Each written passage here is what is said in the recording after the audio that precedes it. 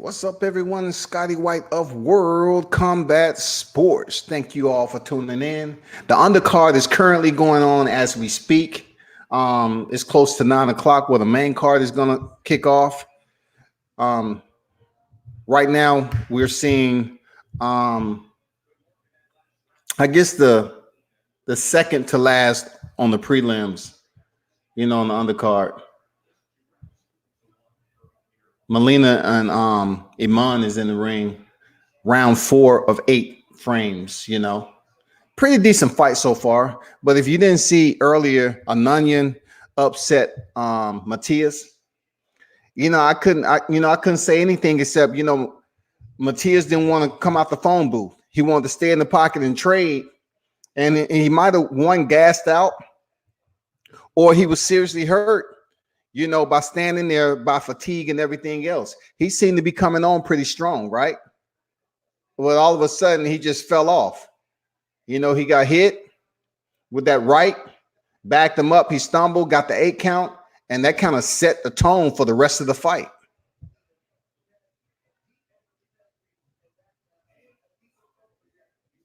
So, you can consider that an upset. Everybody got their food, drink, and everything else because it's going to be a lit night.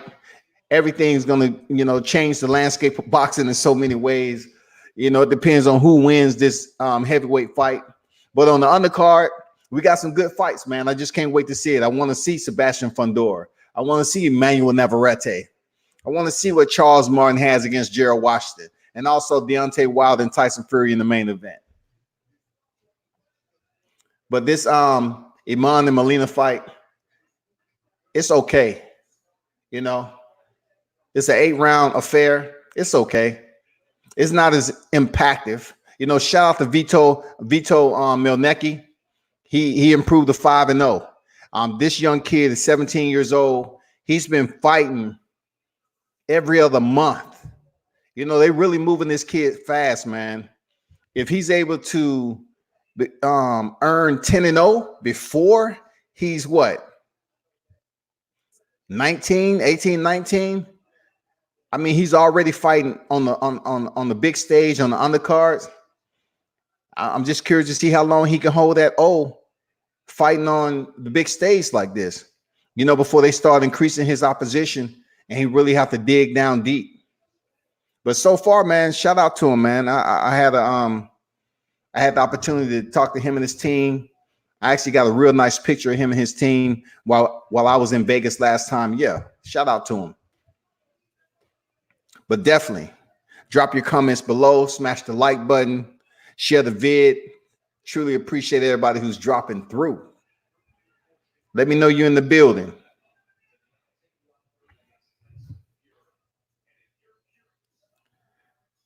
So they have a aerial view of, I guess, the arrival of Tyson Fury, I guess.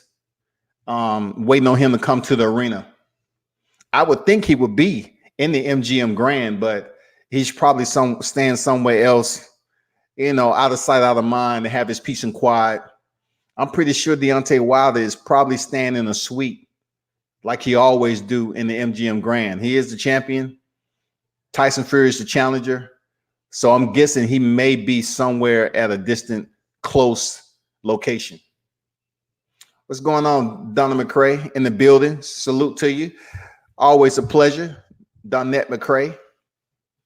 Thanks for dropping in as always. Day ones in the building. You know how it is. It's been a while, man. It's been good though. So who y'all have on this undercard between Molina and Iman? Or they're free, so you might as well jump on there and Fox or ESPN and check out the fight.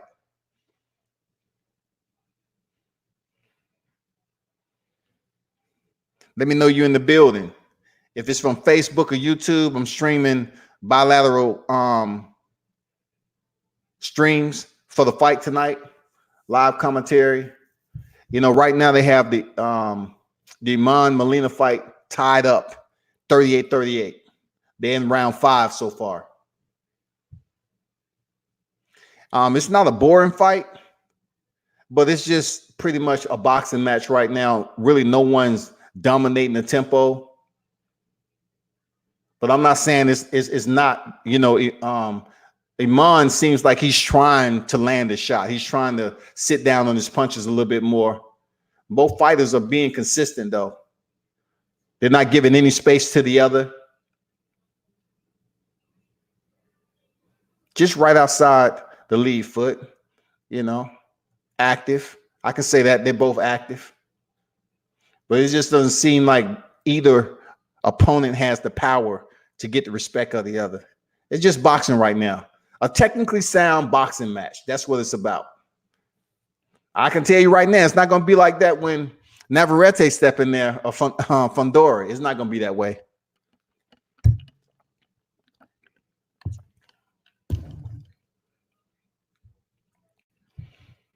What's going on? 7 in the building. Likes at 3. Come on, talk to me. Hit that thumbs up button. It's fight night, y'all. Hey, we still on the undercards. It's all good. In the process of us being on the undercard right now, right? Talk about anything you want to when it's deal with boxing. It's not as, the process of the intention is not going to be focused directly on the freaking undercard right now. So I can address any questions you may have. So go ahead and drop those questions there. Tafita, what's going on? What's going on? Thanks for dropping in. Said hello. Salute.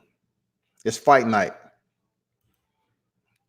Drop some comments so I can post them up on the live stream while we make it through, maneuver our ways to fight night, to the big card, the life-changing, the landscape, the Serengeti, the jungle of the heavyweight division. Got the 2 main killers in the building tonight.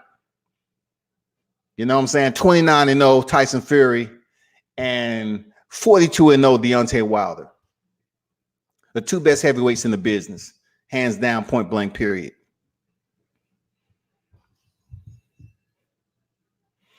So that round went by pretty quick. Round 6. I'm really looking forward to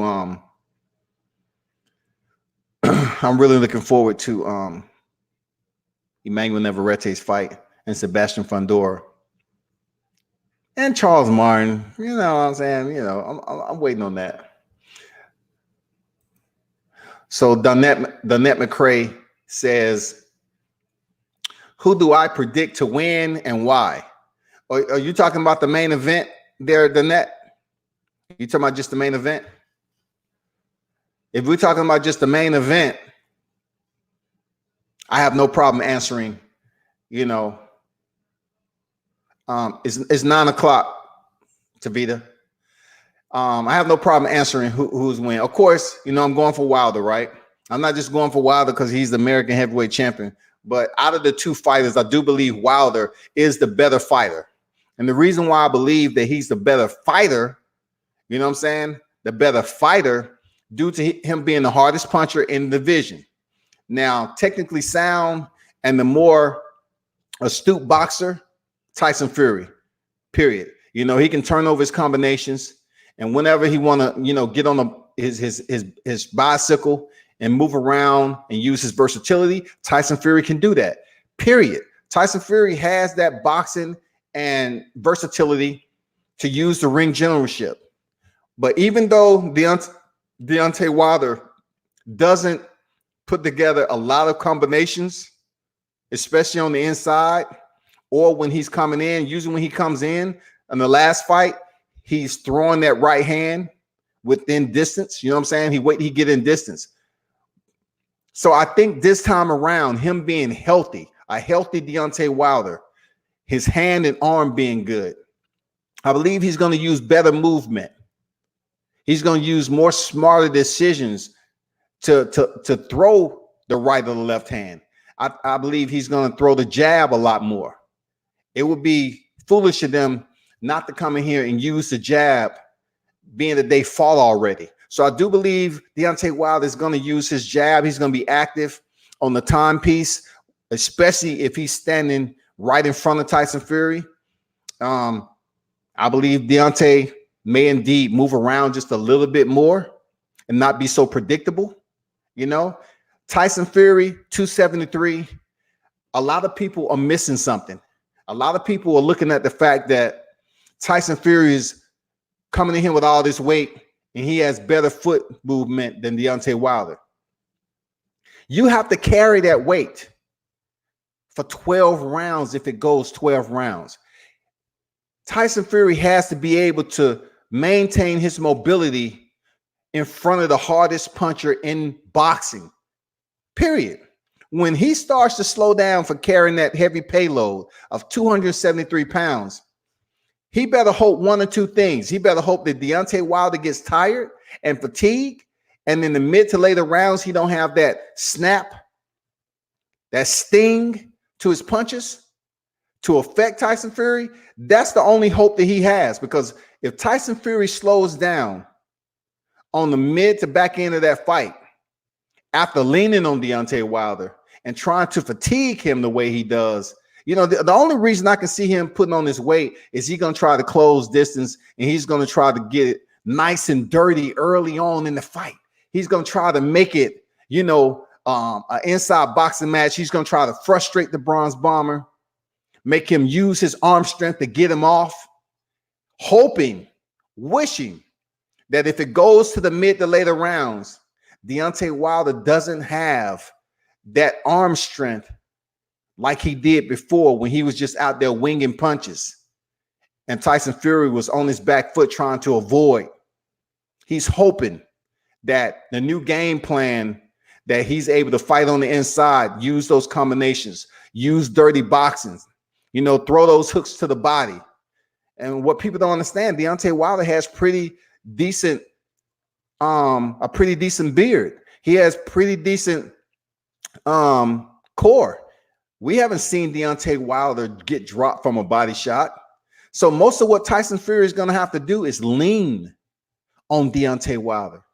He's going to have to press up against him, come in, throw his combination, hold. That's what I think we're going to see from Tyson Fury. He's going to try to close distance with combinations, clinch, hold, so Deontay Wilder is unable to score. Hopefully, Tyson Fury is looking to put away some rounds early so he can possibly kind of keep his distance later on in the fight, cruise through those later rounds, and hopefully win a decision. Now, we've also heard Tyson Fury say 2 rounds. And when I hear the 2 rounds and I see that his previous opponents, Sefa Safari, Francisco Pianeta, Tom Schwartz, Otto Wallin, where was all this power? Where was all this astute, stringent knockouts? So for him to go in here and say, well, we're talking to Deontay Wilder, who was buzzed by Luis Ortiz for 41 seconds in the 7th round in their first bout, then came out in the 8th and still took punishment. So tonight, if Deontay Wilder comes out there and Tyson Fury even come close to stopping him in the 2nd round, you know what I'm going to say? I'm going to say BS. It's no way. Tyson doesn't, just because you put on weight, Jarrell Miller fought at 317, 305 or whatever. He didn't have that power.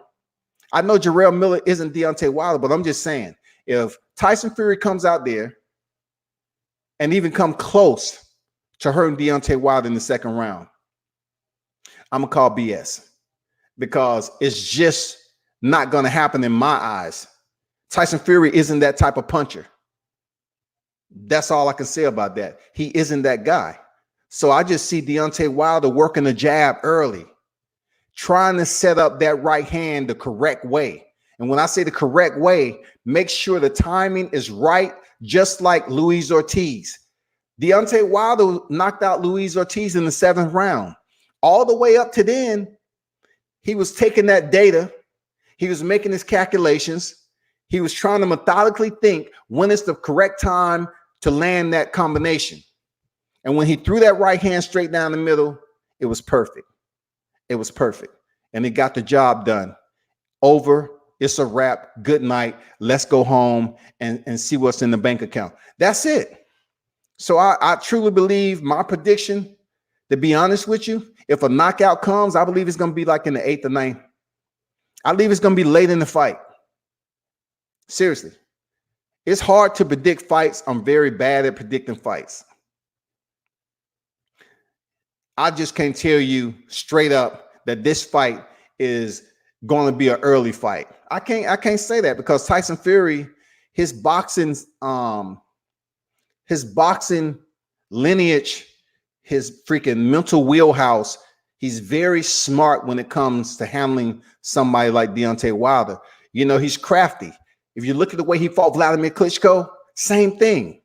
He made the fight extremely boring, and he was able to lift the titles. Klitschko didn't do anything about it.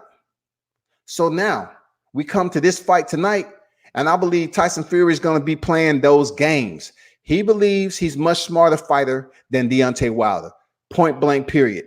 A lot of people believe that Tyson Fury is a much smarter boxer than Deontay Wilder.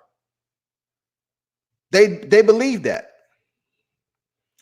What's going on, Andrew Rodriguez? Salute to you. Thanks for dropping in, my brother. Hopefully the snakes, the dogs, the geckos, lizards, what you got? Hopefully everybody's doing great, man. Donette McCray say, do I think his weight is going to be a factor? Every time I look at Deontay Wilder, man, he's one of those fighters who's freakishly strong. He's innately gifted. I believe, you know, the strength that Deontay Wilder possesses for his stature is something you have to be born with. Tyson Fury understands that he isn't the first fighter that Deontay Wilder has faced that is outweighed Deontay Wilder. Tyson Fury understands that. The last fight he came in there, he was 259, right? Something like that. So him coming in there at 273 this time, I don't think it's going to play too much of a role unless Deontay Wilder allows Tyson Fury to dictate the pace early in the fight. Then it's going to be a problem. If he allows Tyson Fury to pull off that Vladimir Klitschko nonsense, land the combinations as he's coming in, closing distance, hold, ref breaks, go back to the same thing, get off the combination, be first, clinch and hold Deontay Wilder so he can smother his shots. If he does that for the first 6 rounds and frustrate Deontay Wilder, then it may be a moment of desperation. You know what I'm saying? Because I'm going to tell you tonight, if the fight goes to the later rounds, we're not talking about like Luis Ortiz. I don't foresee Deontay Wilder falling behind and being extremely patient as he was with Luis Ortiz. I don't see it happening. I believe Deontay Wilder knew he can stop Luis Ortiz. He just wanted to take it long enough so it won't end early and finish the job. Tonight, I think Deontay is going to have much more of a sense of urgency to be smart. You know, with all the switching of the trainers, to be honest, people, real talk, to be honest, I think it really doesn't matter if he changed trainers or not in that short period of time. Anthony Joshua changed trainers and he still looked the same. The only thing Anthony Joshua was in there with was a stationary opponent. His skill set didn't look superb. It wasn't like he changed up something, came in with a new suit, a new tie, and he just looked like he was a different type of a fighter. You know what I'm saying? It didn't work. What's going on, Wire Promotion? Shout out to Wire Promotion out of Cincinnati, man. Salute to you. You know, salute to that win that you earned out there in Nashville, Tennessee with Rashid Warren. No, for sure. A very good question there, Donette. Appreciate it. Vic Weaver said Wilder wins by KO in the 5th or 8th. All right. So you have a gap in between the 5th or the 8th, which is mid to late rounds. I get it. You know, solid point. Jay Shell, who that soldier. He said he weigh in too big though. He won't be able to move and avoid the right hand as much like the last fight. Hey, I agree with you. And I look at it this way. I don't think Tyson Fury at that weight is going to believe that you can move a tank, at the drop of a dime. I believe Tyson Fury has a plan to stay close to Deontay Wilder, somewhat like he was, like he has this unique sense of cleverness that he's probably going to try to lay on Deontay Wilder, stay within range, try to take advantage of Deontay Wilder not throwing combinations on the inside. He's going to try to lean on him, deplete his energy, degrade him early if it works. So hopefully in the later rounds, he can keep his distance and box. And he's hoping that Deontay Wilder isn't as strong as he was the first fight, because Deontay Wilder put on some weight too. Not as much as Tyson Fury, but he's coming in at 231, which is great. He looked great on the scale. When Deontay Wilder hopped on the scale, he looked in shape. His body fat still looked good. And guess what? You can't say anything, but that's the way he always looks. Now, Tyson Fury, come on, man. We seen what Tyson Fury had. Tyson Fury had on his shirt. He act like he's trying to be Secret Squirrel. He wasn't confident with taking off his shirt. We're going to see it tonight, bro. You know what I'm saying? You're not going to be able to get in the ring and wear that shirt. So what is the secret? You got a six-pack? What's the freaking deal? You know what I'm saying? All that weight he's going to put on means one thing. He's going to try to freaking hold. He's going to try to, it ain't going to bring no more power. He's going to try to get in close, fight on the inside with Deontay Wilder. Hopefully he can put some rounds away early. And then all that pressing, clinching, holding, getting Deontay Wilder frustrated early on, he's going to try to think that he can now separate in the latter half of the fight and box. Hopefully Deontay Wilder is much more tired, fatigued, and, desperate. So when he becomes desperate, I'm guessing Fury might think he's going to try to load up on that right hand all the time. And he's just not going to have the power on it to do any damage. And I beg to differ. I think Deontay Wilder carries his power, like we've seen before, to the 12th frame. D. Hodges, what's good? What's good? I appreciate it, man. I appreciate it. Said, what's up, World Combat Sports? I appreciate it, man.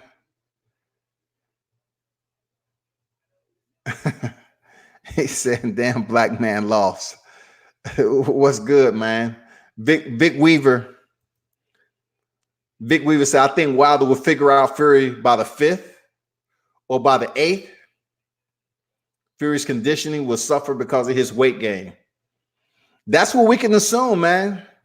A solid point. That's what we can assume with Tyson Fury coming in at 273 into a fit Deontay Wilder.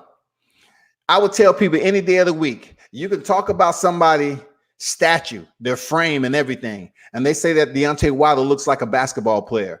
But in these conditions tonight, in so many ways, it will help Deontay Wilder out, because Tyson Fury coming in all big, he's going to have to make sure he maintains that energy. If he's not even close to slowing Deontay Wilder pressure, making him respect any type of offensive strategy that he has, as far as putting his combinations and his punches together, if he ain't did that by what, 4th or 5th round, he's going to be in trouble.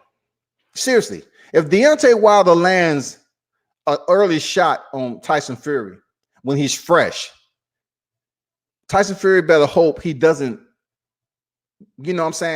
isn't close enough for it to land like he did Luis Ortiz. I'm telling you, they know how much power Deontay Wilder has. They totally understand it. They're not going to try to play around with it. But guess what? In order for him to come through the front door, in order for Tyson Fury to come in the living room of Deontay Wilder's power, he's going to have to take some risk. He's going to have to know what awaits him, the repercussions, the ramifications.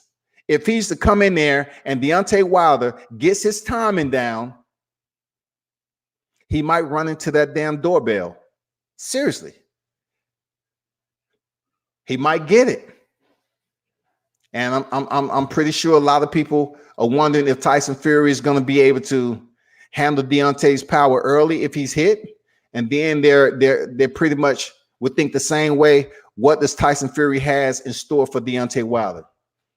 Is it going to be an all-out onslaught like he said, pressuring Deontay Wilder? You know, Tyson Fury believes Deontay Wilder doesn't have good balance. So is he going to try to attack Deontay Wilder early? We will see. So let me turn to the main event.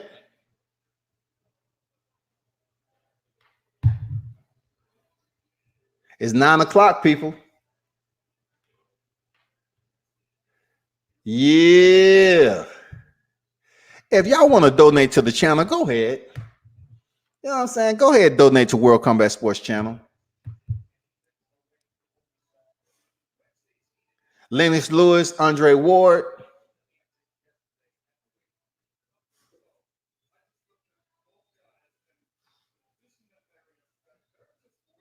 I like Lennox Lewis commentating. I don't have too much criticism about Lennox Lewis and how he's fair or unfair. He pretty much keeps it down the middle most of the time. So, and you know, I know a lot of people always like somebody to just dog one particular fighter out. But, you know, I've seen Lennox Lewis and listened to him in person. Hey, damn, Sebastian Fundora, look, he has that sombrero on. Dude just looks like he's 7 feet tall, man. And I can't believe, like, him coming off the fight with Jamonte Clark, right? The arena is just like almost empty with Sebastian Fundora. Sebastian is a problem. But I can't believe that, you know, the fight that he came off Jamonte Clark, which I thought he lost, why he's so deep on the main on the undercard on the main event. Boxing is finicky, man. But he's an entertaining fighter to me, for real. Sebastian Fundora 13-0. He's an entertaining fighter. Ren Wilson. So I think Fury is too heavy to push an aggressive pace, nor the power to make Wilder respect him. Hey, I respect that. What I do believe there, Wilson, is that I think Fury pace won't be as stringent if he keeps close to Deontay Wilder. And like I said, if he chooses that method, you pick your poison. If you want to stay close to Deontay Wilder, throw some combinations coming in, be willing to know that Deontay Wilder is soon enough, his ring IQ, he's going to get your timing down. If Tyson Fury expects to bum rush Deontay Wilder or press the pace early to get within side, expect the risk, expect the punishment that you might receive. You know, and I truly think Deontay is going to take the data. He's going to make changes, and we're going to see a very entertaining fight potentially in the early rounds, or we're going to see a lot of holding. He's going to try to get Deontay Wilder frustrated. Because if they saying he just has a right hand, guess what? It should be easy for Fury to get into the front door. But if Deontay Wilder's popping that jab out there, you know, like a rubber band, then Tyson Fury is going to have a problem. Remember, y'all, when he faced Johann Duhaupas, never been stopped before, Deontay Wilder took punishment and still kept the pressure on. So his cardio is pretty respectable, y'all. Grand Combat said the only way Wilder to win this fight is by KO, or TKO. If it goes in the 12th round, Fury will win. See, we have different perspectives. I respect that. Good point. You know, he said the only way Wilder's going to win is the fight go by KO or TKO. Okay, on the screen, you know, we have Daniel Lewis. He was just introduced. And now they introducing Sebastian Fundora, a very tall, lanky, Gumby-like fighter, man. But I would say this, you know, him and Robert Easter, and Robert Easter is not as tall as Sebastian, but both of those guys can fight on the inside. Both of them. But Fundora more so is much more comfortable. He's much more lethal on the inside. I'm curious to see how the shorter Lewis is going to handle Sebastian Early. I'm pretty sure he looked at Jermonte Clark's fight, and I'm pretty sure that they took some pluses, some minuses going into this fight. I'm telling you. If they didn't look at Jermonte Clark fight, then hey, it's their problem. But the size difference is just crazy, man. As far as the height. Michael Lewis, they're about to enter the ring. Fury gets KO'd in 4. Dang, Eric Murray making a big prediction. James Cannon said, I'm still trying to figure out how a champ can knock you down twice and get a tie. He just didn't win those 2 rounds, though, man. You just can't say Deontay Wilder won the rounds that he knocked Fury down twice. You're not really looking at the entire fight. You can't just say, well, that's all he did was knock him down twice, and the other 10 rounds, Fury just dominated. Nah. Hey, they start the first round. I can see right now Lewis is trying to get on the inside of the taller Fundora. He has the high guard, you know, that winky right guard. He's ducking under, really not setting up his entry, though. Daniel Lewis is just walking in with a high guard into the space to get in that chest. And look, already Fundora's using his left uppercut because Lewis was trying to get in without throwing any punches. And Fundora said, come on in. I'm going to light your ass up with this damn uppercut. Lewis got the wrong game plan already. In order for you to get in on Fundora, you have to lead with a jab, a combination. You have to cut angles. You have to do something. You just can't walk in with a high guard and then wait till you get to his rib cage and say, I'm going to start throwing body shots. Nice double jab by Fundora, followed up with a left. And you know, Fundora is a southpaw. Shout out to the southpaws, myself. So what I just saw from Lewis is that he's switching stances already. And it's only 130, 130 in the first round. He's switching stances already. So that lets me know he's not even really comfortable with what's in front of him. He's just trying anything right now. Oh, nice shot by Lewis up top. Another one, another right hand, 2 right hands by Lewis. Lands on Fundora. Fundora can be hit because he loves to stay in the pocket, man. He can be hit. Nice dirty boxing. Okay, there you go, Lewis. I like what Lewis was doing. He was tying up Fundora's right hand while he was punching with his right hand. I like that. He was basically tying up Fundora's jab and using his power hand to land some strikes up top. I like that. Fundora's trying to use the step back counter, somewhat like a check hook.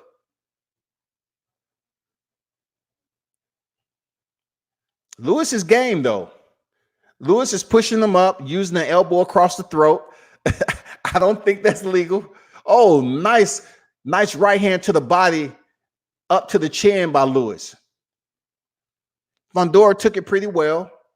I like what I'm seeing right now. I like what I'm seeing. Lewis is tightened up a little bit, like he's thinking. Fundora is using that left uppercut really, he's really accurate with that left uppercut. But what's crazy about Lewis, though, he's curling his back, he's tucking in, and he's trying to walk into the chest space of freaking Fundora, and you cannot do that without being active with your combinations. Tyson Fury they showing his entry. He just arrived at the arena.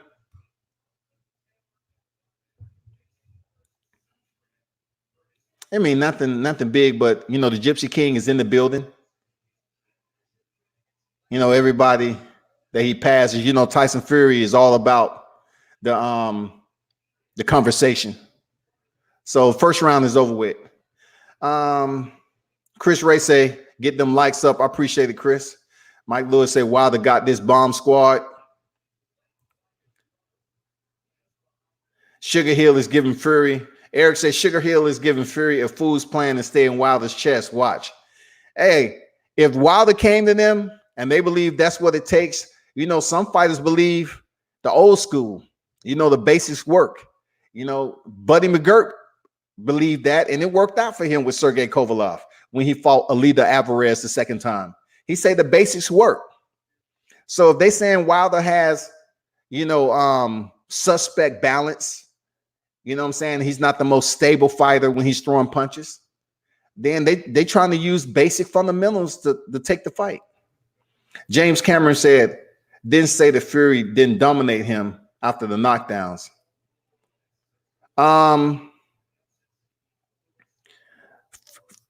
After the 12th round, Fury had success closing out the final round.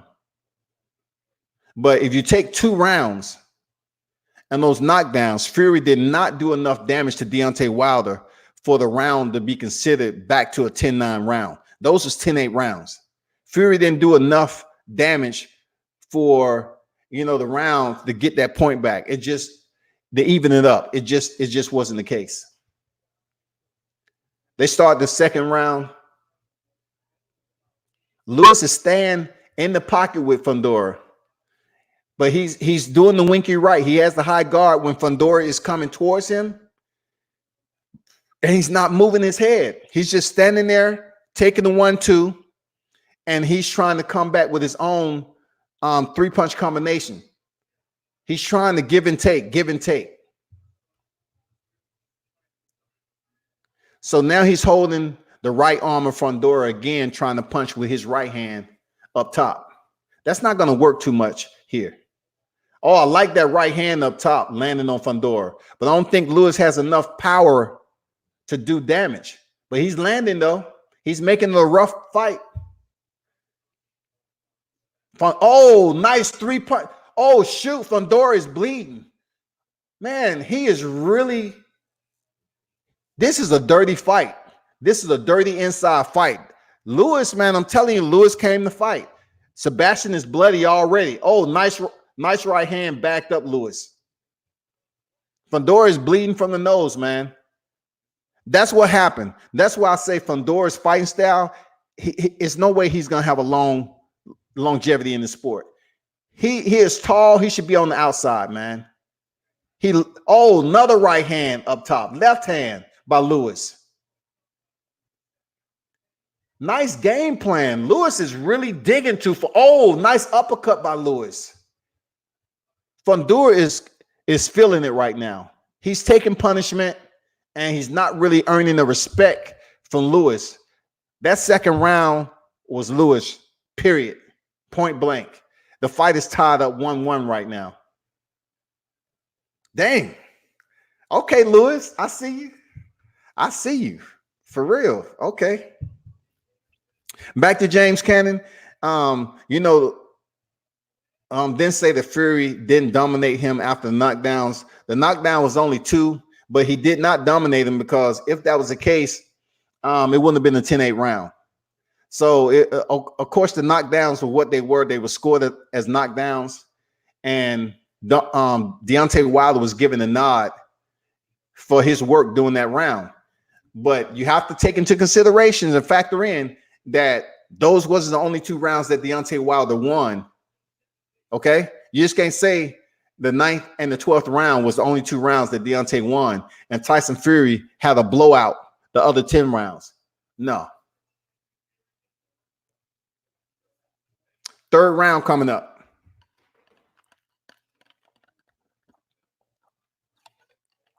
Lewis comes out again. I like his game plan. Man. He's standing in the chest of Fundora. And once he gets on the inside, he's letting his hands go. Quite different than the first round, man. Oh, he's coming in with the jab now, Lewis. Really landing them punches to the body. Fundora is trying to earn that respect. You can tell how he's sitting down in his punches to the body. but they're not affecting Lewis right now. Lewis just landed 2 solid right hands up top on Fundora. Left uppercut by Fundora, the southpaw. Left hook to the body from Fundora. Lewis is in his chest right now. The fighters are chest to chest, dirty boxing on the inside. Nice uppercut from Lewis, catching Fundora leaning over. Fundora just missed with a left cross. He's trying to land that uppercut on the smaller, not the smaller, but the shorter fighter. So far, Lewis is doing fairly decent with avoiding or taking severe punishment from Fundora. Nice left hook from Fundora. I see that Lewis is wearing the fight a little bit. He's swelling up around both eyes. And of course, Fundora being the taller fighter, he was bleeding earlier. Oh, nice solid right hand up top by Lewis. Fundora is taking too many of those shots, man. Another one, right and left to the body by Lewis. Another right up top. Fundora is not even trying to move his head with this dude. He's just up there taking punishment because he feels he can walk through it and deliver his own. Left and right uppercut by Fundora. Slightly missed. Dominant lead foot position by Lewis, keeping to the outside of Fundora. They have Fundora thrown 79 so far, 6%, and Lewis 39, landing 39, 28%. It's a chess match right now, literally, physically. Oh, man. If you see Lewis' face right now, he's wearing those punches. Those uppercuts are checking in real nice. Fundora is scoring in this third round. And I don't see how Lewis, if he stays in the pocket with Fundora, I don't see how he's going to physically be able to make it to the final round, taking that punishment. Both of his eyes are swelling up pretty good right now. Conor McGregor, man. Conor McGregor is freaking on the commercial with his proper 12, man. It's amazing. This is not a MMA night, but it's amazing how Conor McGregor, who came back, you know what I'm saying? Came back. Okay, first of all, he won 2 titles. He was subbed by Nate Diaz. Came back and avenged it.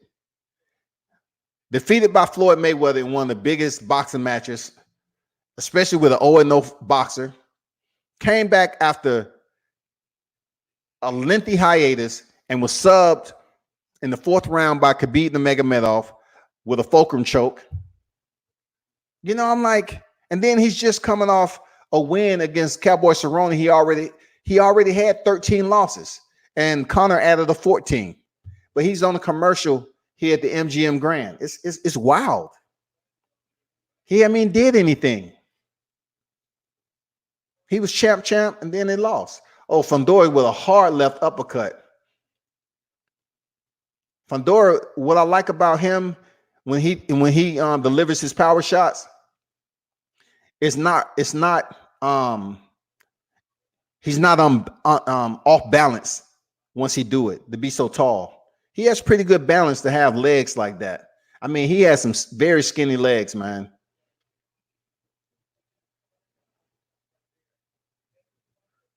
Left uppercut by Fundora. Another one, straight left. Lewis is trying to get in close, but now Fundora is making changes. He's catching Lewis coming in with that right hand, that overhand right.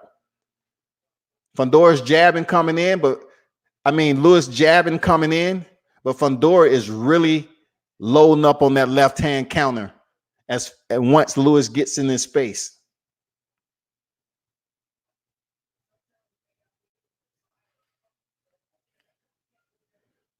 Lewis is taking serious punishment, trying to get into the wheelhouse. Nice 1-2 combination by Fundora. Both of the shots landed. Lewis is game, though. Lewis is game, man. He's game.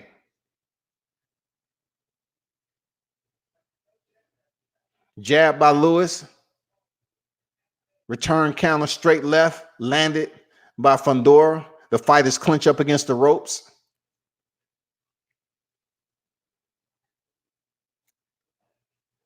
Left to the body by Lewis. Return with two-punch combination. Both fighters land their power shots just then. Neither one of them, back a given space. But, Fundora is bleeding pretty good out his nose again right now. Lewis is swelling up on both eyes. Uppercut to the body by Lewis, followed up by a left hook. Both of these fighters don't have no head movement. They just in there banging. Seriously. And look, people, it's only the 4th round out of 10. They're just in there banging, man. Overhand right by freaking Lewis. How are these guys expecting to have a long career and they just freaking taking punishment like this? Wild right hand by Lewis, missed badly. Fundora didn't make him pay though. Nice 3-punch combination by Lewis to end the round. 4 rounds in the book. It's hard to score, but I would give possibly 3 rounds to 1 Fundora. It possibly that 4th round could have went to Lewis, possibly, but I did see Fundora landing the better quality shots. You know what I'm saying? Donella McCrae, salute to you. Thanks for dropping in. She says Spence cannot dress just awful. Sorry, y'all know what I'm talking about. I just saw him. Hey, man. Listen, I always say these people always want to talk about demasculinity and stuff like that. Oh, there go Triple H. Triple H is in the building. Hunter Hurst. Deontay Wilder is walking to the dressing room. Him and Team Bomb Squad, security, the whole crew is making it into the dressing room for the fight. Malik Scott, of course. They in the building. Okay, 5th round has started. What do you have on there, Donetta? What do you have on? Barry said, good luck to both boxers. Torres Savage, what's good? What's good with you, man? What you been up to?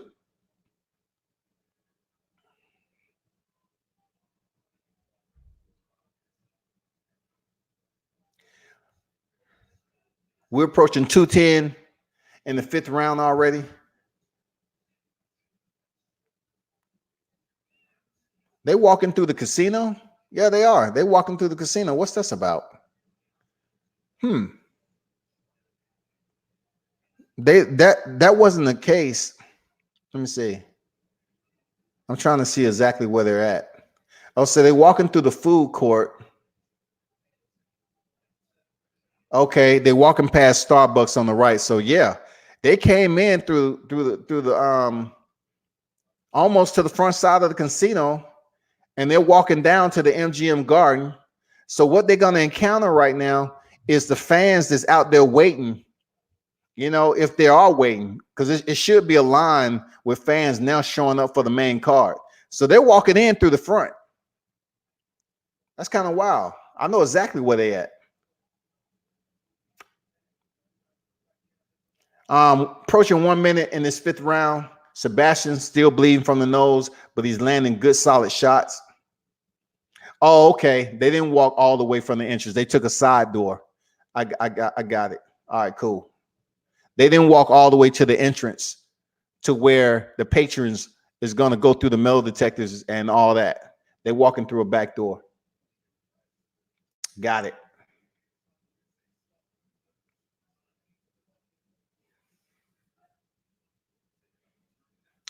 Telly, his girl, is wearing a tangerine, I would say a tangerine colored dress for the evening.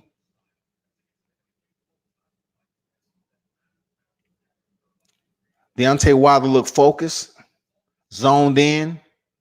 He's saying on fight night, he's the bronze bomber.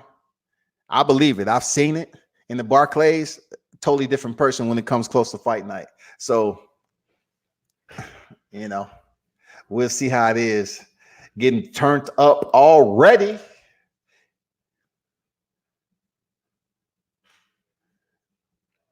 My bad. This fight with Fundora, and not too much has changed. They still trading. Both of them are wearing the fight pretty handedly.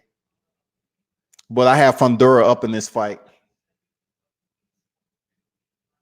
His eyes aren't swollen up, but he is bleeding from the nose, Let me see who's with him. Who is that I see? And that's a long passageway.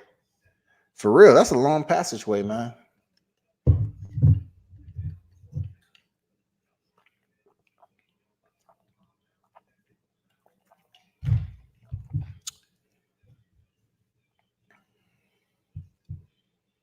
Oh, I thought that was somebody else.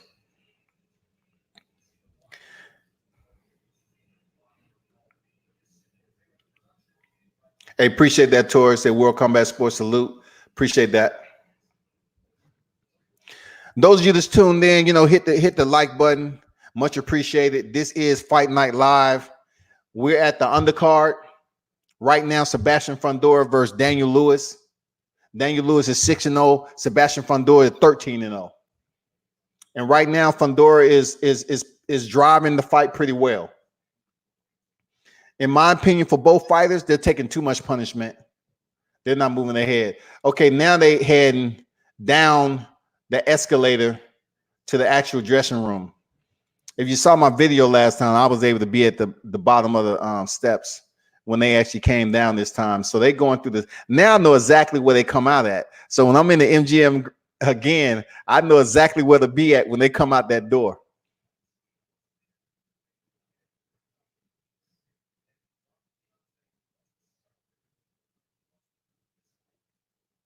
Back to the fight, 6th round, 2 minutes. Nice left hook by Fundora. And it seems like Daniel Lewis is kind of conceded to stay on the outside and feint a little bit more because he's taking punishment. And Fundora is digging with that left uppercut. He's cashing checks on the freaking right cheek of Daniel Lewis every time he even think about coming in now. Look, he's throwing that left hook with bad intentions. Nice right left by Fundora. They're now walking down the passageway to the dressing room of the champ. The unofficial score by Larry Hazard, 49-46. Lewis, that's about right. 49-46. That is about right when it comes down to it.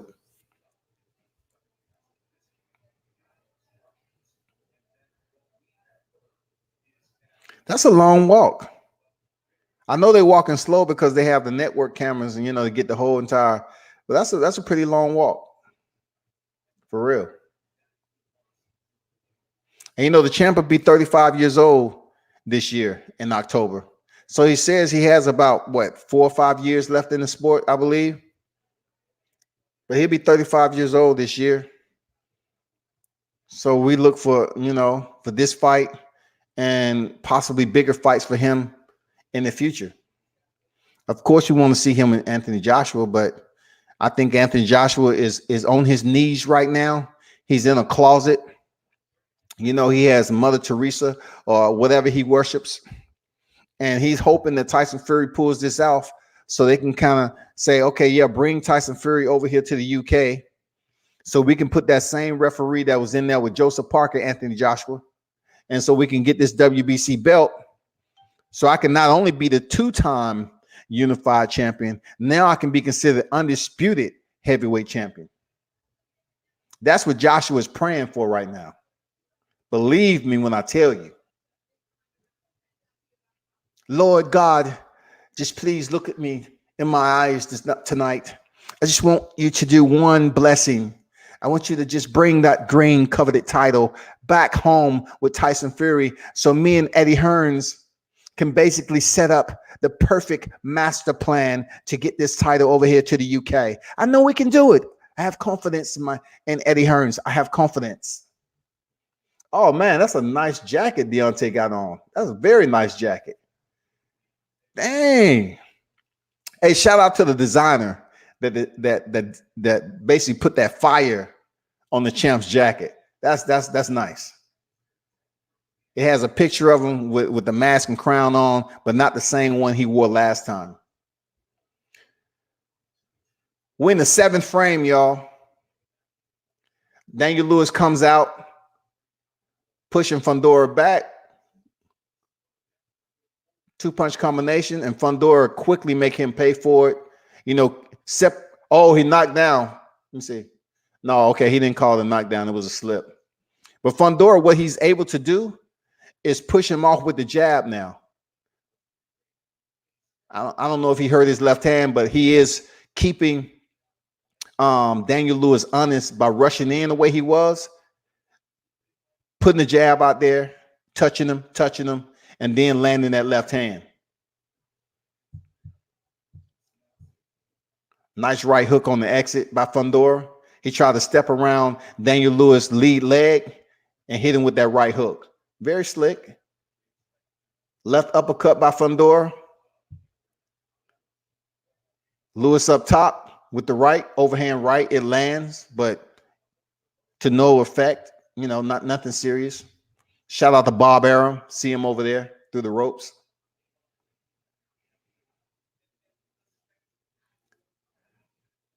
The auditorium is still pretty empty, to be honest.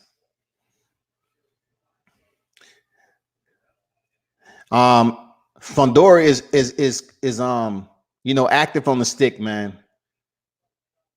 You know, he's grinning at Daniel Lewis. He's active with his jab.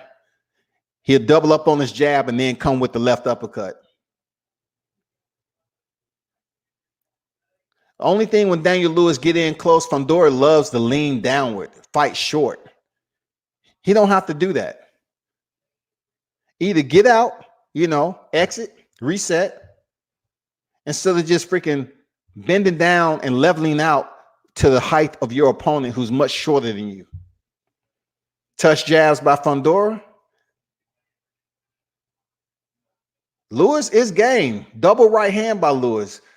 But once again, he throws his freaking shots. They land and Lewis stays right there. And so that allows Fundora to just come back and land anything. Just like Andy Ruiz, Anthony Joshua. Andy Ruiz stayed on, you know, center line, and Joshua was just able to put the jab out there. It didn't take any effort. He was right there in front of him. 1-2 combination to the body by Lewis.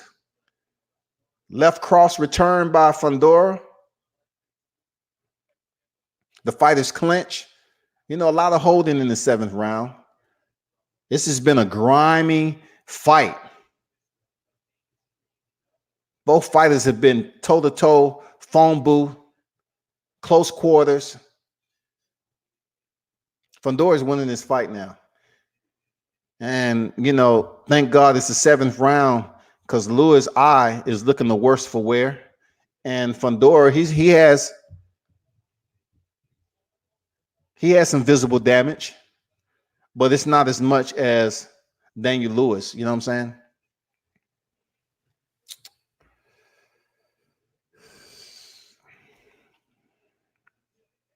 What's going on, everyone? Appreciate the likes in the building. You know what it is. Streaming on Facebook and YouTube. You know, Chris Ray, James Cannon, Grand Combat, Rand Wilson, D. Hodges, Tavita. Appreciate everybody who stopped through. We're in the 8th frame, people. And you know what's good about that? Is the fact that we're getting closer to the next fights that's on the card. Shoot. And it's already 9:30. So being that this fight is going to go the distance, that means Deontay Wilder and Tyson Fury may potentially Be 11:30, 12 o'clock, man. So y'all be patient for real. Y'all got to be troopers tonight. Look, if you don't make it to church tomorrow, who said in the Bible that you can't pray from home? You know what I'm saying? People think they got to get ready to go to church or else they're going to be freaking cursed for the entire week. No, you can pray wherever you so desire. You know what I'm saying? 68-65 is an unofficial scorecard by Larry Hazard. 8th round, approaching the 2-minute mark. Straight right hand to the body by Lewis. Lewis is still trying to go in, just scoot his way in without setting it up with any jab, working behind the jab, nothing. He's just trying to come in with some forward feints, and that's it. Left uppercut by Fundora. Totally different fight than he had with Jamonte Clark. I'm going to be honest. Totally different fight. He's having a much easier night with Daniel Lewis, but I'm going to say Daniel Lewis is game. I have to give this man his credit. He's a very tough Brit fighter. Very tough.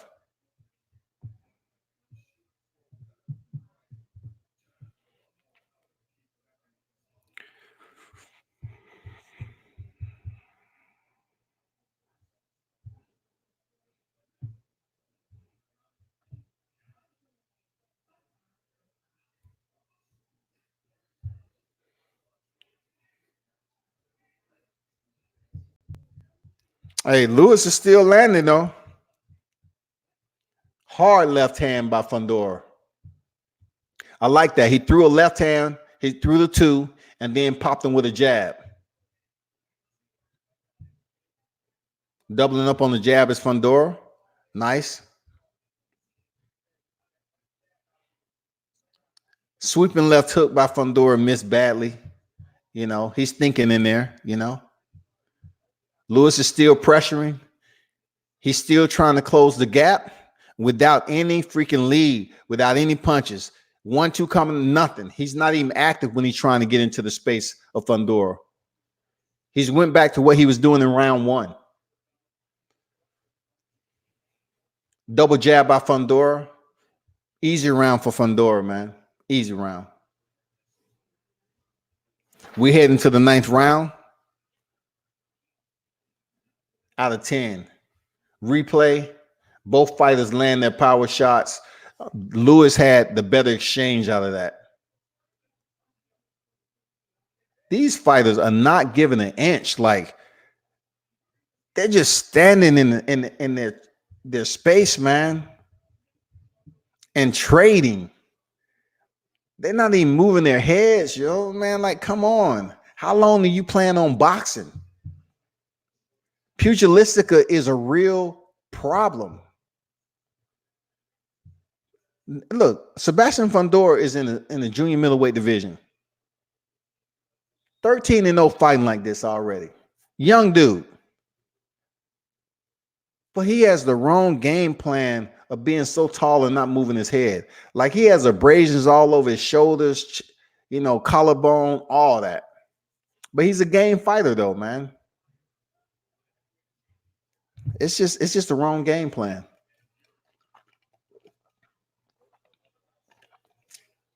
Fundora has thrown 611 punches to Lewis 438. Oh, nice left hand by Lewis. If that would have been somebody with some power, man, that could have dropped the giant. I like how the elbows, Lewis is using his elbows on the inside. Okay. Lewis slipped 2 punches over the top. I like that. That's the best head movement he had all fight. 9th round on deck.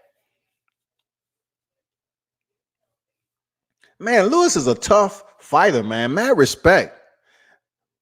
Mad respect to him, man. The height disadvantage. He's ducking under that freaking jab now. His corner's like, dang, why didn't you do that early in the fight, man?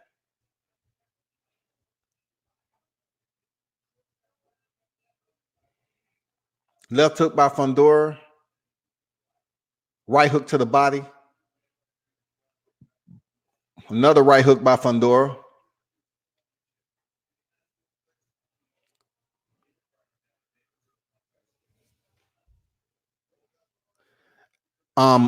Head movement this round by Lewis. I'm not sure why he's all of a sudden attaching to his offensive strategy in this round, the 9th round, one more round before the end of the fight. But in pockets, it's working well for him. Oh, nice jab by Lewis. Fundora just eats it though. I understand having an appetite, right? But you don't want to have an appetite of jabs to the face, power shots to the face. You don't want that in-fight freaking appetite, man, where you just being force-fed leather gloves. Both fighters are being force-fed, man. They're not even trying to move their head laterally. Fundora is bleeding out the nose. Lewis is wearing the fight. Fundora total jabs 342. Lewis 104. Wow. Wow, that's a lot of jabs. And that's what Deontay Wilder is going to need tonight. He's going to have that jab count up the way it was the first fight.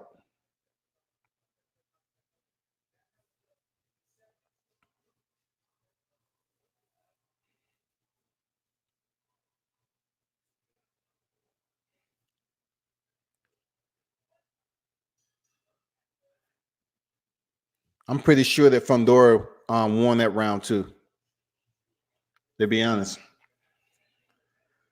I kind of feel for the young kid because he feels that's the way he needs to be. I don't know, to be a boxer. Fundora is extremely talented. He's outside the composition of a fighter, you know, really a boxer, because he's tall, rangy, very lanky, but he's tough. You know, he's very tough. But I'm going to be honest, he's taking too much punishment, in my opinion. Like, I don't know how long Fundora is planning on boxing, but for him to step in there and take the amount of punishment he's doing, Jesus. What are you going to do when you run into the top tier opponents in the 154-pound division? Like, bro, you in for some trouble.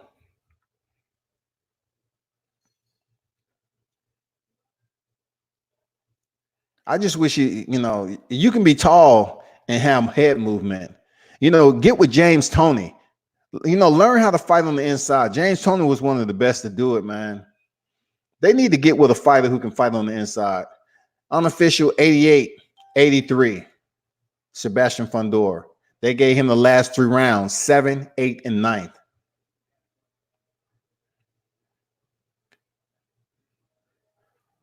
He shows the jab. Fundora shows the double jab.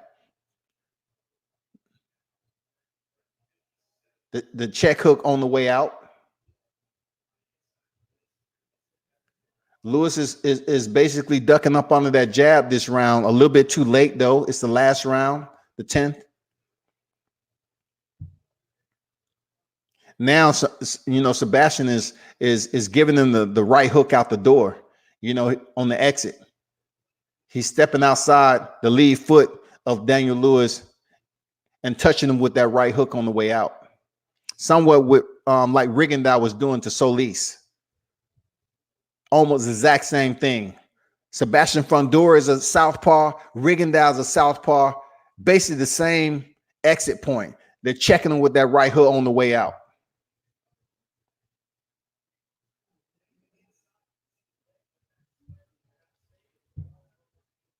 The round is okay right now. And if you look on the ring, you know, Proper 12 is one of the sponsors here. So, of course, that blends in with Conor McGregor, you know, Proper 12 whiskey. 1-2 combination of Fundora straight down the pipe. Popping the jab out. Lewis is slowed down a little bit. He basically understands he's behind, but he doesn't have a sense of urgency. I don't think it's too much he can do. He's been on the gas the entire fight. I have to give him his props, man. UK fighter. I have to give him his props. He's tough. Very, very tough, active fighter. But Fundora has been having his success, catching him coming in with that jab. Oh, nice left hand off the chin by Lewis. But Fundora eats it, returns his jab. Oh, another left hand hit Fundora nice and solid on the chin.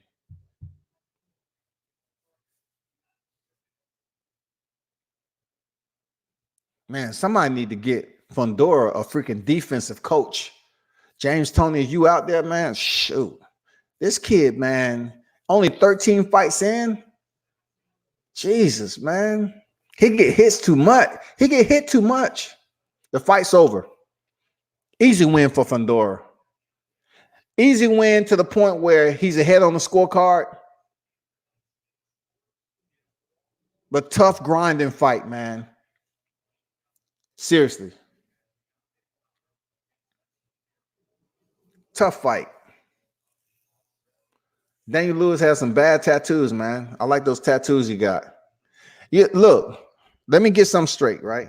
It doesn't take you to watch freaking the wildlife adventure to understand. But I see so many people, so many guys out here with lion tattoos on their chest. Lions are animals. And the king, when they want to come savage, when they want to come and pick up the scraps once the freaking lioness is already made to kill or whatever, right? But lions sleep a lot. They let other people go out there and hunt and kill. You know what I'm saying? And you see all these, you see all these freaking people that have lions on there because it's cool and they look intimidating. But I've never seen a lion defeat a Kodiak bear. You know what I'm saying? I've never seen a lion take down a bear. A bear would slap the muzzle off a lion. I'm talking about the right size bear. You're not going to see them most of the time because the habitat is different. But all these lion tattoos, man, I don't get it at all, man. They show in the dressing room of freaking Deontay Wilder, and they go Tyson Fury, laughing, joking around.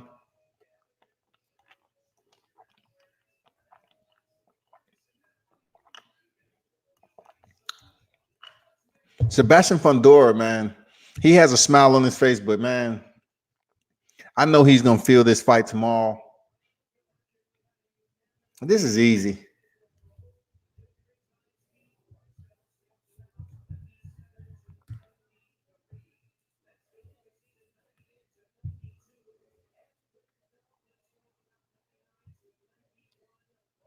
'98, '92, '99, '91.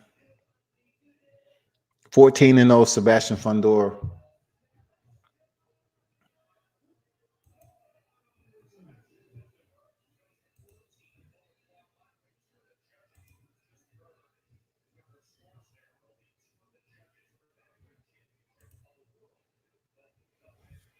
Unanimous decision. He's 14-0-1, 9 knockouts.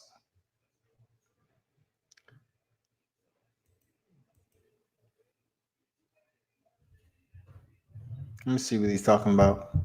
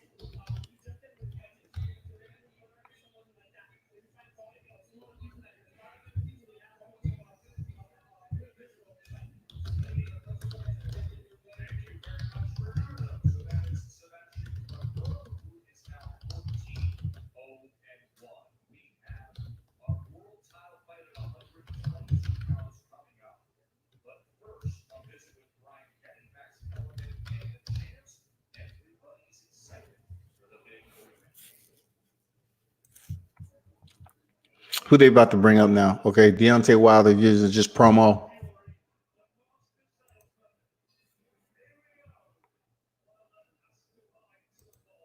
They're just showing previews from the first fight.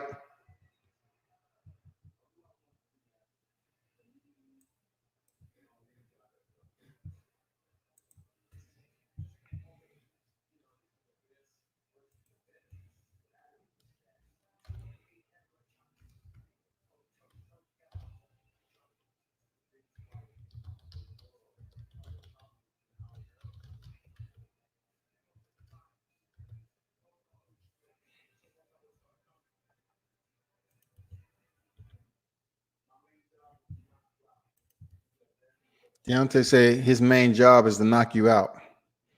You ain't never lied on that. What's going on, peeps? Hey, you drop in, smash that like button for me. Truly appreciate it. Share the vid.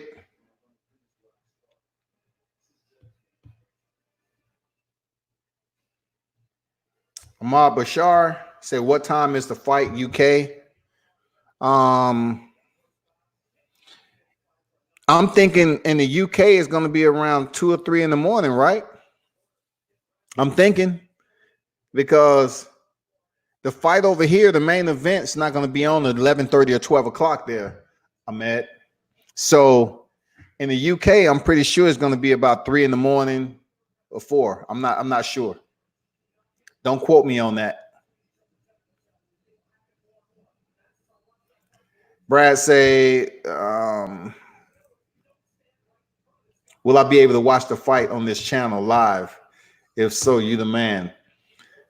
Brad Justice, let me provide you some adjudication to that, okay? This is a PPV fight. This is YouTube streaming on Facebook too. To answer your question, is no way it can be done, my friend. They will shut it down. It's copyright. You can't stream a fight on YouTube, especially a PPV fight. They will even shut it down if it's on Fox or ESPN. They go Coach Cuz. Emmanuel Navarrete, 30-1. Joel Santismia is 19-2. Joel Santismia, his losses, I believe, came in the first fight and 6th fight of his career. So it's been a while. He is a Filipino fighter. And Emmanuel Navarrete, his fight, I think his first loss came in his 11th fight in his career. But man, we already know the story. Emmanuel Navarrete, man, we're talking about 7.5 years, him to step in there and get his first title fight.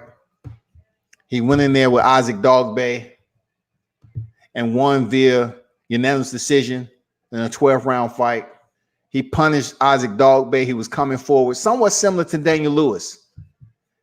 Really no head movement, just straightforward. That's his style. That's Dogboe style. You know what I'm saying? He's a warrior. He got that warrior spirit. But it wasn't the right game plan for him facing Emmanuel Navarrete. So 5 months later, in May, Navarrete returned. Isaac Dogboe returned. Like I said before, not to be repetitive, but I thought it was just too early for Dogboe to return. He returned somewhat with the similar mindset. They're trying to establish dominance. And Navarrete is just too slick of a fighter, man. Is just too smart. He's too skilled. And he ended up stopping Isaac Dogboe in the 12th round. Then Emmanuel Navarrete came back in the 8th, August of 2019. And he faced Francisco, what's his name? Francisco de Vaca.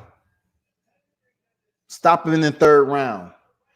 Then he turned around and stepped back in there in December of 2019 against Juan Elorde. Stopped him in the 4th round.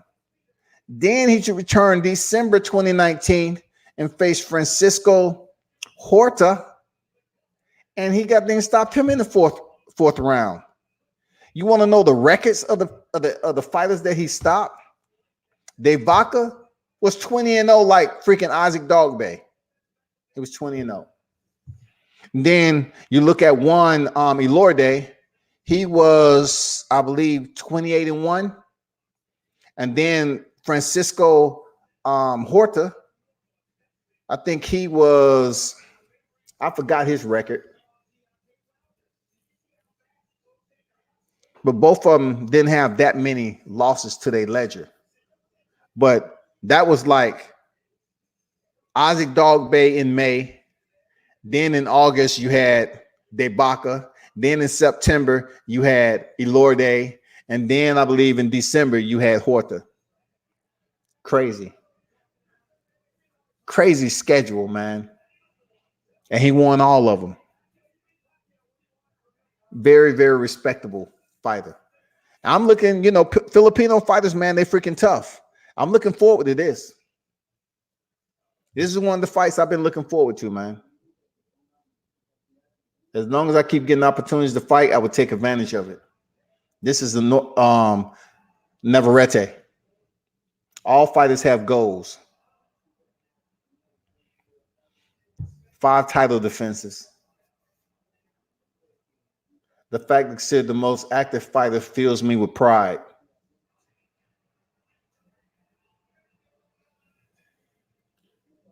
Not everyone can be in the spotlight, so I'm coming for a knockout.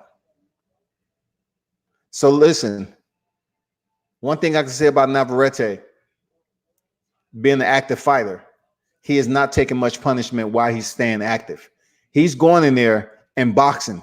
I'm talking about he's putting on performances that you say, okay, he understands what boxing is, hit and not get hit.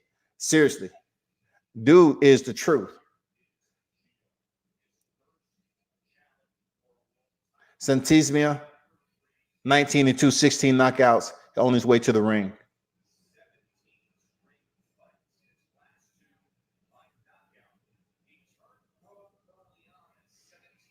Last two Santismia, last 2 fights of via knockout.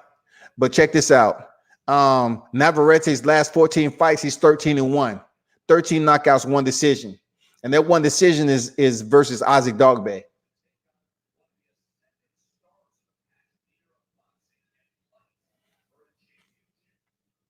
Facts. Chris Spicer say, what about Australia? I don't know about Australia there, mate. But shout out to you. Thanks for dropping in. I don't know, man. All you have to do is just take the time from around 11:30 to 12 o'clock Eastern Standard Time and apply it that way. Brad Justice say, thanks. I was unaware of that. Yeah, I thought, sometimes you get people on here that say, well, I want you to stream the fight, but they're not understanding that you can get shut down very quickly. Navarrete is on his way, ring walk. Looks confident.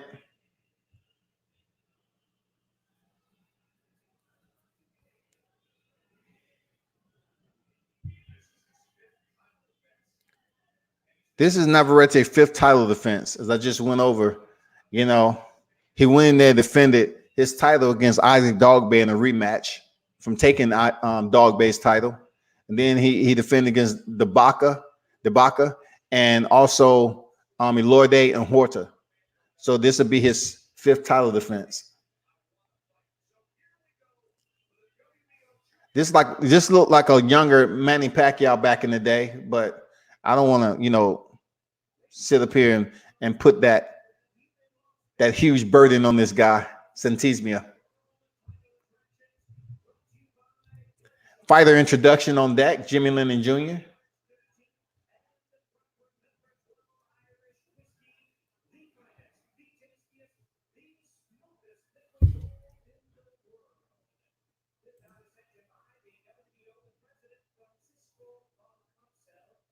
So the next fight is on deck. Leo Santismia and freaking Manuel Navarrete. We getting close. It's 10 o'clock already, so we definitely getting close to the main co-main event and to the main event.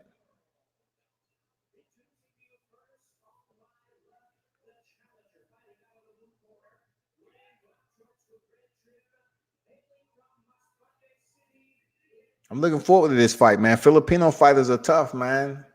You know, but Navarrete is tough too. Real talk. Shit, you got two countries, man, colliding tonight, bro.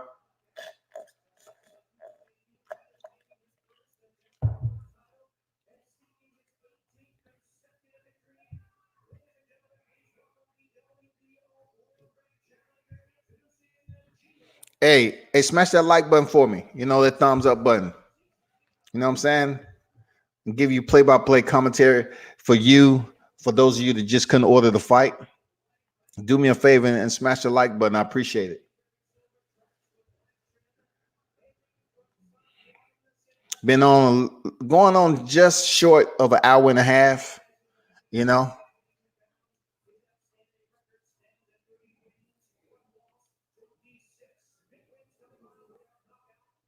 just fighter introductions going on right now.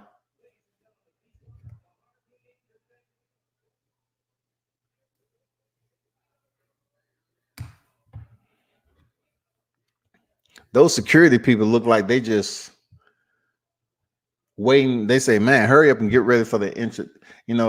Get past the introduction so we can go."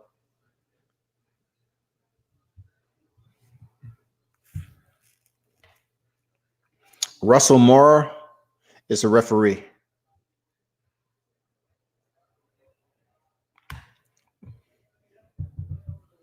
Filipino fighter, looks like he's ready, but so does Navarrete. So it's really, nothing to sit up here and give props to right now. Both fighters, neither fighter look like the other is in better shape or is going to come out with any more fire than the next. I'm trying to see who's going to press the gas. This should be a high impact fight for real. Fighters touch glove. We're in the round one, people. We're in the round one. Santismio Navarrete. Jab to the body by Santismio early, active on the jab. Of course, Navarrete throws 3 jabs. That's what I'm talking about, defense. Navarrete with that defense, man. Santismio, man, he's staying active. I like the fundamentals already from these two. Jab. They stand active on the jab, working behind the stick.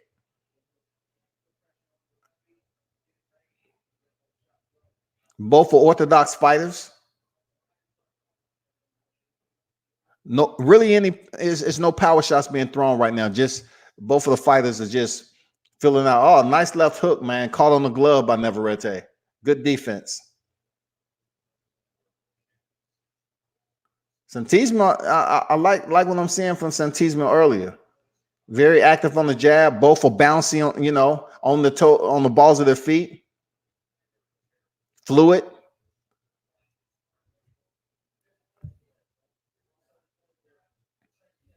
Since Navarrete tried to come over the top with a straight right, missed. Oh, nice short left hook by Navarrete. Followed up with a straight jab, another straight jab, landed both of them. I like how he's dipping his head to the right and throwing that jab. He's kind of disguising it like he's going to go with that right hook to the body. I like that. It's pretty slick, pretty slick. A sweeping left hook missed by Navarrete. He followed up with a right. Right now, Santismo have his glove up. Oh, nice step in left uppercut by Navarrete. They're turning up. They're heating up. Another left uppercut. Double jab by Navarrete.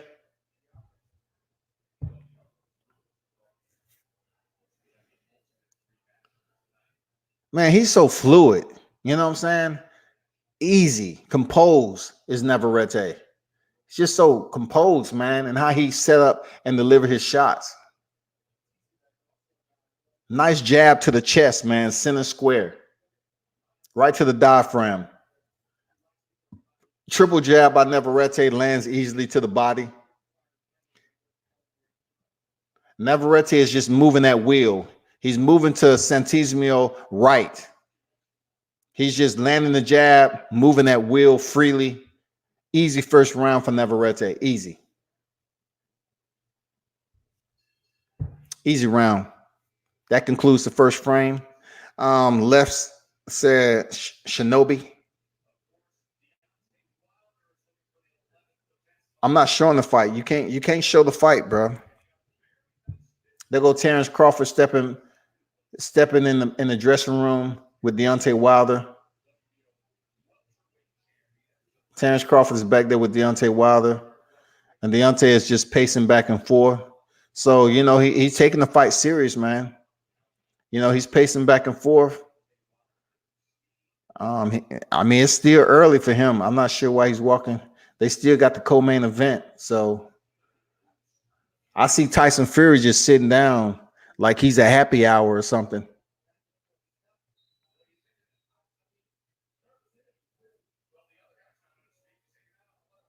Yeah, Tyson Fury is just hanging out on the leather couch, man, just chilling. You know what I'm saying? Deontay Wilder is just up pacing, walking the line, as we call it. Fire watch. He's on fire watch right now. You can't show the fight there, Leaf. The F. You can't show the fight, man. They'll shut you down.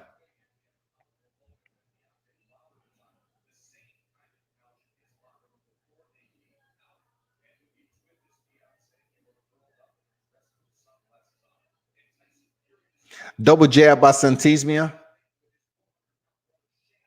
followed up by Navarrete. I like the response.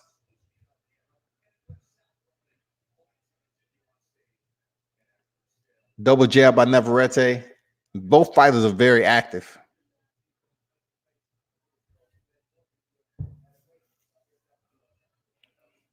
Man, what a 6-punch combination by Navarrete. Easy.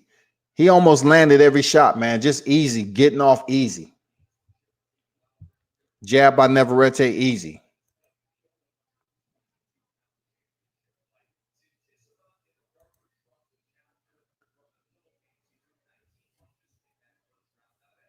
Navarrete still actively moving to his left.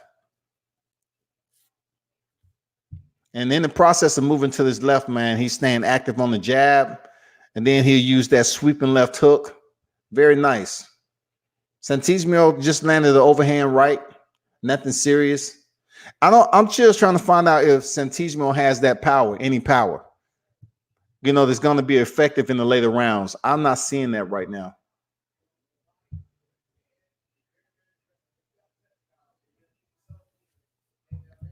Right hand by Santismio. Oh, nice combination.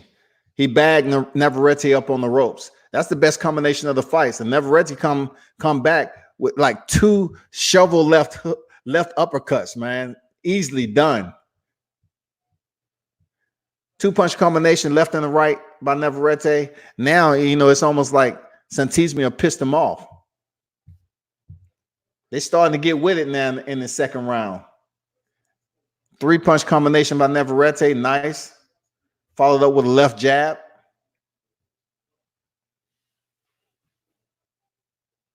Good fight, man. Much different than the last one.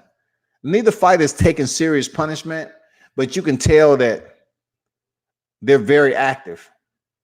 They have defense and offense to part. 3-punch combination land by Navarrete, man. Easy. He makes his delivery easy. Easy.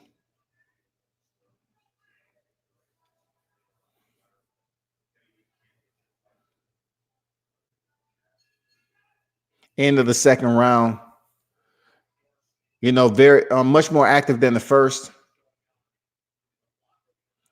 But all I can say, I think I can give Navarrete both rounds. I'm not for sure the second one because both of them was getting off. Hands being wrapped.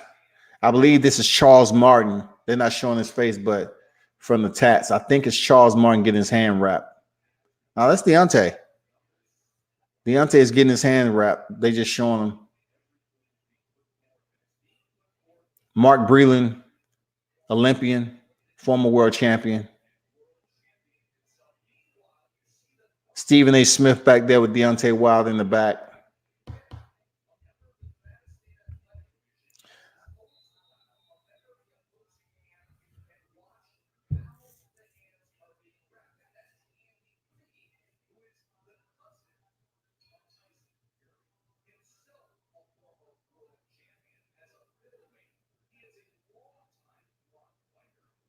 So they just basically showing the member of Tyson Fury's team. Oh, nice 1-2 combination from Santisimo. Like now they actually picking up. It's the third round, y'all. Santisimo is pressuring Navarrete. He's being more active this round. Very sharp. I like what I see. Chin tucked. Oh, he was reserving. He was being reserved early. He's much more active now. I like what I'm saying, man. Dang, left hook to the body by Santisimo. Nice. Navarrete is being more active now. Double hook to the body. Look, what I like about Navarrete is just basically the way he gets off a 4 to 6 punch combination. He does it easily. Somewhat the same way that Daniel Lewis was trying to do it in the pocket, but he's not getting hit in return. Navarrete is just going to the body. He's being a surgeon in there right now. He's teaching class. He has Santisimo backing up, man. And he's not even really being forced to, like Santisimo can't even stop to gather and collect himself because freaking Navarrete is so active.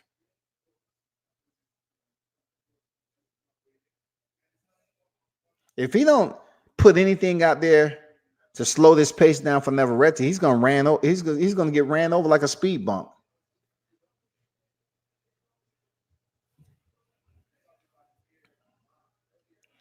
James Woolery said, Wilder like a bull ready to charge out of the gate. Yeah, man, for real. Vito, what's going on? He said, hi, bro, how many more fights before the main event? 1. We're actively in the second fight before the main event, and we're in the third round so far. So we're in the third round of Navarrete Santisimo, and then next is going to be freaking Charles Martin and Gerald Washington, the co-main event, from my understanding. But right now, Navarrete is active to the body. He has, Santisimo backing up. And I like what Santisimo is doing. He's trying to catch him on the counter. Man, he popped the head back of. They really going at it, back and forth, exchanging. Very nice ending to the round. Both of those fighters had everything. I'm talking about they was firing from both sides, man. Holsters was empty. They was unloading the clip on each other to end the third round. Very nice fight. Very, very nice.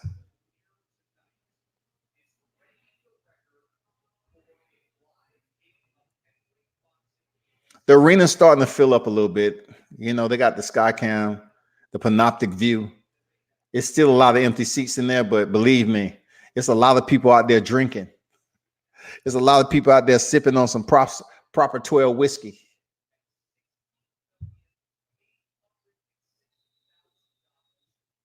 Hey, this fight should be, it should do very well with the viewership. For real. Emmanuel said Wilder by knockout and steal. There you go. Bomb Squad. To this day. It's amazing how from that interview with him and Radio Raheem, he trademarked to this day. But Bomb Squad has lasted. Bomb Squad has surpassed till this day. But yet Deontay would trademark it and put it on his attire, his apparel. You know what I'm saying? It came in, it was hard, and then he just been saying Bomb Squad. Sooner or later, Bomb Squad is going to be a distant memory too. He's going to come up with something else. Overhand right by Santisima being real active early on in the fourth frame. We're approaching 2 minutes and 10 seconds. Oh, nice exchange from these two. This is what I'm talking about. Santisima's digging construction to the body. Nice. Man, I'm telling them Filipino fighters, they come over here, man. I'm telling you, man, them boys don't come over here to play, man.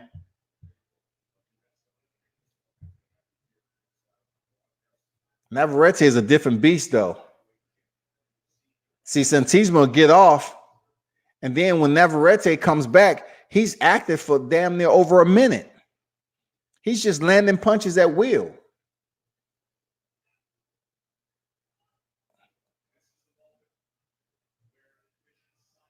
Double jab by Navarrete with a straight right. Just slips by the upper cheekbone of Santisima. Both fighters are somewhere in the phone booth, not too much. They still within close quarters, though. Nice, entertaining bout. Nice. Oh, he knocked Navarrete back. That was a solid straight punch. Navarrete went back to the ropes, and then he comes back and delivers a 4-punch combination. Like, how dare you do that? I mean, he's in Santisima freaking space right now. That was a good shot by the Filipino fighter. That was a really good shot. And we're only in the 4th round out of 12. Navarrete did not like that. He said, hell no. That's the best punch of the fight. Man, look, Santisima has some solid freaking technical mastery going on here with his fundamentals, man. The way he dig to the body, very nice. And he's fighting off the back foot too. Navarrete is a man possessed right now. He's a little bit wild, but that's Navarrete. He's coming forward. That's Santisima around right there. I think it's like 3-1 right now. We heading into the 5th frame, people. I think it's like 3-1 right now. So Navarrete came in with the right. Oh, he hit Navarrete in the neck. Man, that left hook knocked Navarrete down. I mean, back to the ropes. Man, that's the best punch of the fight. Navarrete used the momentum of the ropes to come off if it's WWE wrestling and to land his own right hand off the ropes. Pretty smart, man. That's knowing his surroundings too, man. Pretty smart.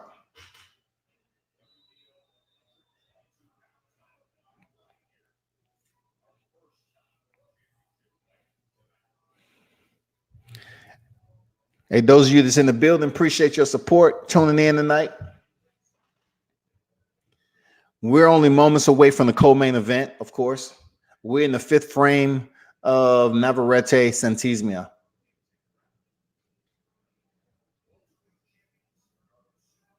Left jab by Navarrete. Light work so far.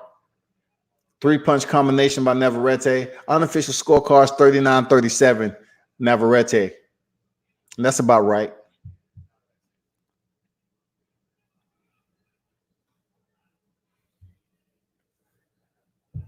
They're kind of panning off.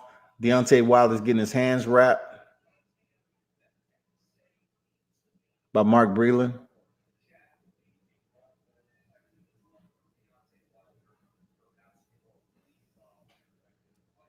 Navarrete with a 2-punch combination, a left and a right, barely misses. Navarrete is very, very, very fluent right now with his punch combinations. He had to let off like an 8-punch combination just then while Santisima is up against the ropes.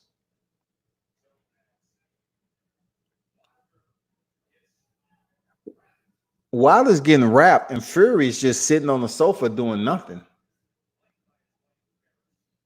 Like Wilder is already getting wrapped up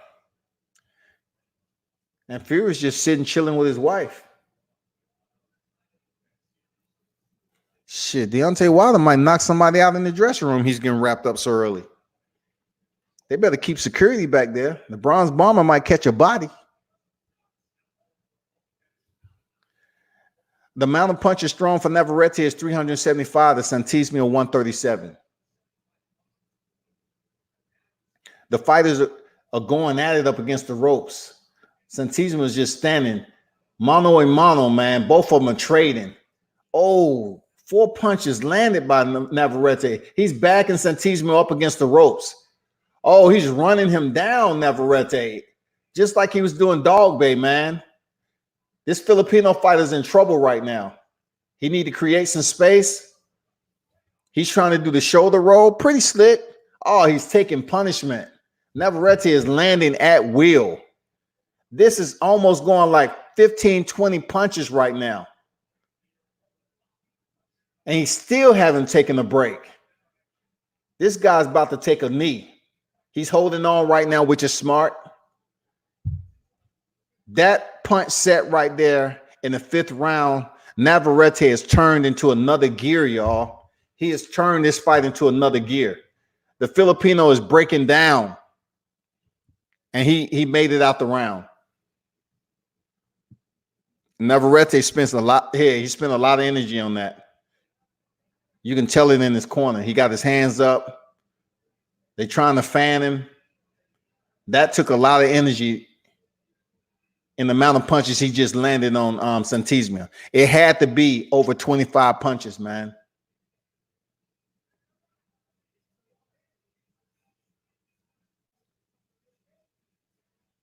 Nice. Man, short, quick punches on the inside by Navarrete, man. Short, quick punches.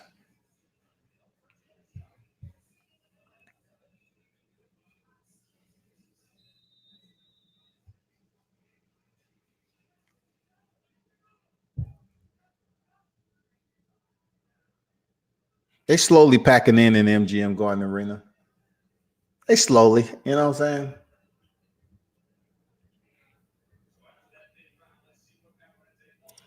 Let's see, you know, Navarrete is able to pick up where he left off. That was a lot of punches to land.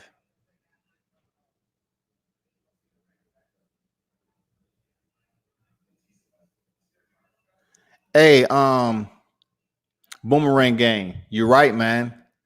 They're right in front of the camera shot. The Charlo, and then Errol Spence. Look, Errol Spence, Terrence Crawford, Caleb Plant, and I'm not sure who the other guy is. It's literally Terrence Crawford, just like you just said. Terrence Crawford and Errol Spence is sitting right next to each other. Right next to each other, man. Like what they need to do while they sitting next to each other and talk about they're gonna fight, man, you know, and kind of, you know, set everything up. Say, hey, man, we can do it at the end of 2020, man. Let me get this comeback fight, and then we'll step in there. Yeah, they sitting right next to each other, man. You're right about that. Pelly said, peace, peace, fam. What do you think is the more effective left hook? Palm down or palm inside? It's just all about how, you know, what your opponent has going on. You know, the momentum, if you're going to throw that, you know, to throw that punch, you got to, it all has to be what's going on with the entire setup of your opponent and yourself. What angle you're going to try to shoot, palm down and palm up. It depends on how your fighter is positioned in front of you. Good question though, but that's the only answer I can give you. It totally depends on the head position, or you know, if you all are basically in the moment, in the action, in the heat of battle or exchanging, on whether you want to, you know, turn the palm down or, you know, the palm on the inside. It depends, man. You might want to ask the coach about that because I'm pretty sure in the heat of battle, it all depends on, the head placement of your opponent.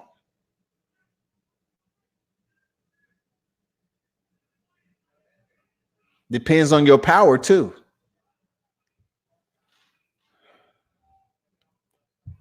Deontay getting stretched out as always by his strength and conditioning coach.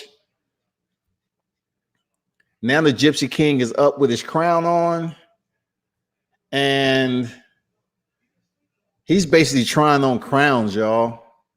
Tyson Fury is trying on his crown that he's going to ring walk with. He's just getting a fit to what he's going to wear, and then he's playing to the freaking camera. He's like he's smacking somebody's ass, who's your daddy type shit. You know what? Tyson Fury is taking this fight like he has not a care in the world, man. Deontay Wilder is already on the floor stretching, getting warmed up. Tyson Fury is acting like he's about to head next door to the casino to play slots. Like he's about to go to the buffet or something, man. He doesn't have look, if he's that relaxed during a fight and go out here and performs well, man, that dude's mental mindset is on a whole nother level. Seriously. It's on a whole nother level, man. That's all I can say, man.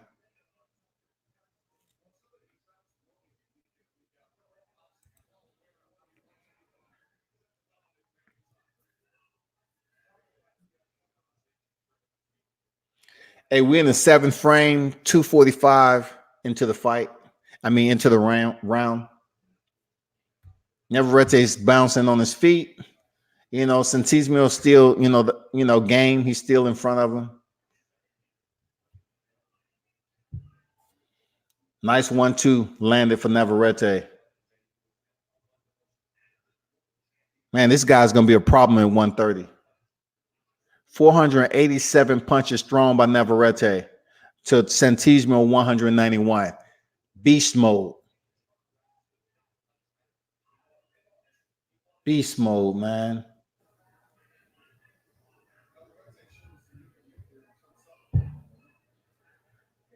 There's not much action going on in this particular round. Both fighters.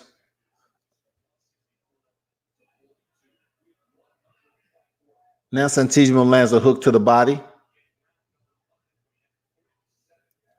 I like, time Santismio land anything on Navarrete. Navarrete returns like 2 or 3 punches. He's literally chasing Santismio across the ring, and he's getting away with it. That's amazing how he can just basically run across the ring and force his fighter off on the back foot backwards without Santismio just stopping and trying to land the counter. He's that confident, man. Like Navarrete is a little bit wild right now, but I guess he's saying, you know what, this guy ain't gonna make me pay. I don't care. 4-punch combination by Navarrete, just easy work. This guy is so active. This is only his 7th round, man. His gas tank is on diesel right now. Santismio has him up against the rope, and that ended quick. 3-punch combination, backs up Santismio.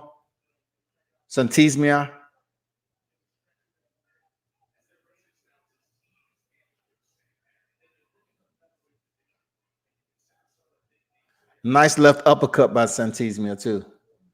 And of course, Navarrete comes back with 2 right hands. The first one landed, the second one missed.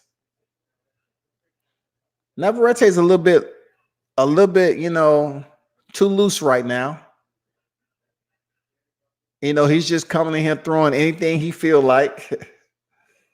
And he's not really trying to set himself up for the return counter because he has Santismio on the back foot. Man, nice step in left hook. Landed for Navarrete. Oh, nice exchange at the end. Nice exchange. That's a freaking Navarrete round. Easy.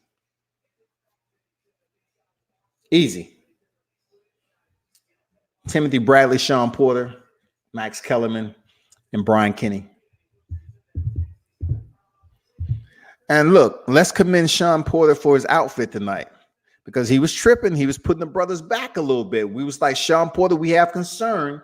You know what I'm saying? You wearing this freaking leprechaun suit with red shirt. No, that's not what we do, bro. You know what I'm saying? So, you know, his designer did him justice this time around.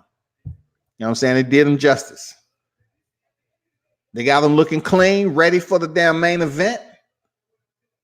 He has on the gray plaid with a cherry red with a gray tie.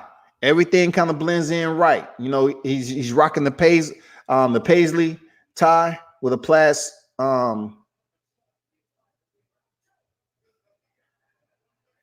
with a plaid blazer. I'm not sure what the pants is the pants the same? They may be a solid color, but they did him right. We back, you know, Sean Porter back in the good graces. He was lost for a second. You know what I'm saying? We was like, dang, we got some concerns. Who's dressing you? If your pops are dressing you, you need to tell him to stop playing you like that. Don't send you to the freaking front of the camera with a lime green suit on, acting like you got a pot of gold behind you. Don't do that. I ain't never seen black leprechauns.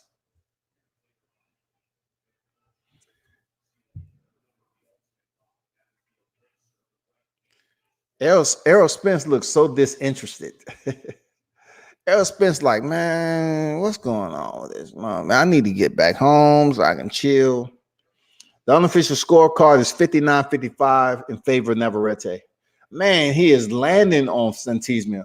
And, you know, majority of the fight, Santismia's been fighting off the back foot easily. He's been backpedaling because Navarrete is turning on the heat. Nice counter by Santismia, but he needs more of that.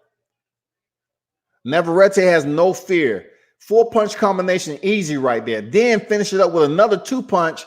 He's landing. He's turning it up right now in the 8th round. Easy 3-punch step in. He started with a jab, landed the right, and back with the left. Steps in with a 4-punch combination, 1-2, 1-2, easily. No resistance or nothing. Santismia took it and just backed out. Navarrete is following in pursuit. Not a care in the world, man. Easy work.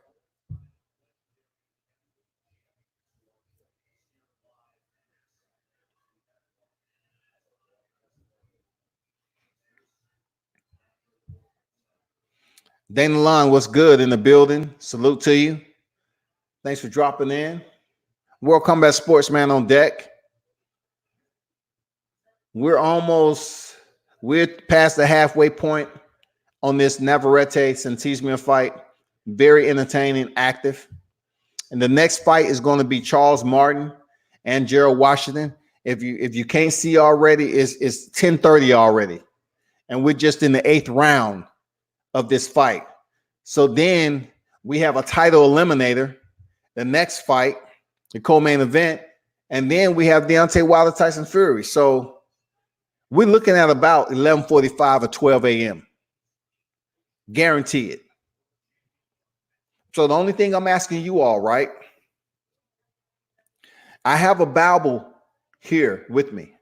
I'm not sure what your religion is, but if you want, if we're still here and the main event haven't taken place at 12:01, then therefore, if you want me to give you a brief sermon so you can already have that devotion, you'll be good. You don't have to step into the freaking, church tomorrow, the chapel or whatever.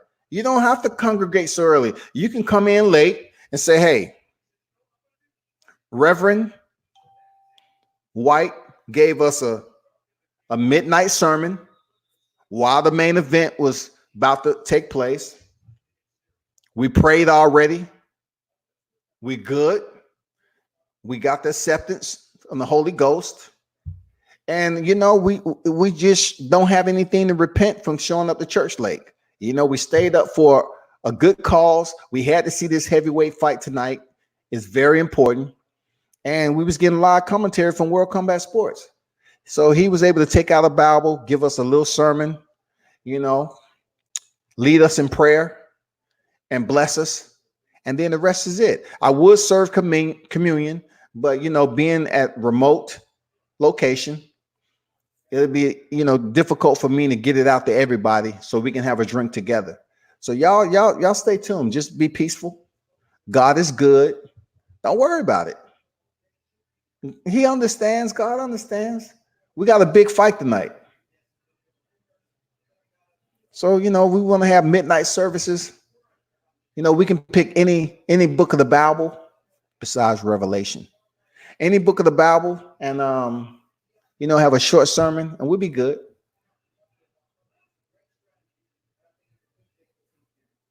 We're in the 9th frame, people. 1:50.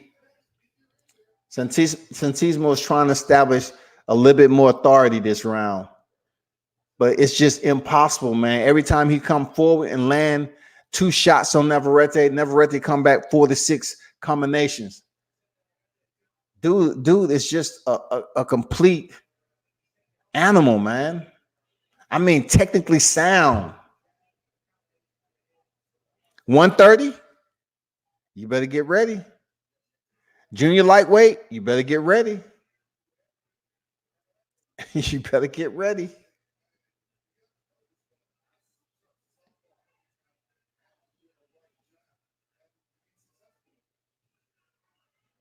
Sweeping right hook missed bad by Santismia.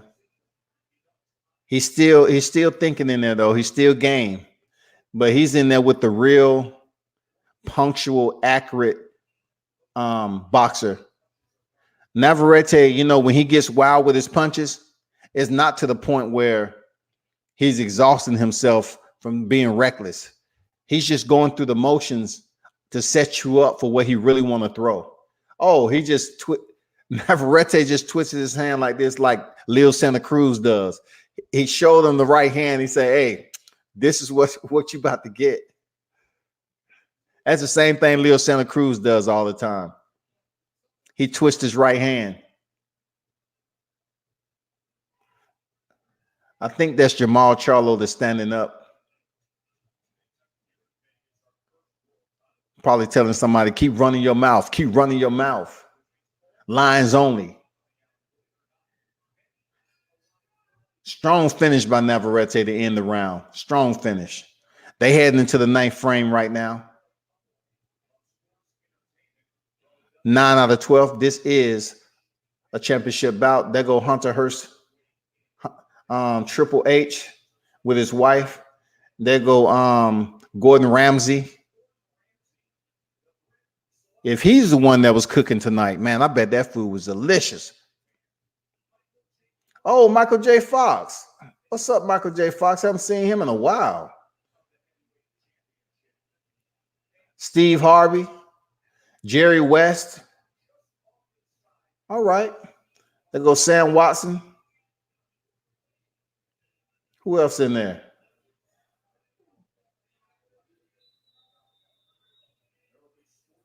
There got to be some more celebrities in there than that. They might be sitting out in the car, hitting the flash, man, lighting up before they step in there. Magic Johnson in the building.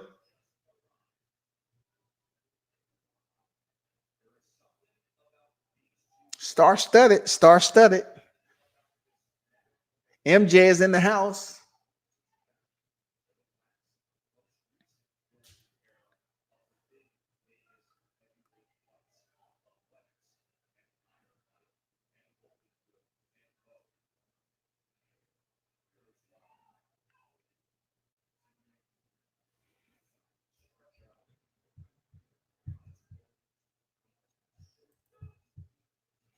Deontay still stretching.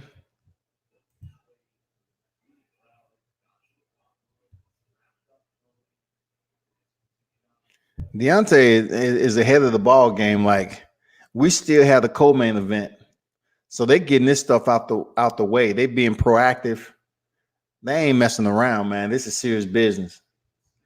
They wrapped up already. They getting warmed up. They haven't got warmed up, but they basically stretching out.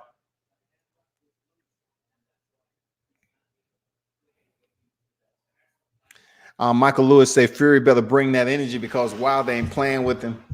Man, Wilder, he's taking this serious. Fury's over there playing like he's about to damn hit the strip, the Vegas strip, man, to an after party.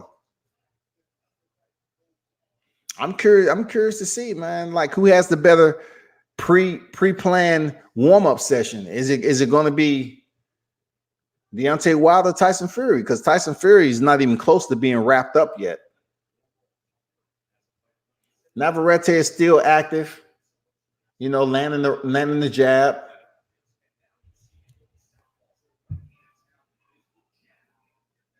So temporarily, Navarrete was southpaw. He's just walking down Santismia, walking him down. Ooh, 6-punch combination. Dang, Santismia got a chin. This is the 10th round beast mode. Is Navarrete. He ain't playing.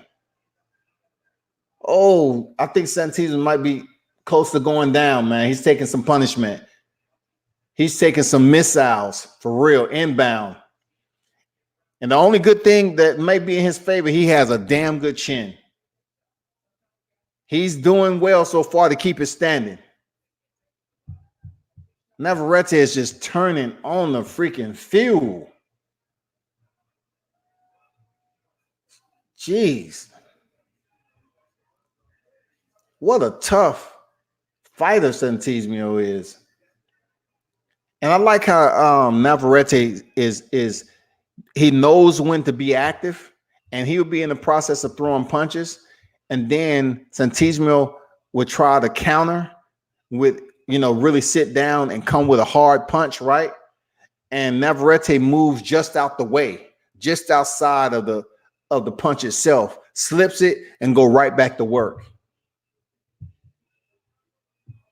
Very attentive, man. Very aware of what's going on. He's not leaning into his punches when he's throwing them, so he's susceptible to get caught with a counter.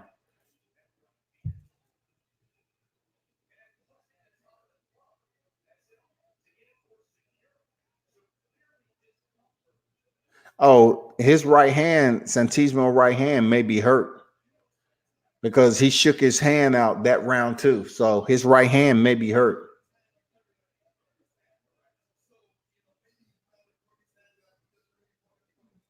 So him digging to the body the way he was doing with that punches, he comes right out and land the left hook to the body.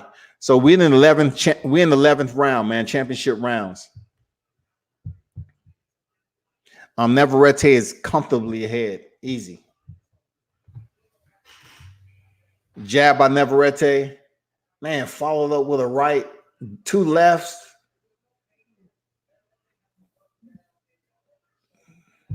He's using most of his left hand right now.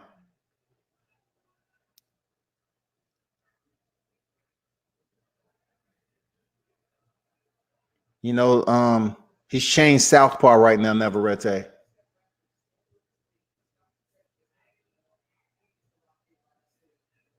Now he changed back to orthodox. Santismio pretty much understand what's going on, and he closes in on Navarrete. He's going to the body. He tried to come over the top. And I like how Navarrete just moves out the way of that overhand right by Santismio. Oh, nice counter left hook. Navarrete is just sitting on the ropes with one hand up on the ropes like, I'm chilling. Come and do something about it. Now he's starting chasing Santismio down after he let him get off. He's playing with this dude. Oh, he's hurt. Santismio hurt. He's hurt. Santismio is hurt. He's still on his feet, though. He hurt. Navarrete is trying to close out, man, with a hurt right hand. Man, that's just OG type stuff that was going on right now. Navarrete had his hand propped up on the rope like this and was letting Santismio get off, and then he chased him down, and he's about to stop this dude. The referee is looking closely, and it's a minute left in the round, plenty of time. Let me see if Navarrete might punch himself out. The referee is, he pulls him down. Santismio pulled him down. He did anything. It's a smart move. the volume time, you know what I'm saying? Navarrete goes right back to work, 45 seconds. Oh, the referee stops in. He steps in and stop it. His corner threw in the towel. Good stoppage. Another knockout. Another knockout. He improves his record to 31-0, 29 knockouts, y'all. Emmanuel Navarrete is a problem. Dude is gangster with his freaking boxing. I'm telling you, man, he's exciting to watch, man. 31-1, 29 knockouts. 27 knockouts. I was close. Dude is exciting to watch. Dang.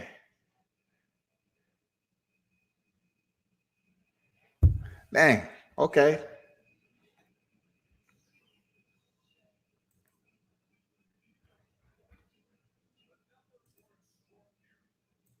This dude's not only an accurate fighter, accurate puncher. His wheels, his gas tank, all that combined with his offensive arsenal. 130, you better get ready. This dude ain't playing.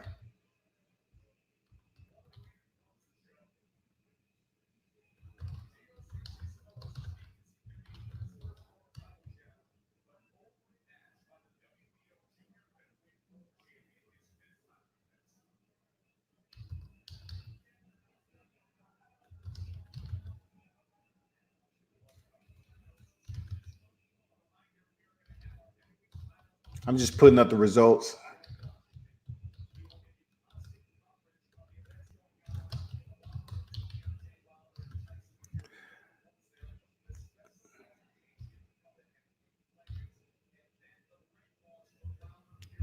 Deontay is sitting up there chilling now. He's done stretched out, wrapped up.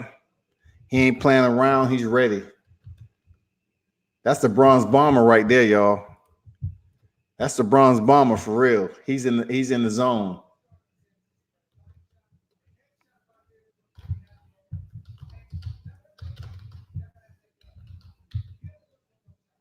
So that's the first stoppage.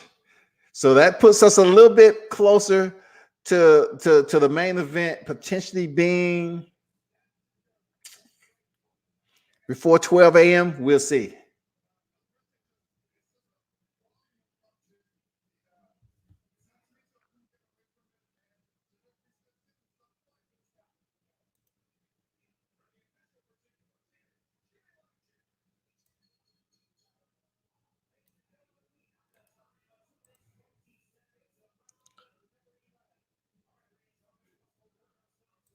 Two minutes, 20 seconds, round 11. Jesus.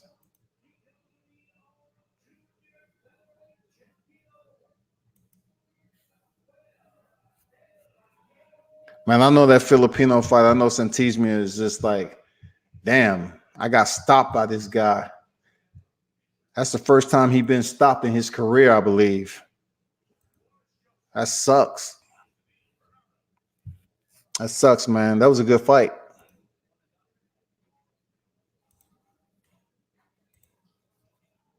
That was a good fight.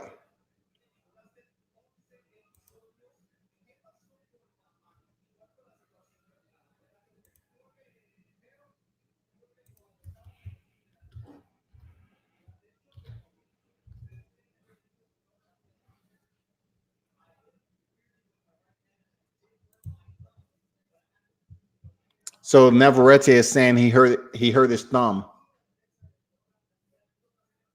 But dude looked like he ready to goddamn go to the showers and go out to the club, y'all. He don't have a scratch on his face, and that was a championship defense. His 5th defense, man.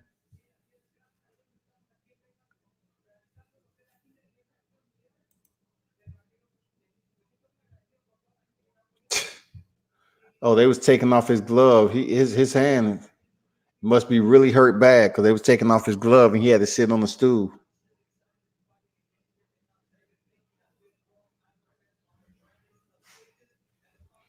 Okay, so they was trying to take off his hand wrap, and I guess it hurt too bad. So he's gonna have to wait till he get back to the dressing room and cut that off. And he's a warrior, man, for real. He's a warrior.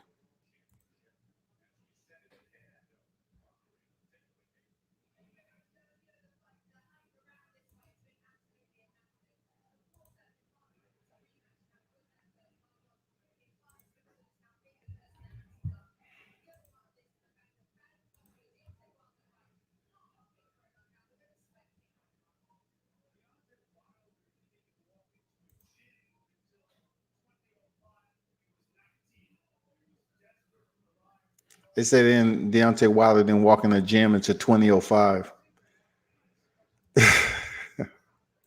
2005, 2005, whatever the nomenclature is, shit. So they doing some more promo. JD's.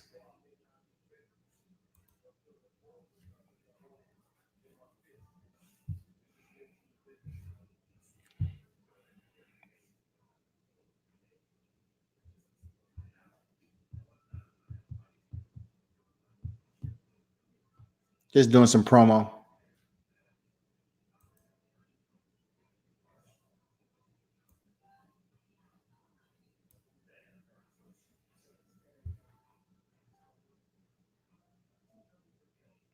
I seen Mark Breland hold mitts for Deontay Wilder. I seen him knock the mitt off Mark Breland. Joey Scott, shout out to Joey Scott, cool cat man, have mad credentials, track and field, the Olympic, the USA team.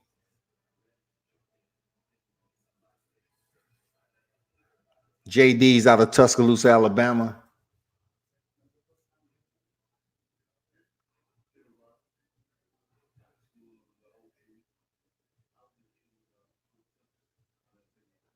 He talking about the first fight he got on. The first fight he was in was kindergarten on the oak tree, Deontay Wilder. They showing a young Deontay Wilder, just new in the game. Before all the millions.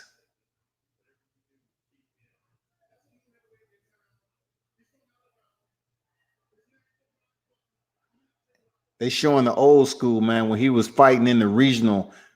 I mean, the lore, like he was fighting in the ballrooms, you know what I'm saying, way back when. They just show Arthur Spilker knockout. That man, he almost killed Arthur Spilker. He almost killed that dude. He ain't moving. He just laying there motionless. Dominique Brazil, Luis Ortiz knockouts.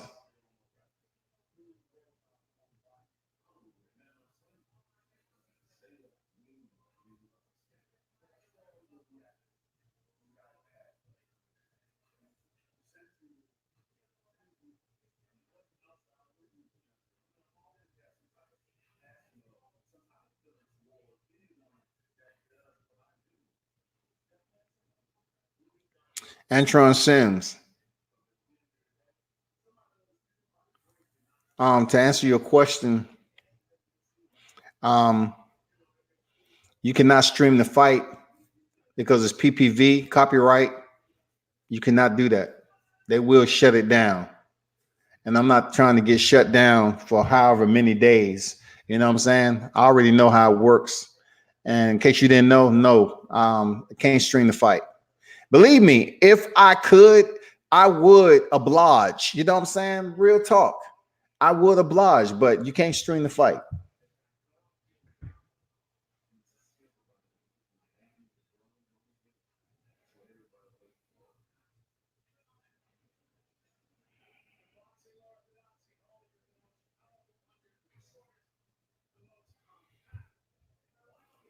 So Kenny Bayless is back there giving instructions.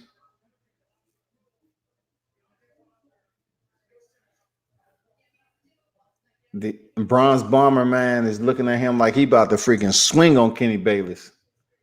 Shit. Man, he in the mood. He got his shit. He in the mood. It ain't no joking around no more. He in the mood. Like you say, you didn't have my what again? Tyson Fury is gloved up, dancing. You know, playing around, being jovial, frolicking around in the dressing room.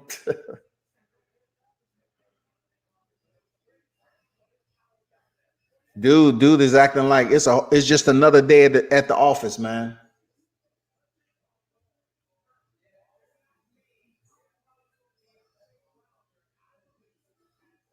He's looking at the instructions being given to Deontay Wilder. You know, they have the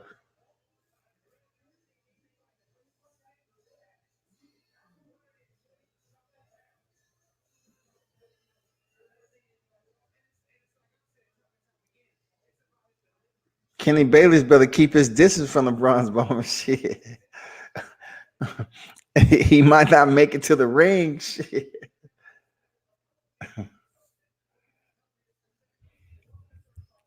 They may need to get this the second referee, the backup referee, the damn referee to fight.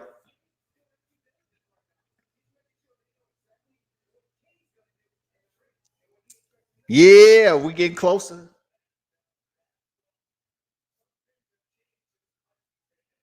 Next is Charles Martin. Charles Martin is 27-2 and 1, 24 knockouts. Jared Washington is 23 defeats and 1 draw, 13 knockouts. Hey, hit that like button. Let me see what's popping on the other landscape of. See what's popping on the other landscape.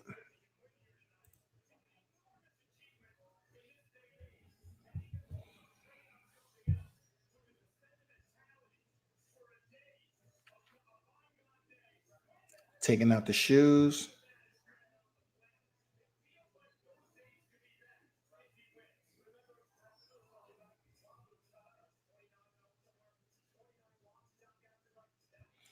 Oh, Teofimo Lopez is in Vegas. I see him talking with Adrian Broner. There's no way, I mean, that's just it's good for freaking video and media, whatever. Nothing's going to come of that. They just out there chatting. Believe me. Adrian Broner ain't nowhere close to making 135.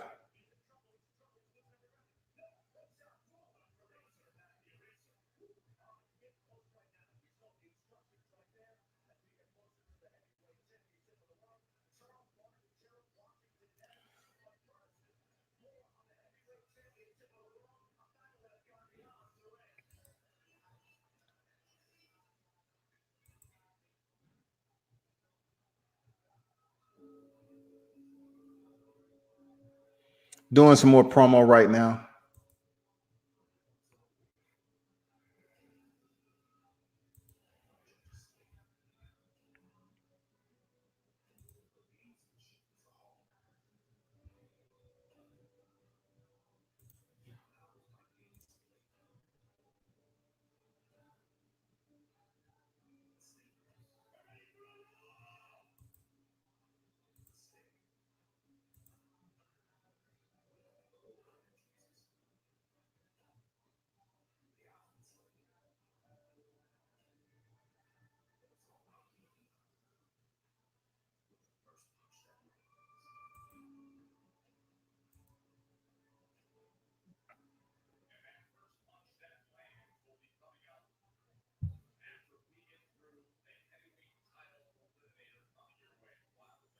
We're getting ready for Charles Martin and Gerald Washington, people.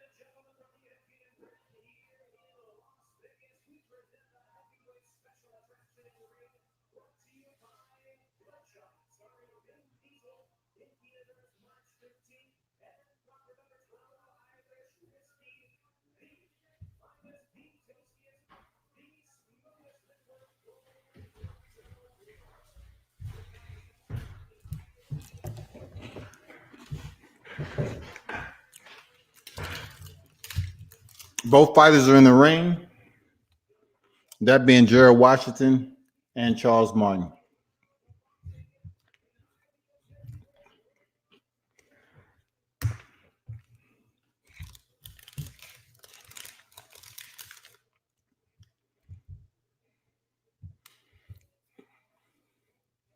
These two big heavyweights right here. I don't see this going the distance myself. I just don't.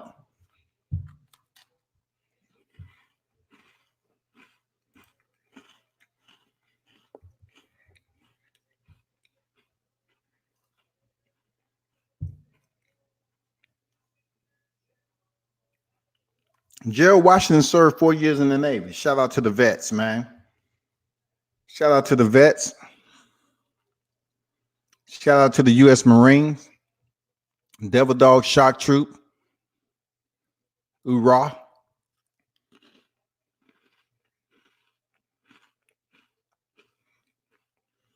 Charles Martin ranked 11.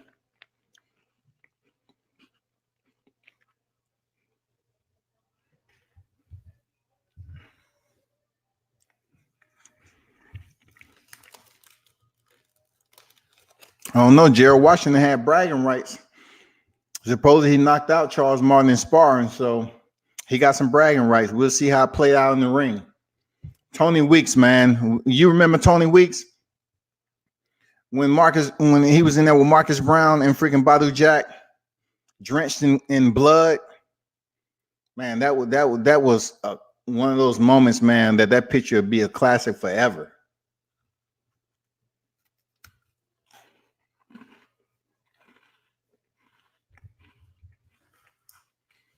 These two know each other very well.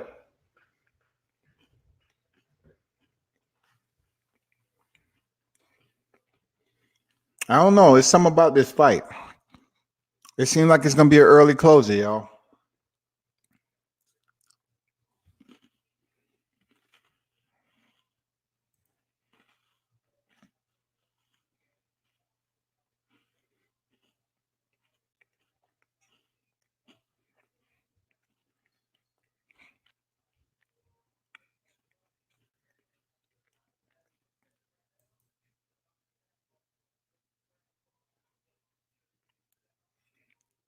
Michael Lewis, to answer your question, the co-main event is starting right now.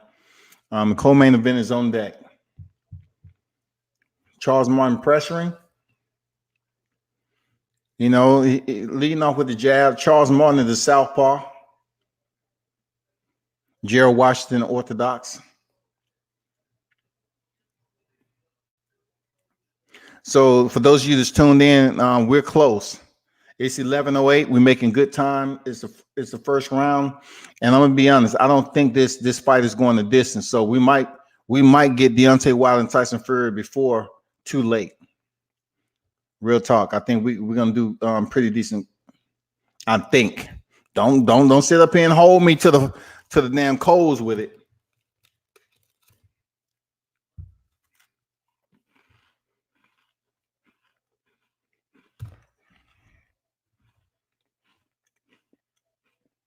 Charles Martin trying to establish a jab over the top of the left hand of Gerald Washington. It's only a matter of time before they start upholstering their power shots, you know.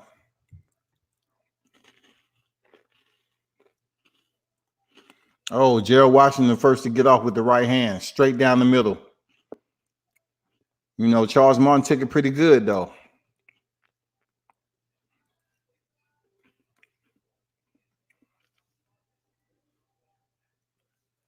Gerald Washington, he's pretty poised, man. He's got that right hand cocked, though.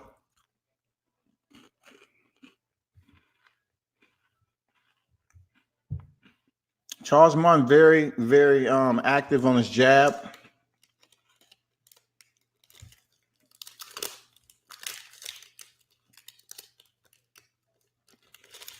Not too much action going on. You know, Charles Martin is more so, you know, working his right jab. Gerald Washington is just posturing. Nice. Oh, power shots landed by both. Missed. Nice left hand. Strong left hand to the body from Charles Martin. Action picking up. Oh, Gerald Washington cracked Charles Martin. He hurt him. He hurt him. This might be early. Okay. Charles Martin trying to recover. Oh, he lands his power shot. Nice 1-2 by Charles Martin. Both heavyweights landing heavy leather. Oh, nice left hand, step in left hand by Martin. The round ends. Nice round.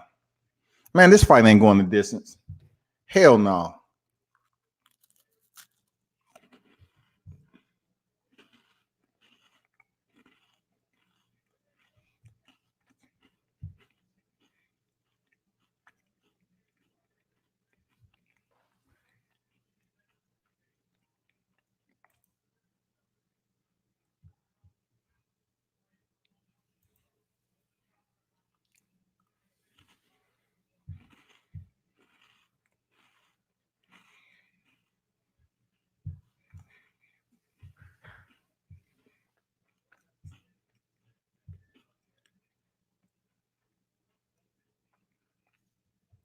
Fury getting gloved up.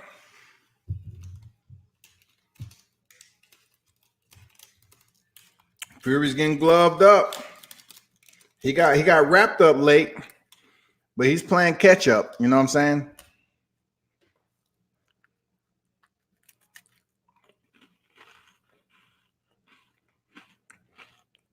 Round 2, Charles Martin starting right off with the jab. He's going to the body of Gerald Washington early.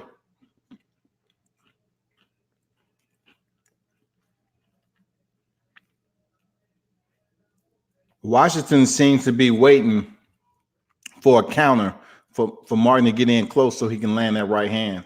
He tried it, but Martin slipped underneath it.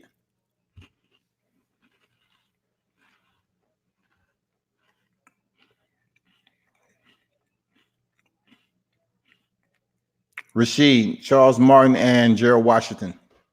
They're in the ring right now.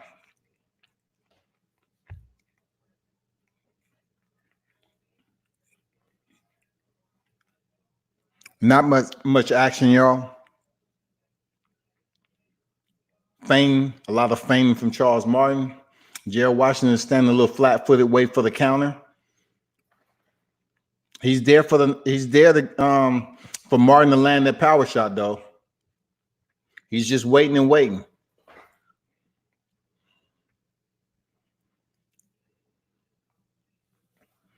They should have had Never-Rats-Heads at freaking co-main event if they're gonna.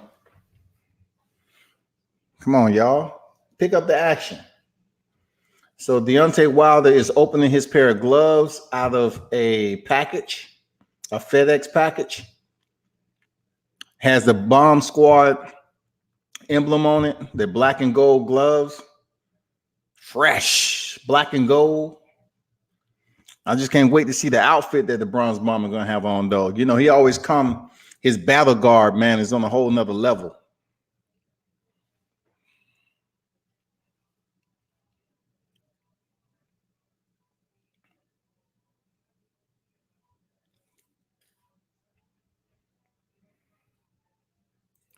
So we're close to the fight. You know what I'm saying? The main event, of course. We have the co-main on deck, Charles Martin and Gerald Washington. We're in the second round, 30 seconds left remaining. And it's okay right now. A lot of posturing, feinting, you know, some light touch jabs by Gerald Washington, who's waiting on the counter. Neither fighter is really taking control of the fight. You know what I'm saying? Like, it's only a matter of time before they land something. Gerald Washington stepped in with a wild right hand. He ended up landing one before the bell. That's it. There's not much to talk about. It's not much to talk about. Apollo 22, salute. What's good? What's good? He said Wilder all day. We hear you over here, World Combat Sports, man. I'm waiting on the battle guard, that Deontay Wilder is going to wear to the ring. I'm telling you, his guard that he had against Dominic Brazil, Luis Ortiz, I can't imagine what this is going to be like. I can't imagine, man. Ain't nobody touching his ring walk attire right now. No one. No one is touching that. The crown, the mask.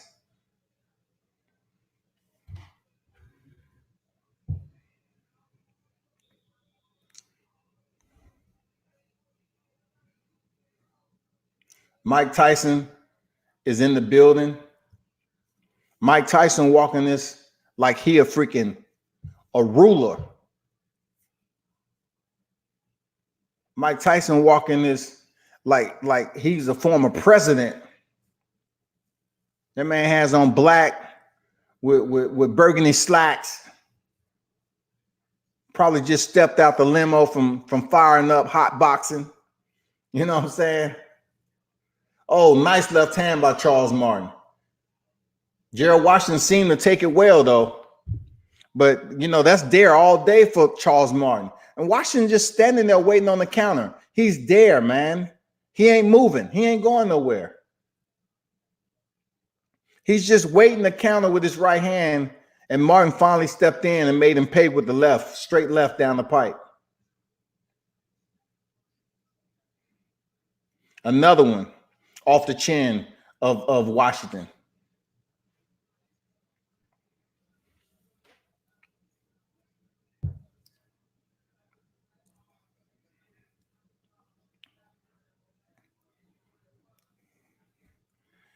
Win the third round, and this is out of 12, y'all. Whew. This is three. Look, this is the third round out of 12. And they just, you know, playing, you know, measuring one another, touch jab. Man, it's right hand by Gerald Washington. No real damage. Errol Spence looked like he half asleep. They clinch. I don't know why Gerald Washington is clinching Charles Martin. I have no idea. There's really no action going on.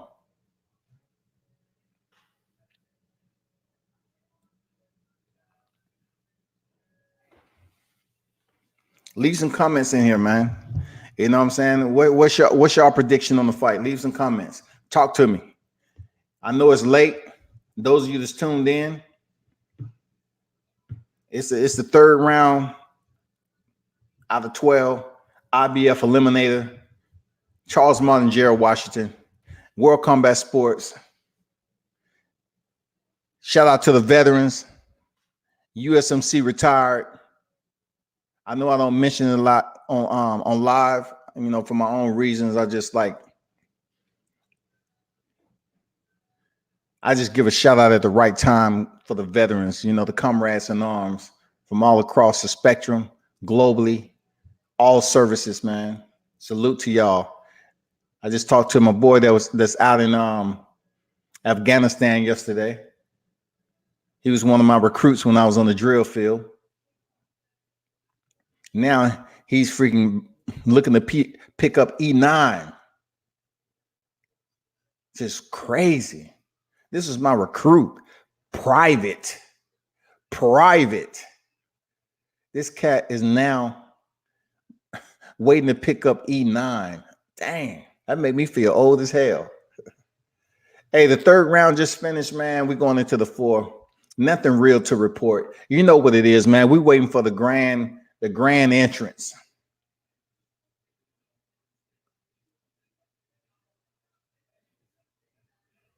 We're waiting on the Don Dada. We're waiting on the best, you know, boxing bout of the year, the biggest of the year right now.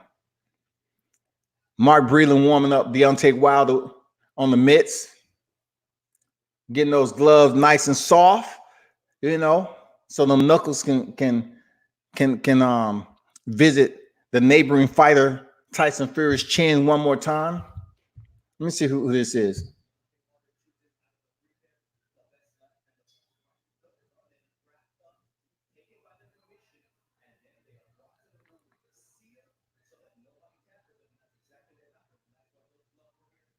Oh, they're talking about Deontay Wilder, the gloves he selected.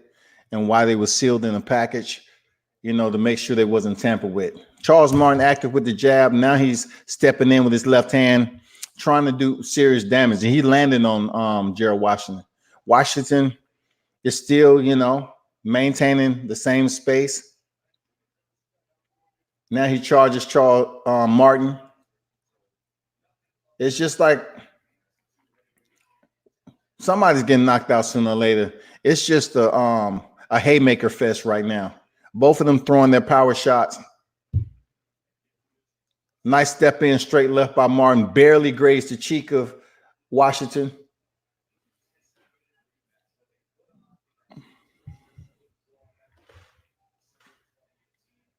We're in the fourth frame with 1:55 remaining in round 4.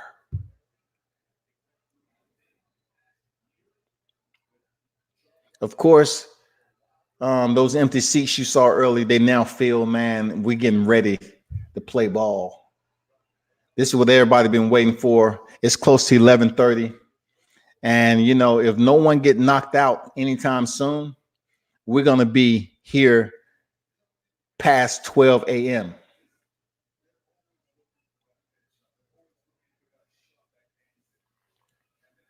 At that time, those of you that's tuned in, man, that has church tomorrow, you might want to take out the iron, get your outfit ready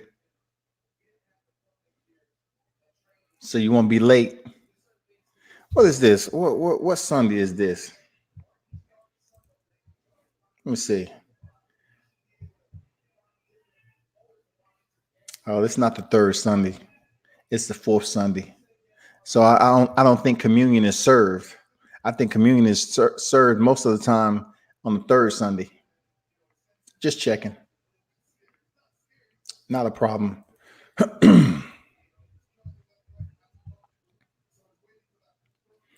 Bomb squad all day. You know what it is. Man, now they just making this night turn into an Ambien moment right now. People are like, okay, thank God the main event is after this. Oh man, nice 2-punch. Oh, Gerald Washington is hurt. Charles Martin trying to close in. And it's unfortunate it's at the end of the round. But nice 2-punch combination by Charles Martin. He got the attention of Washington. Washington gonna get knocked out if he don't move his head, man. He's just standing there with a cocked right hand. There go Caleb Plant, 20-0. 12 knockouts just coming off. Vincent Feigenboots, Terrence Crawford, 36-0, 27 knockouts. Mark Davis, owner, Las Vegas Raiders, and John Gruden. He's the head coach of the Raiders. They got Jalen Rose and his wife, Jalen Rose and Molly in the building. They go all the other cats rolling in like OGs. Draymond Green, man, coming in here with some orange and black pants on and a black jacket. Patrick Mahomes, Super Bowl MVP, just coming off getting his chip. He had to be in the building. He played a gangster game, man. He showed up, showed out. Fifth round, Gerald Washington is somehow closing the distance just a little bit. No active jab, though, just walking in. 2 hooks, another one, really off the gloves of Charles Martin. Really, no damage at all. No damage.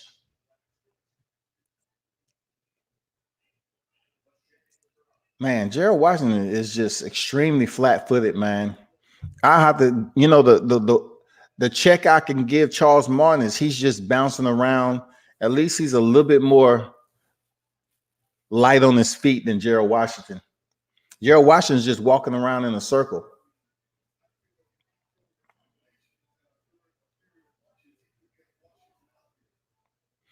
Hey, how did the Rolly fight go? Did he get another first round knockout? How did that Rolando fight go?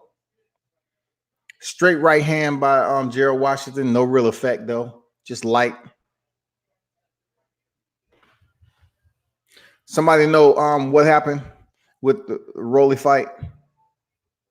I know Vito Melnecki won. He improved to 5-0. But what about Rolly out of TMT? Oh, Martin landed another straight left. A short hook on the inside. The fighters tie up. Martin kind of pushing him off with the left elbow.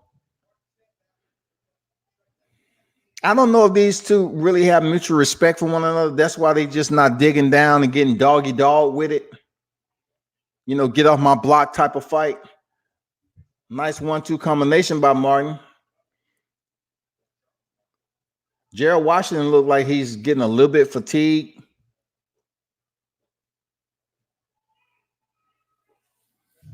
We almost 4 minutes out from 11:30, people. That's real. But the caveat is we only in the 5th round.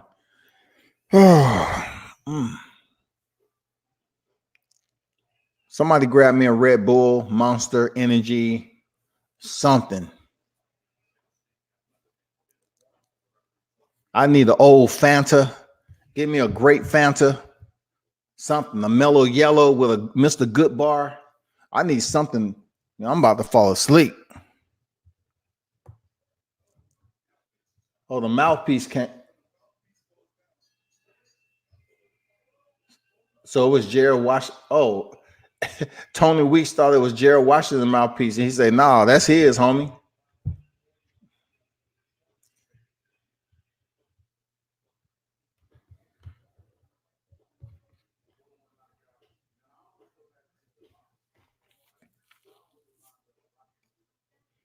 That was the best. That was the best grudge match right there. Arthur Spilker and Deontay Wilder. This fight right here, Arthur Spilker came to fight.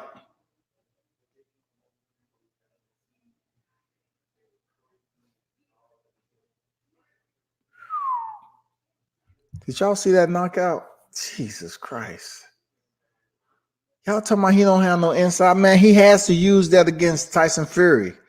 That short, sneaky right hook that he landed on Arthur Spilker. Jesus. That's not fundamentals? Seriously. That hook he landed on Arthur Spilker is not fundamentals, y'all? Man, come on, man. You have to take that into full effect. That's a part of the technical, that's a part of countering, right? And that was off the back foot.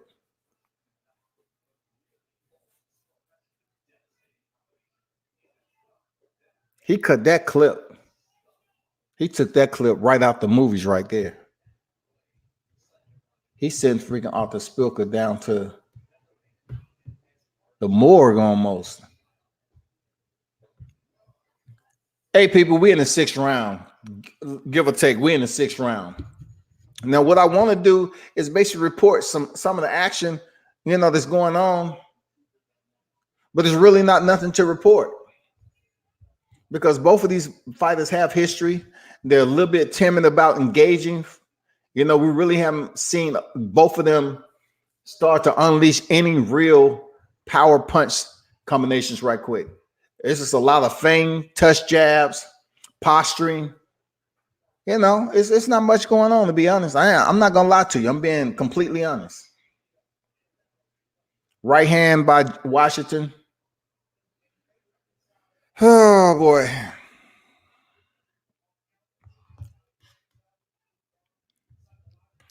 Y'all want to sing a hymn, a song from the hymn book? So y'all will feel a little bit better about heading into church tomorrow. Y'all wanna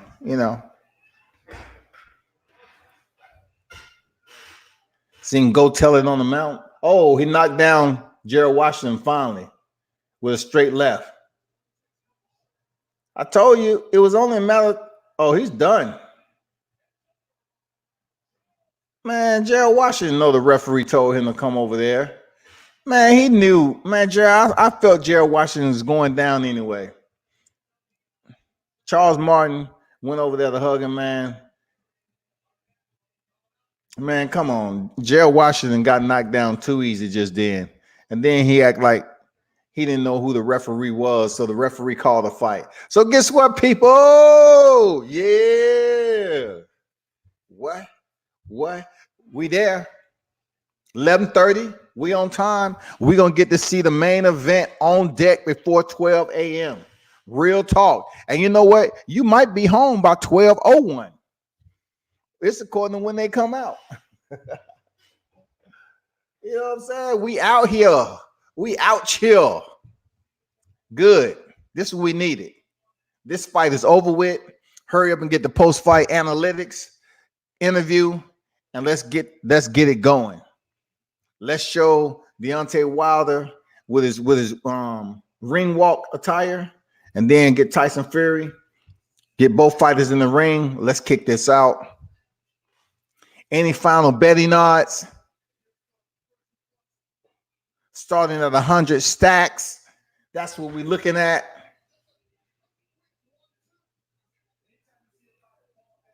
It was only a matter of time before Gerald Washington get dropped. It was only a matter of time, man. Believe that.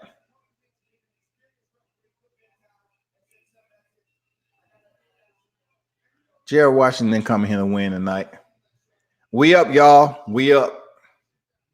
We up.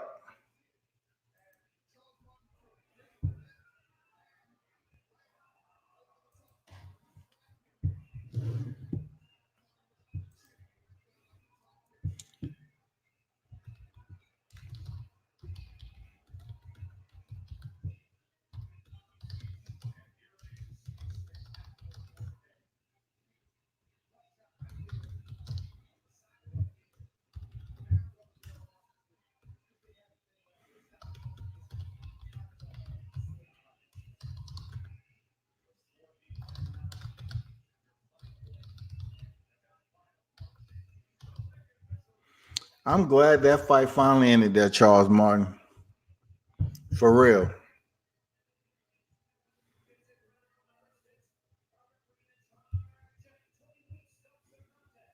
Tony Weeks seemed like he don't even have any sweat on his shirt. Easy night. Prince Charles Martin.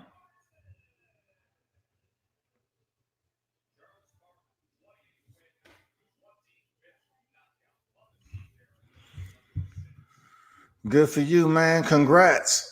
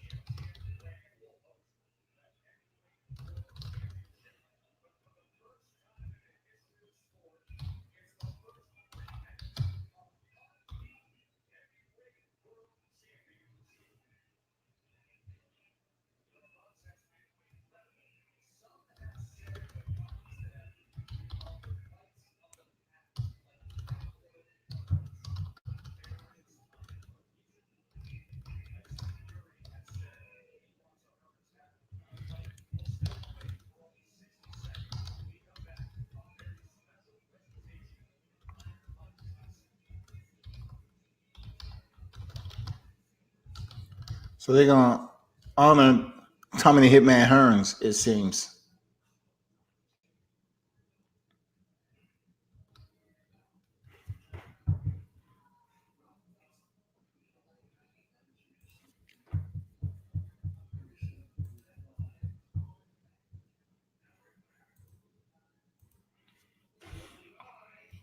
Let's see what's going on with these people hitting me up.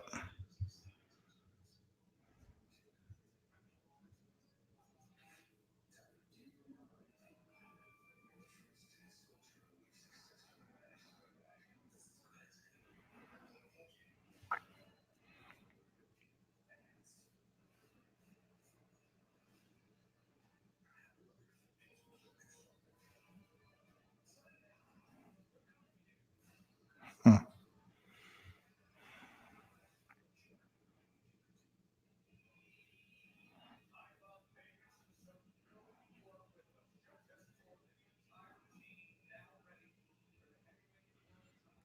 Yeah, let's go. We are ready for the heavyweight title fight.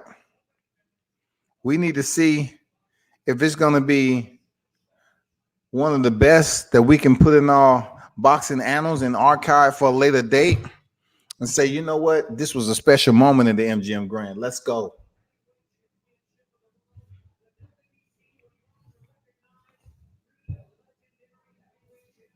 Okay, WBC is recognizing 3 legendary fighters.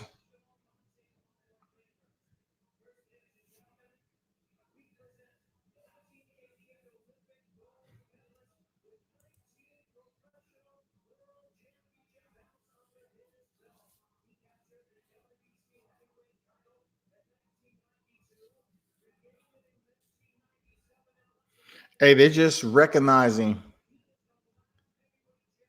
some elite greats back in the day. Mauricio Suleiman is in the ring. There go Mikey with the camera. That's Lennox Lewis. OG in the building.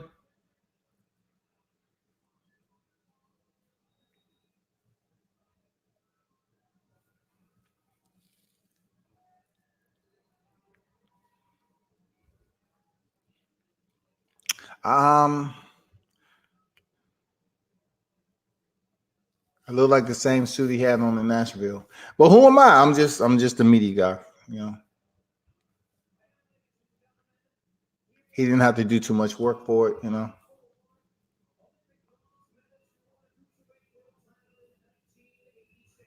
That's not the first time. Lennox Lewis keep it short, quick, and simple. Man, I don't need no huge suitcase.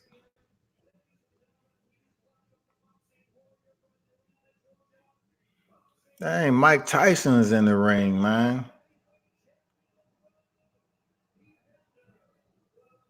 Oh, Vander Real Deal Holyfield.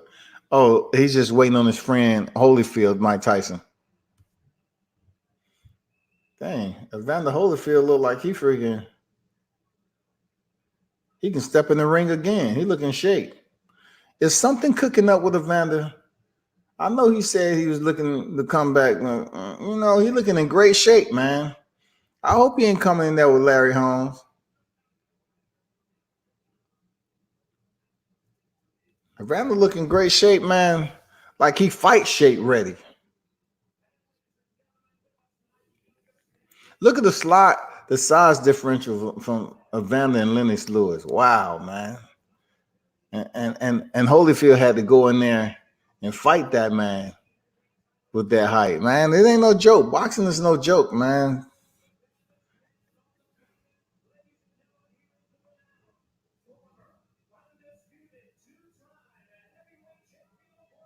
Mike Tyson. Mike Tyson in the building. I'm Mike Tyson.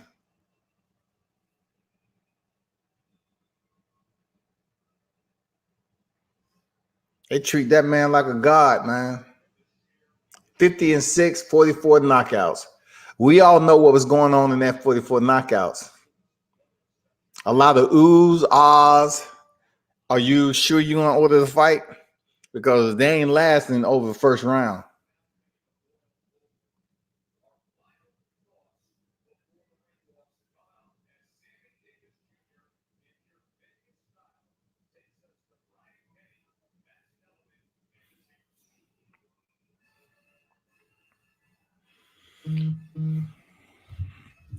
Man, what? Hey, y'all better pass the word. The fight about to happen. WBC champion Deontay Wilder for victory. Mark Grubel mixed martial arts, I believe, out there in Augusta, man. Mark Grubel, what is good with you, man? Coach in the building, USA coach in the building, man, doing big things. I'm still due to stop by and visit your place. Believe that. I just saw your open sparring session, so don't think I'm not checking you out. I'm checking out, what you got going on. You just had a recent open sparring session. Continue to do great work, man. Appreciate it. Michael Lewis, I need Deontay Wilder to smack T and Crummets out of Fury's face early too. Yeah, let me put that out there. Rashid said Mike Tyson never lost a decision. Mike Tyson is a man.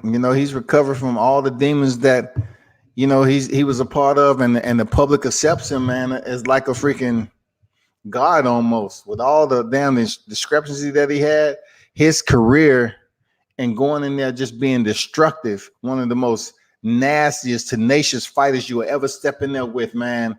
That's why Mike Tyson get the love he gets. Real talk.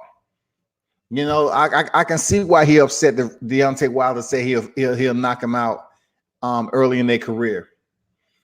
I mean, he's supposed to be mad. That's why Tyson Fury is going for Fury. Seeing that fight, if we was to see that fight between Mike Tyson and Deontay Wilder back in the day, it'll be crucial because Mike Tyson had head movement. He had body destruction. His punishment to the body was absolutely vicious, man. And he brought his opponent down to his height. He hit him in the body and bring their head down and then ring him with an uppercut, man. Mike Tyson was just something. It was something different, for real. Say Mark Griever, hey, I just brought James Brown old recording studio. It's going to be out. A new location. I'd love you to come by. We open March 2nd. Hey, Mark Grubel, man, you don't have to ask twice. I'll be there, man. You don't have to ask twice, man. Just shoot me. I think I have your number. Let me check and see if I got your contact.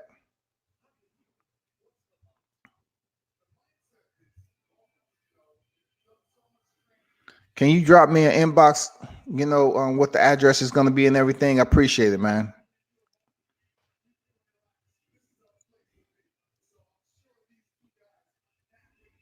Michael Lewis, facts, Rashid.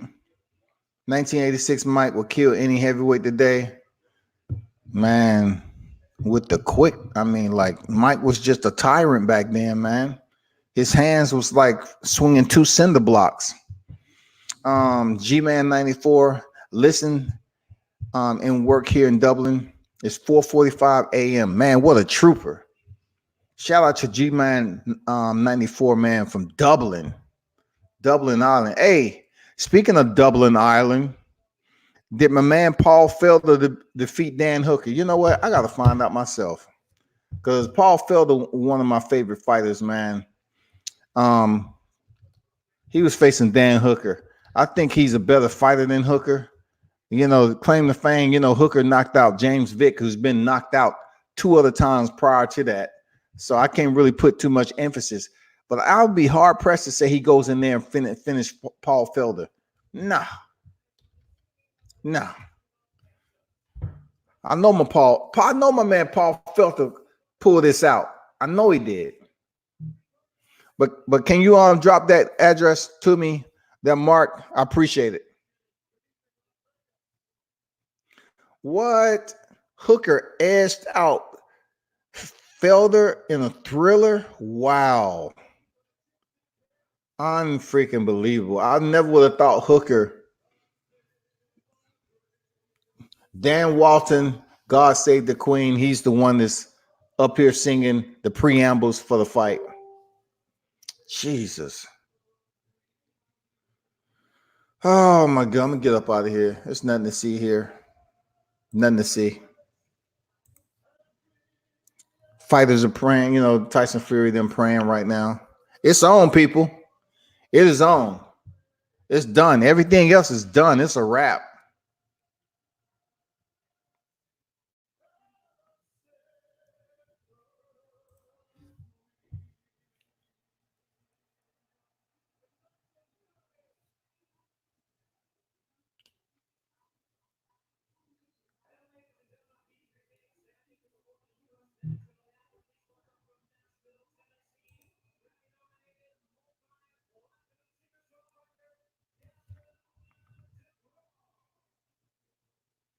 Dubois.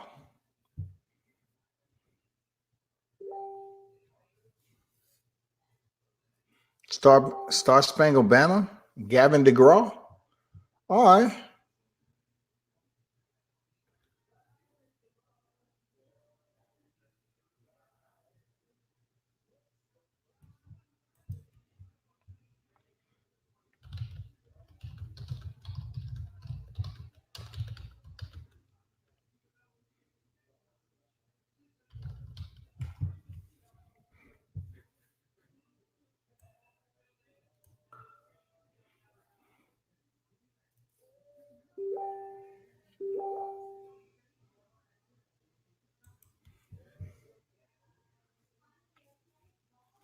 Pretty packed up in there. Seems like it's pretty packed up in there.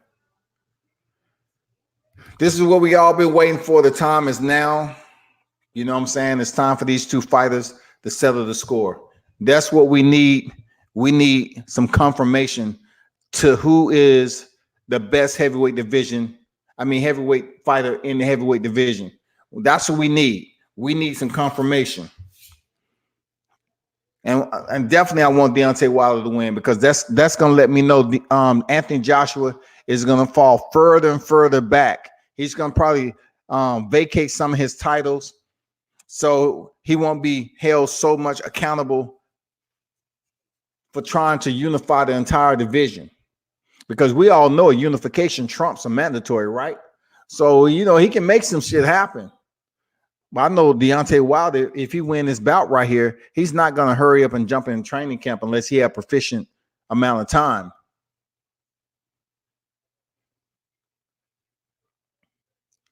I don't want anything but it to stay over here in the U.S.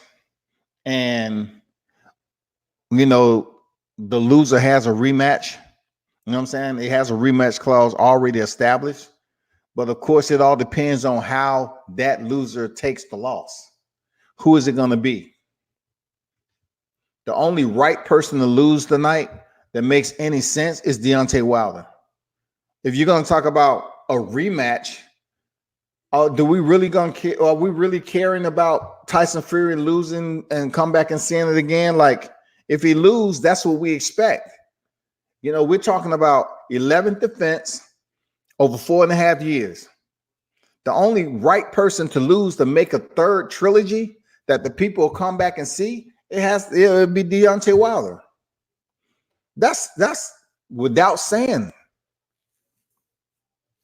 He holds the most value, man. Tyson Fury's been former unified champion. Okay, we get it. But Deontay Wilder is 42-0. He's never been stopped. We will see.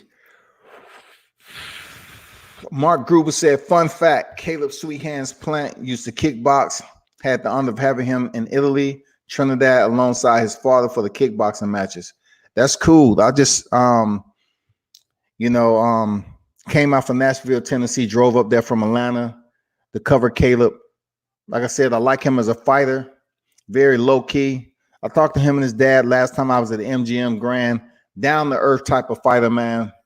He went in there and gave Vincent Feigenbutz an absolute lesson there, Mark. I mean, I'm telling you, it was a pretty display of boxing right there. And Feigenbutz didn't have any answer for him, but he was game to a point. but they had to stop the fight. This guy was getting slaughtered, and with the recent incidents of the fighters, Dadashev, Centillion dying in the ring, it was better for them to stop this German fighter, so he can return to the ring another day. But yeah, man, Caleb Plant, cool cat, cool. The crowd was rooting him on like you wouldn't believe. It was rumbling in there, man. The crowd was real nice. Nashville, Tennessee. Yeah, he took him to school for sure. Absolutely. And then when, I was standing out there waiting for him to come through, he just seemed so happy. He seemed in good spirits. Vincent Fegan boots after losing. It was weird, man. Let me see what Deontay got to say.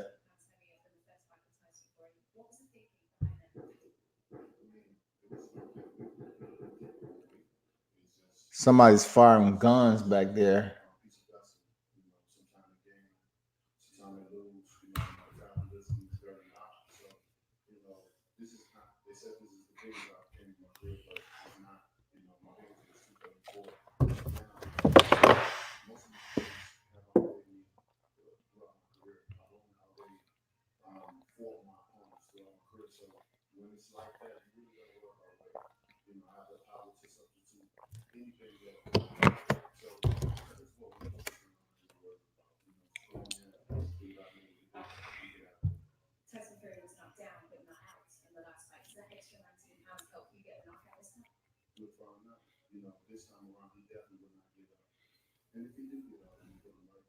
Deontay Wilder say definitely this time Tyson Fury isn't getting up.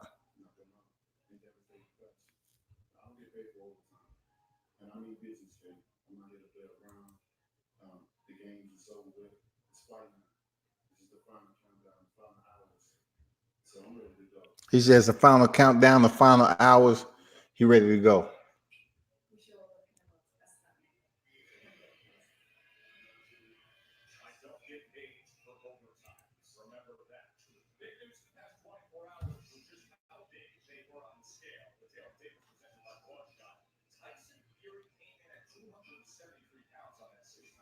Carlos Jackson fighting right now. They got a stream going. Okay. I see you.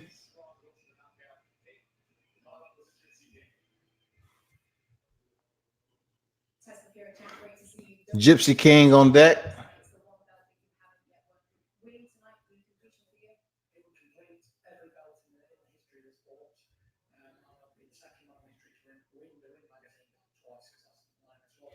He's talking about he'll be the second man in history to win the Ring magazine belt.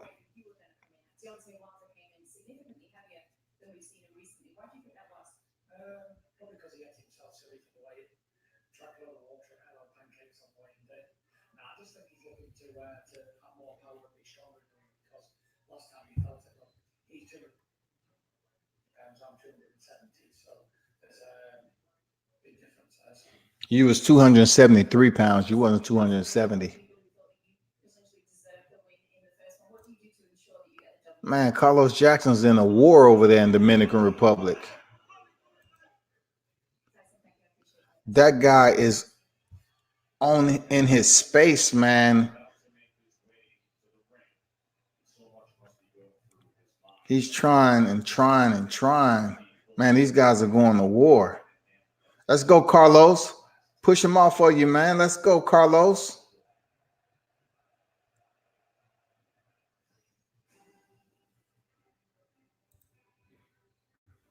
People, hit the like button, please.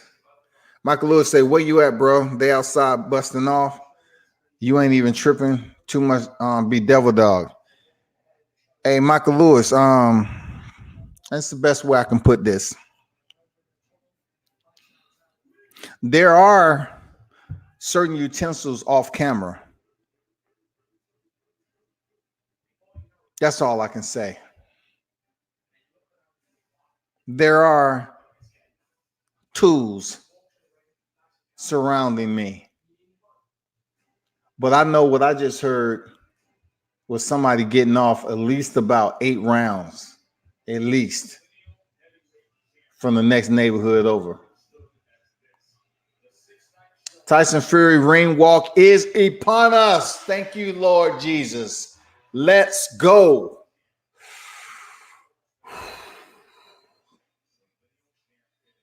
Let's go, people.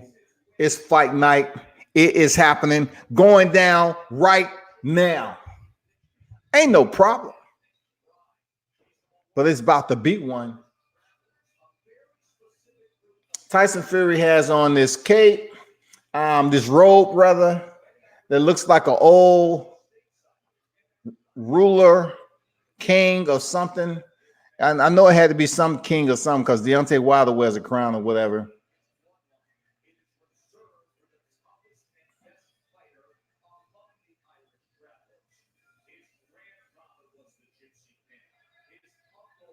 So he's wearing the Gypsy King outfit.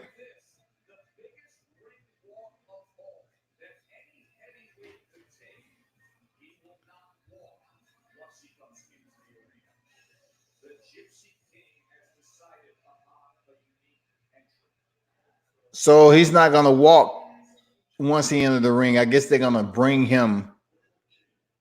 We're about to see how Tyson Fury enters the ring right now. So he has a Gypsy King garb. What is this?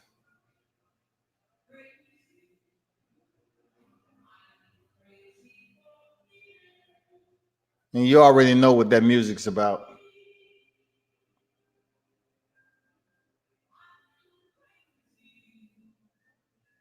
Yeah. He has women carrying him out. They fine too.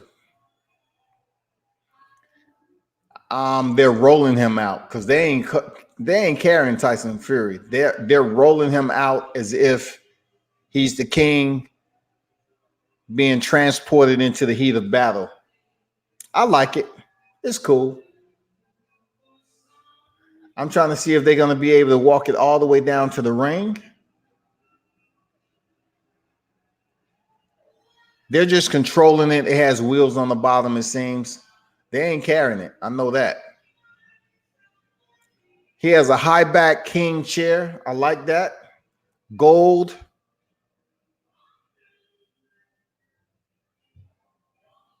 Just like a king's throne. You know what I'm saying?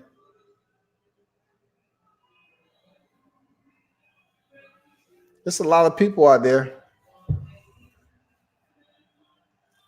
And Tyson Fury is standing up, addressing the crowd, you know, on the platform for which he's being carted in.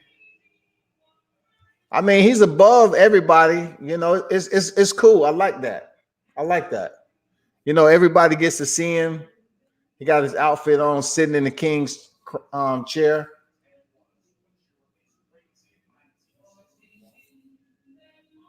He's sweating pretty good right now. You know, he's sweating pretty good. So he's warmed up. But he's still maybe about 50 feet from the ring, though. And it's 11:59. And Deontay Wilder is not even close to coming out. So this may start at 12:15. He stands up again, addressed the crowd with his arms out as to acknowledge me as your ruler.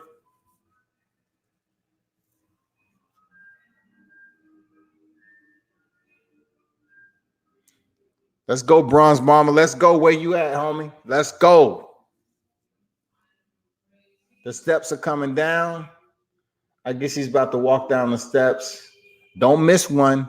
We need for this fight to happen. Man, Tyson Fury is just sitting up here acting like he's in a concert, man, for real.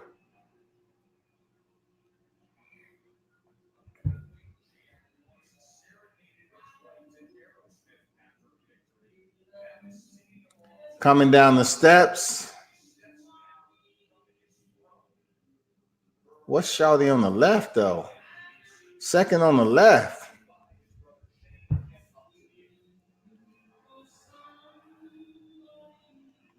Tyson Fury is finally in the ring. Thank God. He comes over the top rope, of course. Now here we go, man. What we waiting on? Let's go. Let's go, Deontay. Let's go. Michael Lewis. I stole on deck.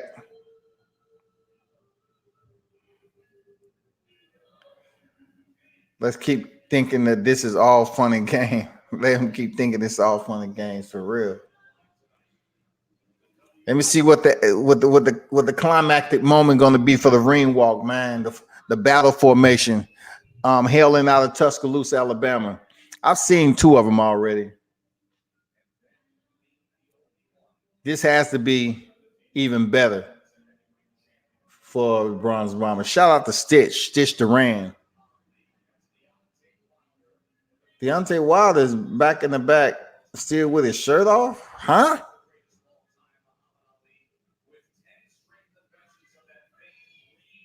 He hasn't put on his uniform yet.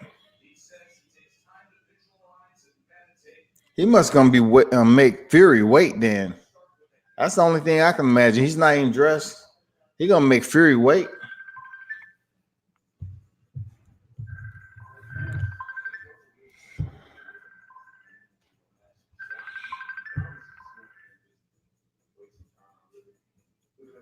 Yeah, what up, man?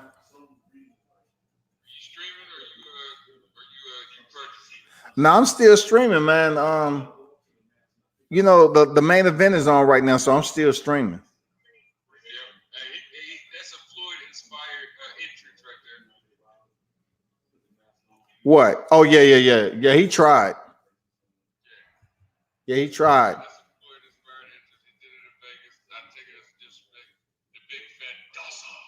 Yep. What you up to, man?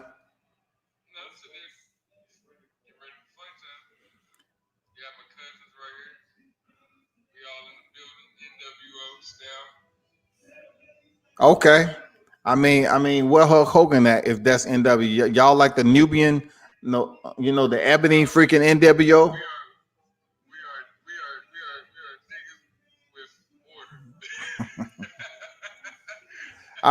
Hey, I'm gonna hit you back after this, man.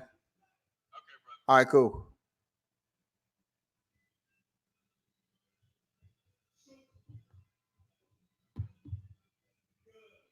I remember this guy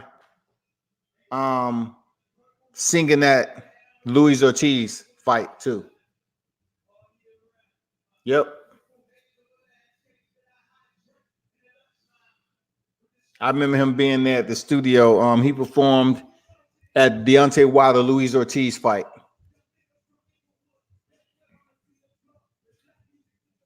Hit that like button. Hit that like button for me. We closing it. Hey, we closing in to shut it down for the night.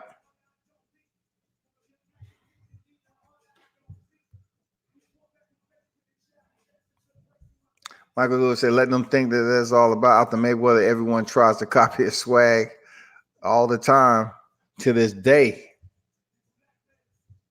Oh, man. All black. Yo, damn, that mug tight. Look like body armor, man. He's heading to the freaking underworld to kill all the enemies that are before him.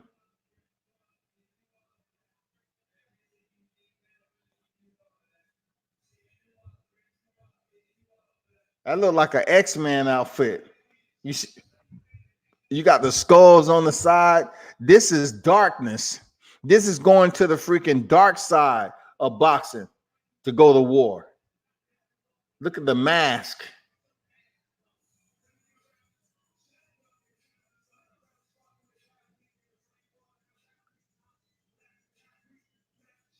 I like this one better than the other one because it's much more form fitting for battle. You know, if he really wanted to go to battle in that, you know, all black, skulls on the left and right shoulder and centerpiece, right on his waist belt. Seemed like, he got some engraved weaponry around the waist. Bronze bomber insignia, center chest.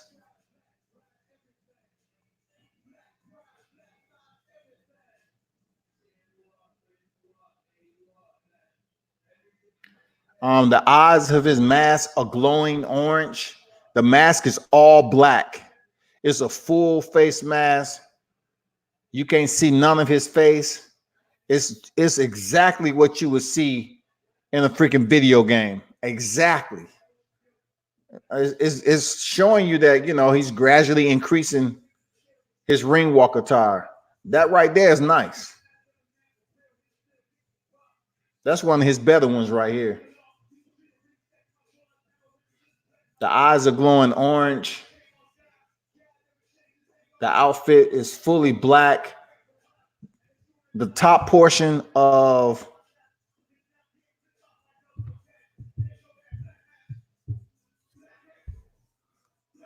the top part of like the breastplate has collars like a flak jacket will. And it has the dark skulls on the, like the La Brujas,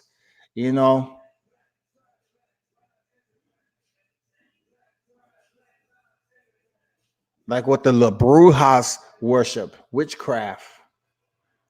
You got the bones, the skulls. Oh, I like that. Part of his freaking outfit lights up, neon orange. Once he get up to the ring, they turned it on.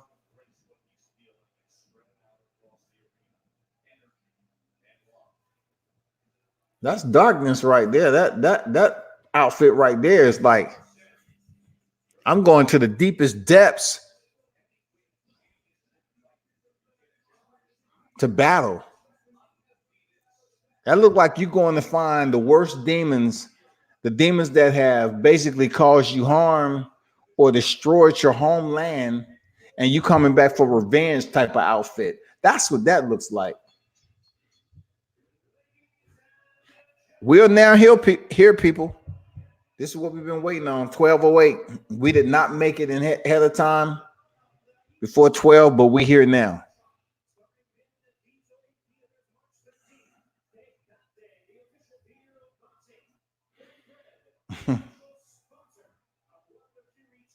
Doris, the fight haven't started yet. It's about to start right now. All black everything. Yep.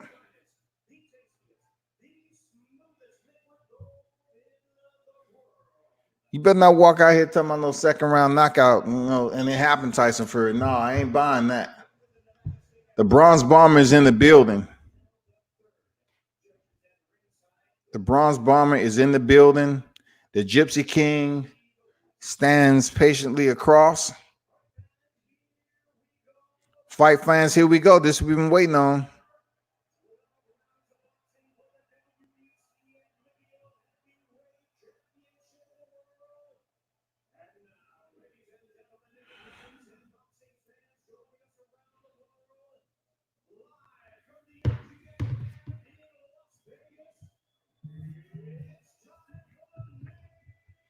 The main event, everybody. Yeah. Let's get it.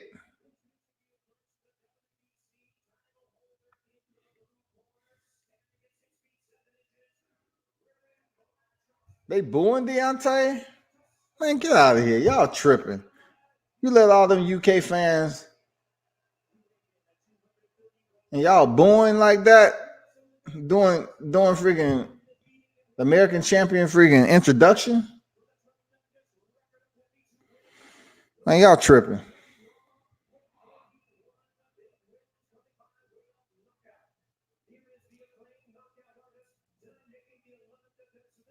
Oh shoot. Let me go back over here.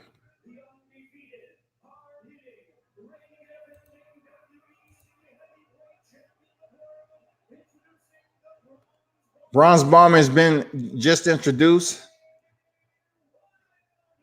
We getting close, Shawty.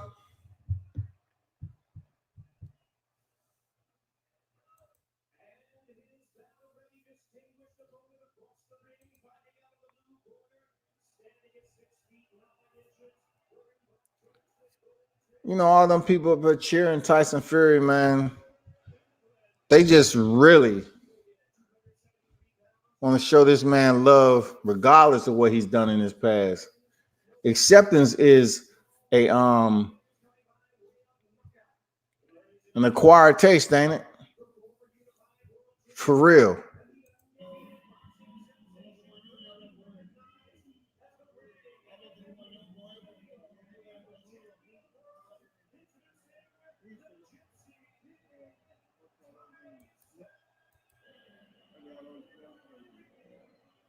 Tyson Fury is just announced.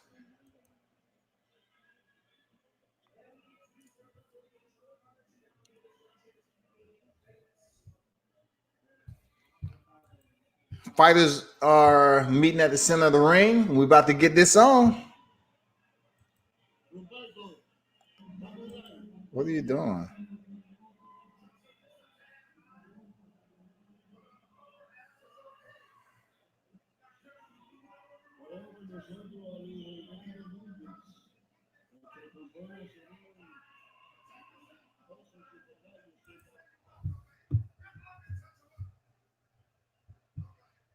So Tyson Fury tried to do the Drago touch the gloves type of crap.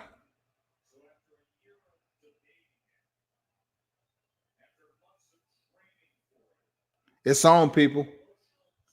First round is about to start.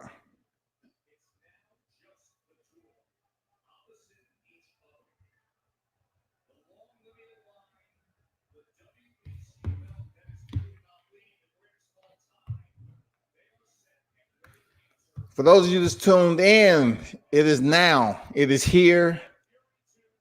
It is about to go down what we've been waiting on. The bell has rung. Tyson Fury is pressing. Deontay, active on the jab. He's active on the jab. Tyson Fury is trying to press Deontay early.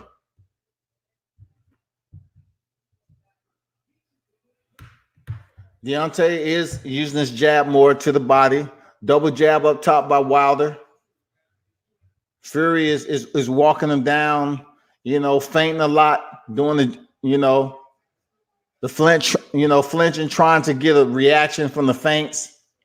Deontay Wilder haven't gave him anything. Fury lands a right hand over the top, barely missed the chin of Deontay Wilder. Fast pace, man, for heavyweights. Very fast pace so far. Oh, right hand landed already. He trying it. Jab by Deontay Wilder. Oh, right hand again. And those are right hands. Deontay's landing already on Fury. Fury took them fairly well. He came over the top with his right hand. Deontay blocked it very well. Two right hands already by Deontay Wilder. Was pretty straight, lined up. Jab to the body. I like what I'm seeing with that jab. Stay active with the jab. Oh, Tyson Fury hurt. No, he didn't hurt, but he landed on Deontay Wilder and caused Deontay to cover up. Tyson Fury looks determined to set the pace early. No clinching so far. Just boxing from Tyson Fury from the outside.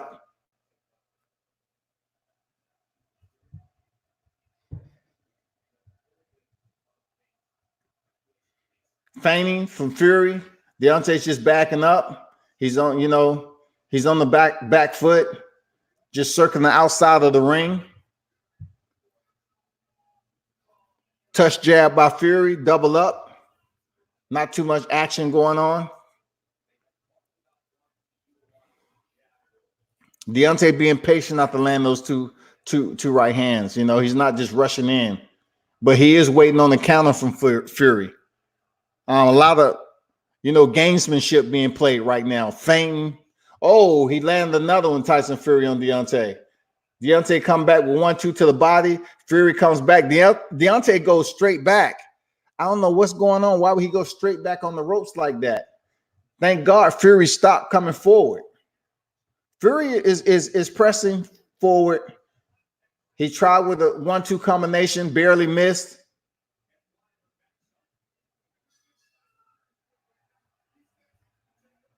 I think Fury took that round. I'm not sure. It depends. Deontay landed 2 solid right hands, and then he used some jabs. It can go either way. That's a swing round right there. I really don't know who, but I know he landed right hands right off the back, and Fury caught Fury on the back, the front end of his glove. It wasn't impactful though. It wasn't something to say, okay, this is gonna hurt. Then Wilder went to the body with the jab. Fury with the left landed flush, and that was off a jab he landed on Deontay.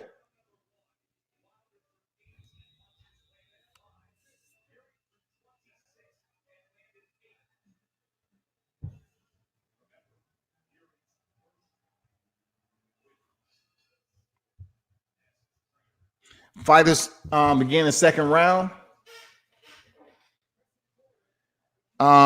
Fury is aggressive or pressing forward in the second round. A lot more sporadicness, with his back and forth twitching, feinting.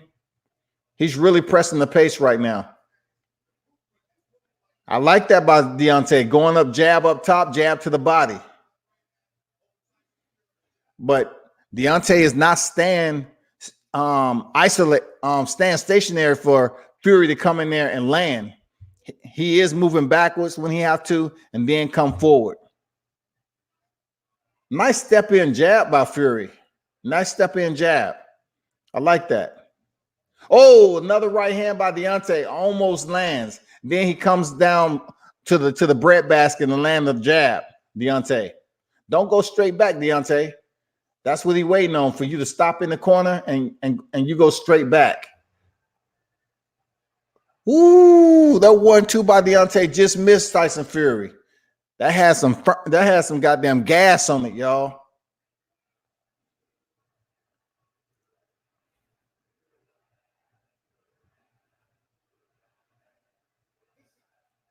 He says it's gonna be another draw. Oh, just missed with the right hand again. Is Deontay?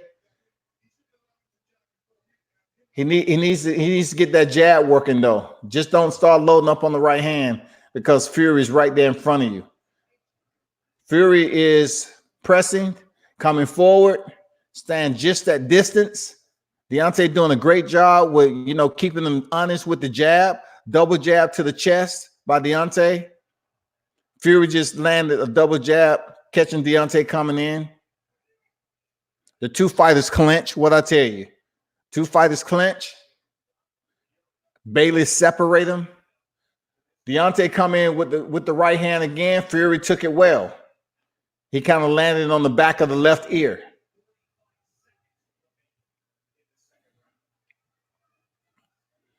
Jab by both, landed.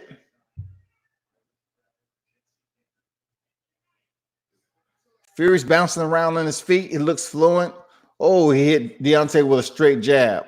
That was sneaky how he snuck that jab in there, Fury. Very sneaky. Oh, he hit Deontay with a right hand. That was flush. That was flush. Deontay turned his head to the right, and Fury hit him on the left. That was flush. He need to get that back. 11 seconds. Deontay need to get that back. And he does. He just landed the right hand on Fury. Oh, Fury turns around, and then they're in the corner. They was in the corner going back and forth doing some dirty wrestling. You know what I'm saying? No punches were exchanged, but they were trying to throw each other around in the corner. So I got to get that round to Deontay.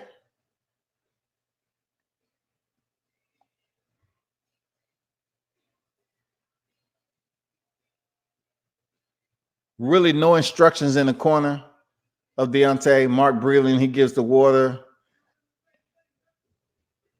It's a fight, y'all. We're going into the third round already. JD's is talking to Deontay from behind.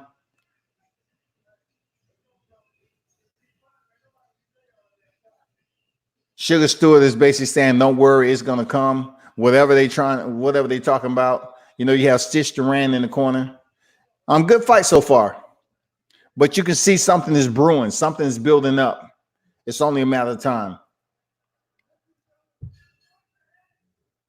Third round. Landed 10 for both fighters. Wilder threw 34, Fury 31. Pretty even round there. Wilder is launching that jab, very loose with it. He's bouncing on his feet.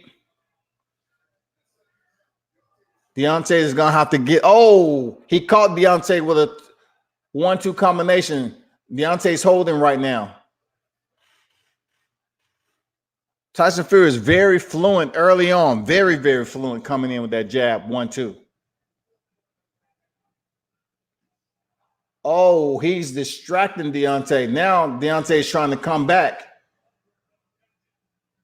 This is the third round, so that two round knockdown wasn't in effect. Tyson Fury is fighting Deontay Wilder. Deontay is going to have to establish some distance and respect and catch him coming in and make him pay. He's closing distance on Deontay, and he's swinging with some conviction tonight, Tyson Fury. The fighters both clinch right now. Deontay Wilder, he's stepping in with his right hand without really setting it up with a jab. His lip is bleeding a little bit. Tyson Fury looks like he's bouncing on his feet. You know, he looks very, very loose, man. He looks like, you know, he's trying to take control of the fight. Deontay Wilder just was touched up with a right hand from Fury again. The fight is clinch. I told there's going to be a lot of clinching in this fight early. He's going to try to land his punch and hold, and that's exactly what he's doing. Oh, he just landed two more punches on Deontay. Right now, Deontay seems a little bit just a little bit off on his reaction time from Fury. Fury's able to get in on Deontay. And this is the third round. What? Fury scores a knockdown on Deontay Wilder. He hits him with the right hand and scores a knockdown on Deontay Wilder. What?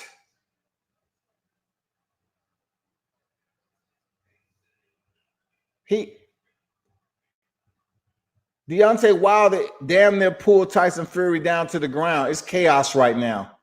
It's chaos right now. Deontay's trying to gather his foot, and he's just been knocked down in the third round. Now he taunts Deontay Wilder as the round ends. Oh, he split he's bleeding out his ear. Deontay is bleeding out of his ear. He's been knocked down. It was one of the same type knockdowns that Deontay hit Tyson Fury with. It was kind of behind or on his ear. You know what I'm saying? Not behind the head, but on his left ear.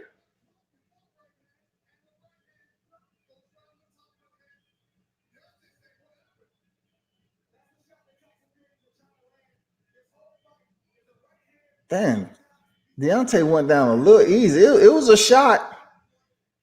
It was a shot, man. Dang, you know, he threw a nice solid right hand and dropped Deontay. Damn. Shit. What? Man, what am I looking at? Deontay, he needs to get his wits back. Fury is looking like he's the much stronger fighter, man. He's looking like he's a more stronger fighter. So Deontay was knocked down in the third round. Kenny Bailey is warning Tyson Fury. And he's warning Deontay Wilder for dirty tactics. Now it's time for true champion to come out.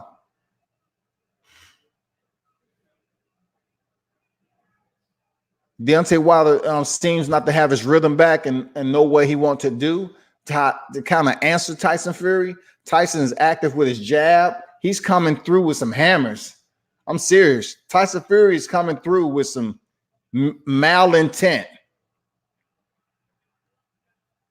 Wilder goes down again. I think this is a slip the ref is gonna. Oh, he's bleeding out his right ear bad. Wilder's bleeding out his right ear bad. Fury is pressing him.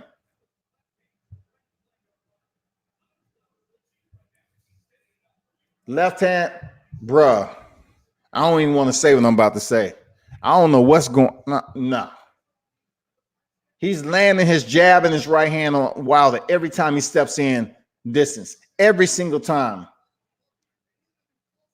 Wilder tried to step in with the 1-2, the right hand. No, not even close. Tyson Fury is blocking it with his left, easy. But he's been through adversity before, Wilder. Been through it before. Let's see how he works out of this. Nice jab by Wilder. He got to throw more than one, though, because Fury is walking him down. Fury is fighting like a freaking monster in there tonight. Seriously, Fury is not scared of Jack. The same game plan we thought he was going to have, come forward, use the weight, that's what he's doing. Fighters clinch again.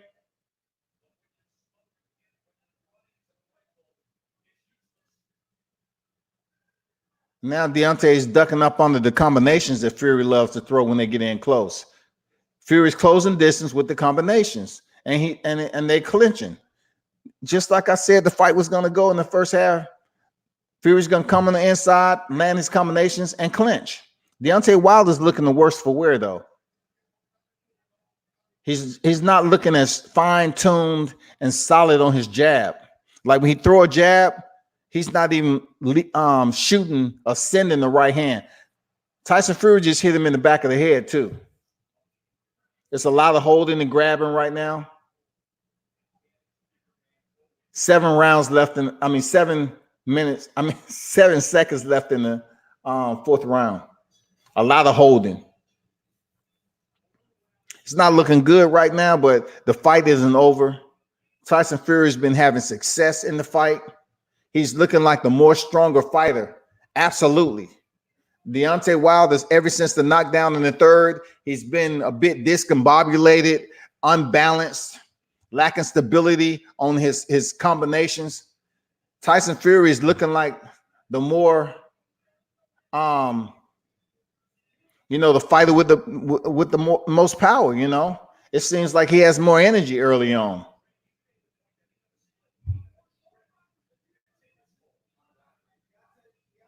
Deontay is trying to flick. He's trying to flick a counter left hand to Tyson Fury, who's just off distance. So really, when he flicked that left hand out there for a counter, he fell backwards. It wasn't ruled a knockdown. Man, this fight is going fast. We're already in the 5th round. Let's go, Deontay. Deontay Wilder. Oh, Tyson Fury hit Deontay Wilder and his knees buckled again. What? Man, what? This is just what I was talking about. Man, this is just what I was talking about earlier. Man, this is nonsense going on. Deontay Wilder looks like he's extremely weak right now. The fight isn't over. But Tyson Fury looks like he's a whole different type of fighter. Like he's stepping in with the left hook, all that. When he's landing, he's hurting Deontay. Deontay looked like, he's taking that right hand again, clinching. Tyson Fury is playing a little dirty on the inside by wrapping his hand around Deontay's head. Tyson Fury with the left hook to the body. He knocked Deontay down again, y'all. Deontay Wilder's been knocked down again. Man, I was just talking about this earlier. This is too easy. This is too easy. Man, how is this going this way?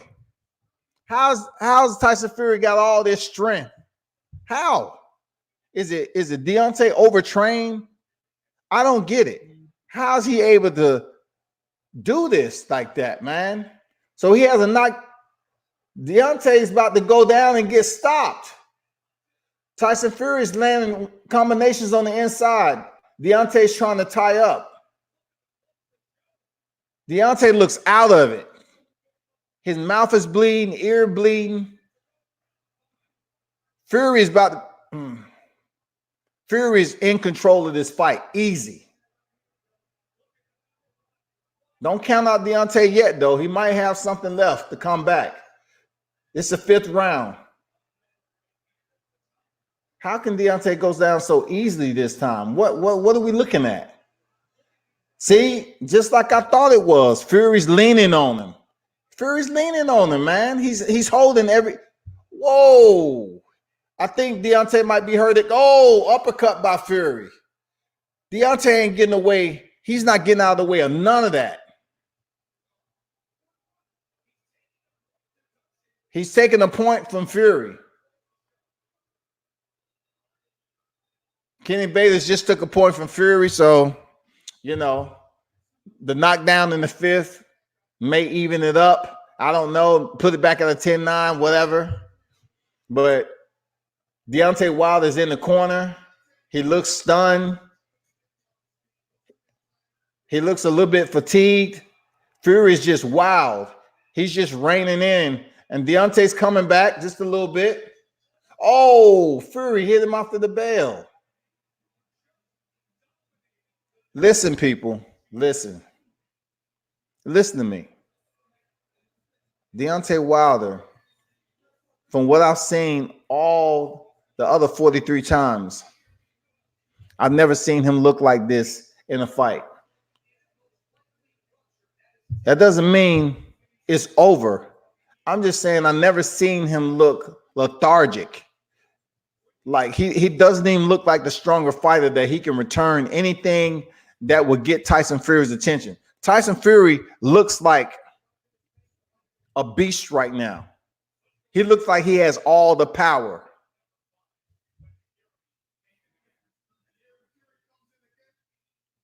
This might lead up to a climactic. Fury knocked him down with a body shot, y'all. They knocked that. He knocked Deontay down with a body shot. What am I looking at? Deontay looked bad, man. He looks like he's been in freaking 2 fights already. Fury is pressing with ease. Listen, Deontay is going straight back, boxing fans. My phone is blowing up. Deontay is going straight back. He's going straight back. He's getting beat up. He's getting touched. Tyson is landing serious shots on Deontay in the corner.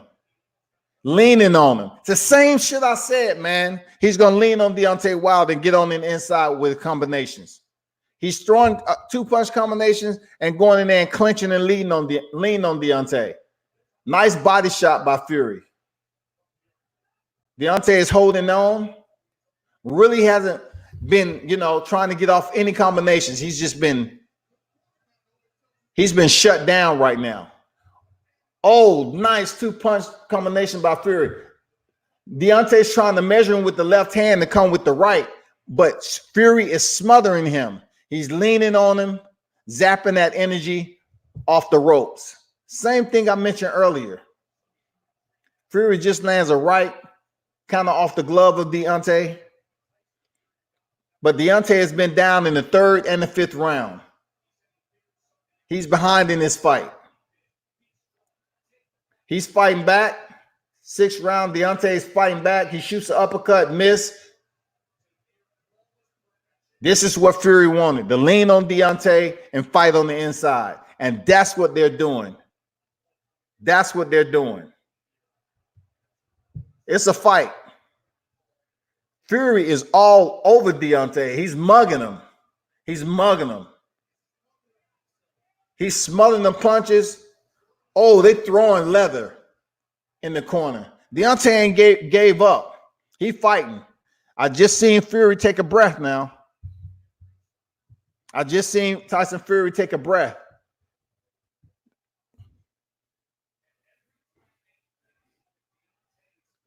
So he's good. He's getting on the inside like we thought.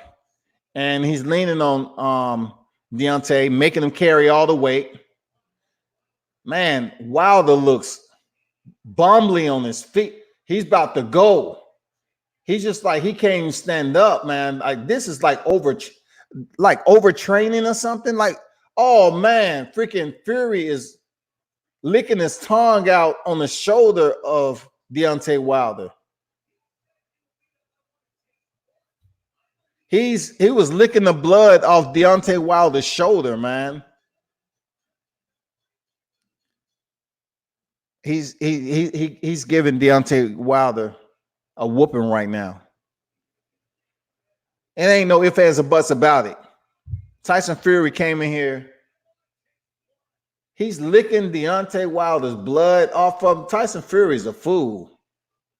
Now, he's not actually licking it. He's going through the motion. But listen, check this out. Deontay Wilder's left ear has been bleeding since the third round knockdown. But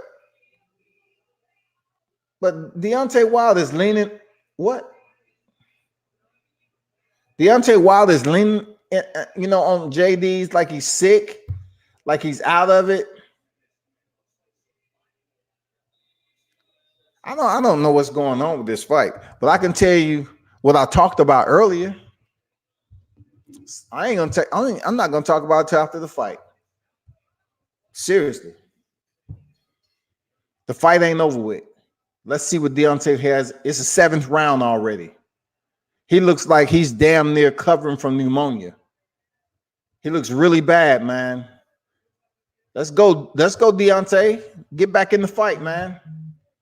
Even his jab. Oh, Tyson Fury just caught him with a left hand and knocked him back. Deontay Wilder's looked like he's been looking like freaking Julian Williams versus Jason Rosario. Like something's wrong, man. Like his mouth is open. He's walking backwards. He's not throwing any shots. He's not doing anything. Fury is just bullying right now, just walking him down, doing what the hell he want to do. Jab by Deontay.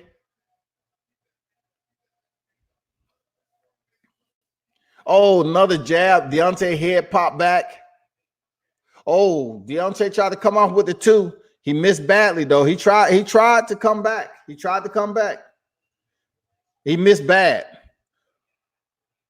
Look, Deontay put the jab out there, and Tyson Fury rushes in with the 1-2. Just as we thought. Deontay comes forward with the right hand. No effect. Tyson Fury still looks pretty healthy. Deontay is trying to land the right hand, but Tyson Fury is moving his head. He has a solid game plan so far. Like they did give him a good script this time. Oh, Deontay in the corner. He's in trouble. Oh, I called it. Tyson Fury stops Deontay Wilder. He stops Deontay Wilder for no reason. I called this with my boy. I called it. I told you they was going to stop the fight on controversy because it's a rematch clause. They stopped the freaking fight, and Deontay wasn't even that hurt. Man, that's bull, man. That's bull, for real. That's BS.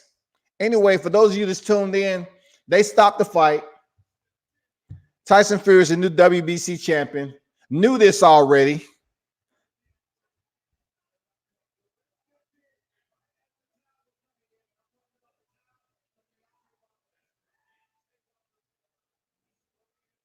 Deontay Wilder's corner was throwing in a towel.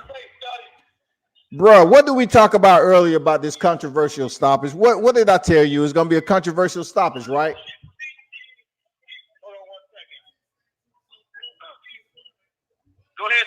Then what were we talking about? What did I tell you it was going to be? A controversial stoppage, right?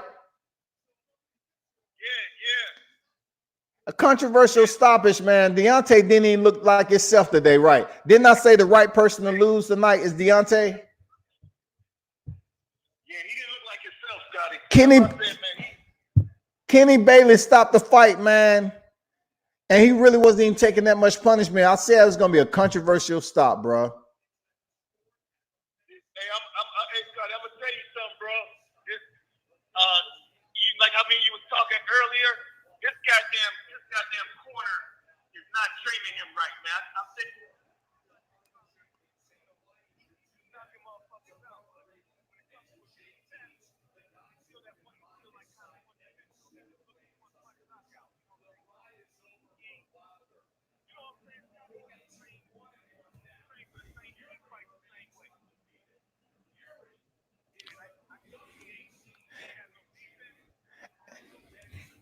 Hey, people, leave your comments. What you think about the stoppage? I know most of you didn't see it, obviously, but Deontay Wilder was stopped.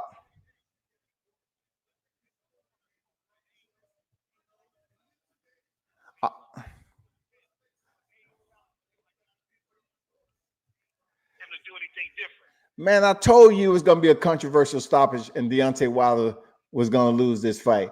It's going to be Deontay's fight to lose tonight over some trilogy stuff. Man, over some trilogy stuff. How all of a sudden he couldn't come in here and even fight? Man, he looked like he was, man, like he looked like he was recovering from pneumonia, didn't he? You think he had pneumonia? No, I say he looked like he was recovering from pneumonia. Look, he's just standing in the corner. He just standing in the corner, not even throwing a shot. Yeah, that's what I'm saying. He ain't even like how we said earlier. Like you ain't even got no. Like we said, get out of there, Rock. Get out of there. You know. Yeah, man. He just standing there. Look, he just standing there taking punishment. Nah, man, this is a trilogy. Yeah. This is a trilogy fight, man. I don't believe none of that, man. He took punishment. Like, man, this didn't even look nowhere like the Wilder that we used to seeing. You trying to tell me Tyson Fury was some beast, some maniac? Man, come on, bro. He ain't doing. He just standing here. Look, you can even. Man, come on with that, man. Come on with that, man. How, bro? I don't get it. How he couldn't do nothing early on. He got knocked down in the third and the fifth round, man. Man, he looked like he was out there breakdancing and shit. The way he was getting all over that floor and shit, man. Like he couldn't even stand up and shit or whatever. I don't know what the hell. Hey, I'm gonna call you right back, man. Okay, bro. All right. Hey, all of you that's tuned in, drop your comments on the fight. Deontay did not look right physically. I agree, man. He didn't look like physically. And now we got to deal with Tyson Fury being the WBC heavyweight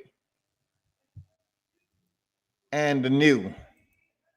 You know, congratulate on Tyson Fury for winning the fight. He did what he had to do. I just don't know what I was looking at per se. But you know, I mean,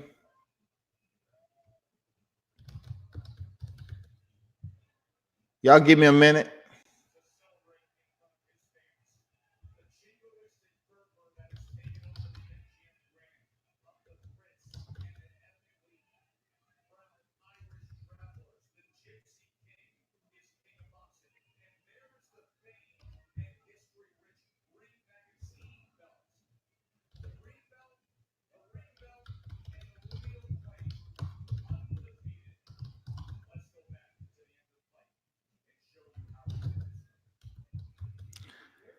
I knew it, man. I called it.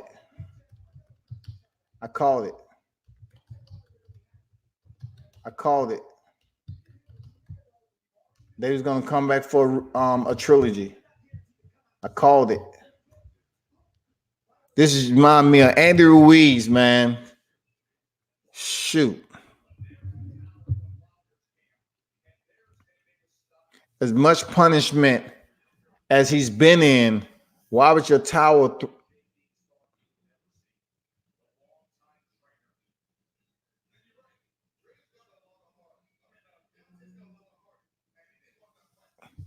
Man, what am I talking about? Okay, back to the Dion kept Paul at his eye in the ring just before the fight started. What? Man, there's a lot that was going on with this fight. I just know Tyson Fury was throwing punches and Deontay didn't have no defense coherently to move away from the punches. You know, look, now that it's over, I'm gonna tell you what I talked about earlier. I was talking to another compeer of mine, and I said Deontay is gonna lose this freaking fight because it's a trilogy attached to it, and the way he's gonna lose, it has to be convincing to the people that it's not a fight that's being pre-planned, a fix. Tyson Fury came in there and looked like he was a heavyweight that couldn't be stopped, and Deontay looked like a heavyweight that never been in trouble in his entire career, and we just know that ain't the case. He's been in some trouble before, and I told him, I said, this fight right here, per boxing, is the fight for Deontay Wilder to lose, because the best person to lose out of this equation for a trilogy is Deontay Wilder. Period. Because I didn't see where he was hurt enough like that to lose.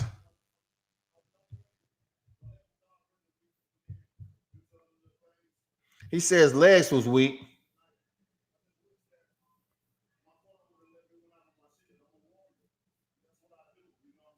He was wishing his corner let him go out on his shield.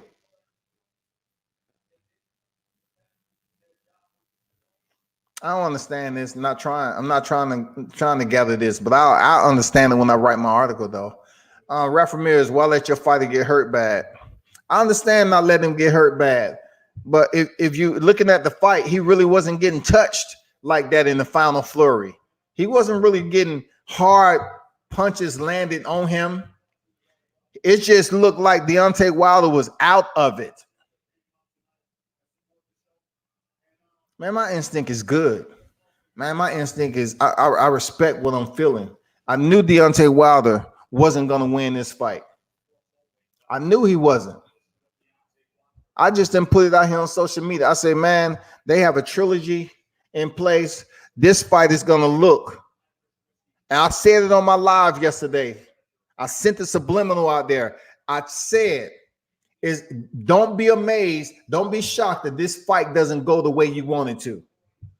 I said that without putting too many details. I say, don't be mad this fight don't go the way you think it is. Because boxing, you have to dive into what their mindset is, man. Who is right to win tonight? Who is right to lose tonight? Deontay Wilder, and he lost. Why? Because it's going to make for better. They convinced us, the people, that he beat him up and finished him. Now, when the rematch is coming, they're going to bring the same amount of crowd up here for a round three to sit up here because they don't convince the crowd that Tyson Fury beat Deontay Wilder. Of course, they're going to have a trilogy now. Of course, because they convinced that Tyson Fury went in there and defeated Deontay Wilder. They knocked the man third round and the fifth round. Man, like, huh? When has he been hurt with a body shot to land from a body shot, like on the floor? Like, what?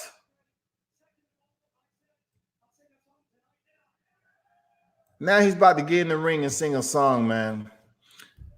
I'm not even mad at, do what you got to do, Tyson Fury. I'm not listening to you, but do what you got to do.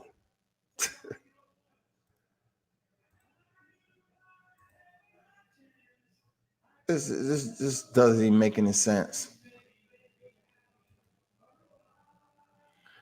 You can say what you want to say, but my prediction is my instinct about boxing. That's my instinct about boxing.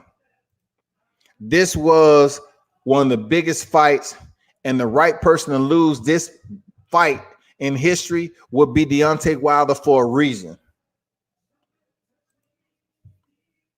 I don't give a damn what nobody say. I was right.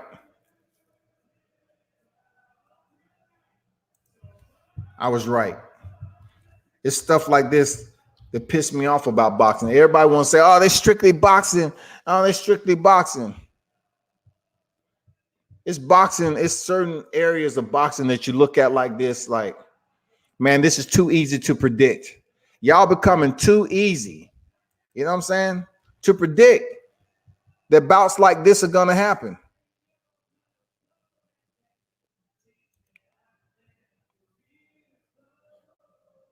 And then Tyson Fury is singing after the bout. You know what I'm saying? Hey, hit that like button for me. I appreciate it. Hit the like button. I'm getting back to the comments. Not feeling that at all. He was sick or something. You're right. He was sick, man.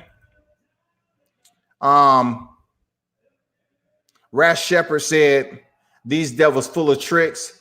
Magic Mike, no trilogy. He flat out lost. Listen, the trilogy involves the loser. The loser have the right to fight for a trilogy. That's the link up. Period. And that's why I said, man, this is the right night for Deontay to lose. I felt it. I felt that he wasn't going to go ahead and defend his title. But if I would have got on here yesterday and said that, people would have been hating and talking all that shit. This is real talk. I'm not sitting up here fabricating anything. I'm telling you. I said it yesterday on live that don't think it's going to be the person that you believe is going to win. Period. And y'all know I support Deontay Wilder for the longest. This don't have anything to do with support. This has something to do with boxing.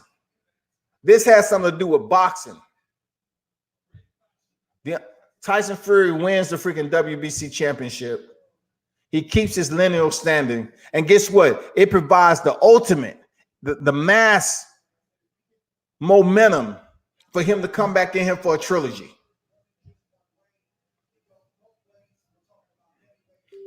This man looked terrible than we ever seen him in freaking 43 of his fights.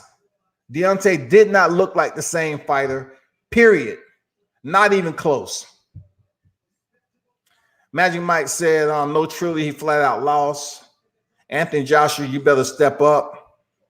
Did I not tell you that the best way for them to make this happen is for Fury to get the belt and potentially go to Anthony Joshua?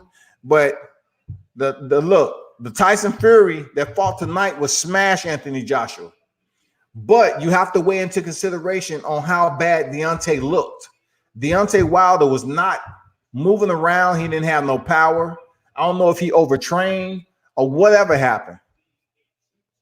But Tyson Fury ran through Deontay Wilder tonight. No ifs, ands, or buts about it. Ran through him. Ran through him. Rude One said, what's up? His legs at the start of the fight was not there. Mark Grubel said, damn, that's right, man. That's right. I'm pretty sure you done seen it in your career there, Mark. And it was a wash. He went in there and got that win. Brute, and like he ran through Deontay, man. I was telling people, man, Deontay is freaking pacing back and forth through the room. Tyson Fury was just sitting there playing around, having a good old time, got laced up, put the gloves on, you know. I'm glad I wasn't at this fight. I'm glad. My instincts was right, man. I called this. Deontay was going to lose this fight, man. Deontay was going to lose this freaking fight. That's the upsetting part that I don't find validation in this matchup that I seen tonight.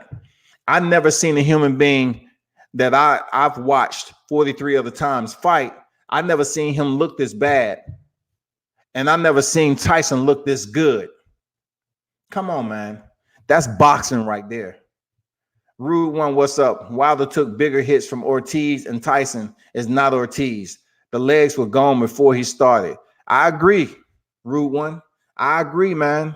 Watch the corner of Wilder. They were told to throw in the towel. His legs were gone and it started the fight. Right at the start of the fight, Wilder was dead. I don't want to see the rematch. Yeah, for real. D-Jack, what's good? Salute to you, man. It might be a rematch. I don't think Wilder won anymore. Believe me, y'all. It's going to be a freaking rematch. I'm not sure who's going to fight in between, but it's going to be a rematch. Believe me when I tell you. Believe me when I tell you, y'all. I called this yesterday when I was on live. I said it's not going to be who you think it's going to be. I read body language, energy, all that. And some wasn't right about Deontay Wilder. Period. Some wasn't right about this rematch clause. Some wasn't right in everything that was leading up to this fight for the rematch to be already in place and me making the determination that if Fury lost, okay. The people are not going to sit up here and go run and say rematch for Fury. But if Deontay Wilder lost, they have to be able, and the way for which he lost, they have to bring it back. Enough for the people to say, you know what? Fury walked through him. Can he come back? Can he come back and win again? Can he get his belt back?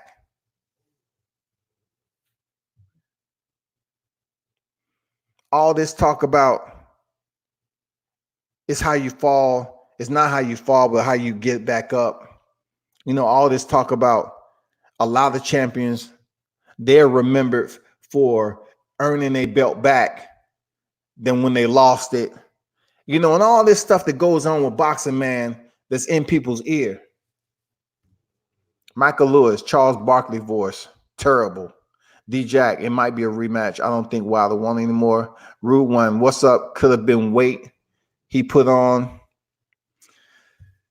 It could have been, but you're trying to tell me if his legs look the same and he put on just a little bit of weight, you know, his legs ain't there, you know, he don't know how to box no more. He didn't have power. It's a lot to go into this, man. It's a lot to go into this. If you're going to put the man on weight, I'm pretty sure they did it right. But I guess the shoving match proved a lot yesterday, because when Wilder flew back the way he did, I'm not sure if that was just how strong Fury felt, or Wilder maybe had leg problems, or whatever the case may be.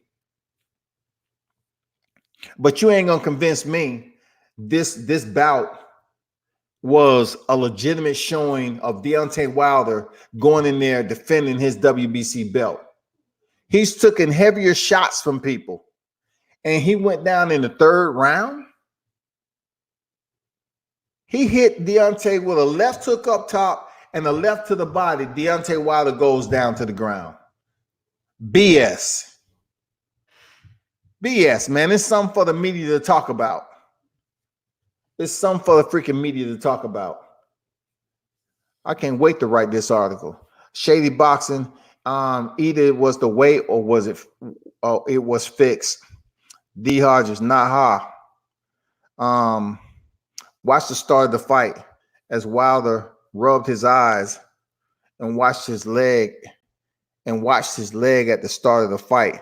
They were spread too far apart. That's pretty much how he fights, Ruin. You know what I'm saying? Seriously. Listen, I take this same type of body language, right? And I'll take it back to Anthony Joshua. When Anthony Joshua came out the first time against Andy Ruiz, and his corner was rubbing the back of his neck to give us an indication that something was wrong with him. And then when he walked in there, he ended up getting blitzed the exact same way Wilder got blitzed. The exact same way. Seriously, it was the exact same way, y'all. I can go through many scenarios on what we're looking at. I'm a little bit perturbed because I know what I just seen. I know it wasn't a validated title defense, because for him to hit Deontay Wilder with the same shots he hit him with sometime in the first fight, and Deontay just falling to the floor like he hadn't even been in training camp, I don't buy that, man. That's BS all the way through. That's BS. Who's going to prevail in the trilogy? Hey, D-Jack, I couldn't tell you who's going to prevail in the trilogy because I know what I call this time around. I said, don't be surprised that the person you think is going to win do not win. I was spot on. Tyson Fury was landing shots, holding early on, fighting on the inside. Did I not say that earlier? That he was going to be fighting Deontay on the inside? He's the better boxer on the inside. He hit Deontay in the same kind of way that Deontay hit him to his first knockdown in the 9th round. Seriously.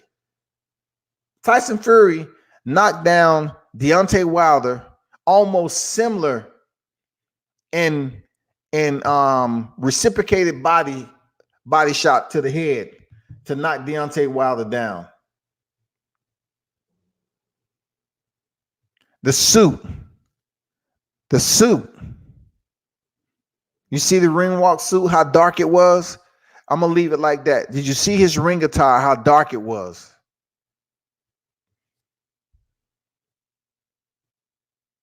Did you see the suit, how dark it was? When did he ever wear a jet black suit like that? And why would you wear a black suit like that on Vegas? Why? Why would you do that? Why would you wear an all black suit on Vegas? Was that the way you was feeling? Or that what had to happen? Why? Why would you do some shit like that? This is the biggest time of your freaking boxing career. Why would you sit up here and wear an all black suit with eyes glowing, simulating demonic type settings? Because that's exactly what it looked like. Look it up. Look it up on Google. Ask.com. This is the part of boxing that makes me a little bit perturbed because I don't think it's authentic. I think there's pretty much a role plan. We just seen two of the biggest heavyweights go down in recent time. That was Anthony Joshua. He went down. His trainer was rubbing his neck. He acted like he was having problems and doing this BS and nonsense. And he lost his belts. Okay? The same thing. Anthony Joshua was a unified champion. He lost his belts. They got the rematch, 2-for-1, right? They came back and had the rematch in Saudi Arabia. Take a little time and you'll figure it out. Once everything's settled down and these brush fires start to smolder, believe me, you're going to start seeing out here on the media, they're going to start firing up the torches again, and you're going to hear talk about a trilogy. If you think that Deontay Wilder is not going to fight for a trilogy a third time around, he can. You know why Deontay can? Because of the way he went out. He convinced the public that he was beat. Tyson Fury ran through him and legitimately beat him. The execution say, how you feel? What do you have to say for yourself? Old media about to have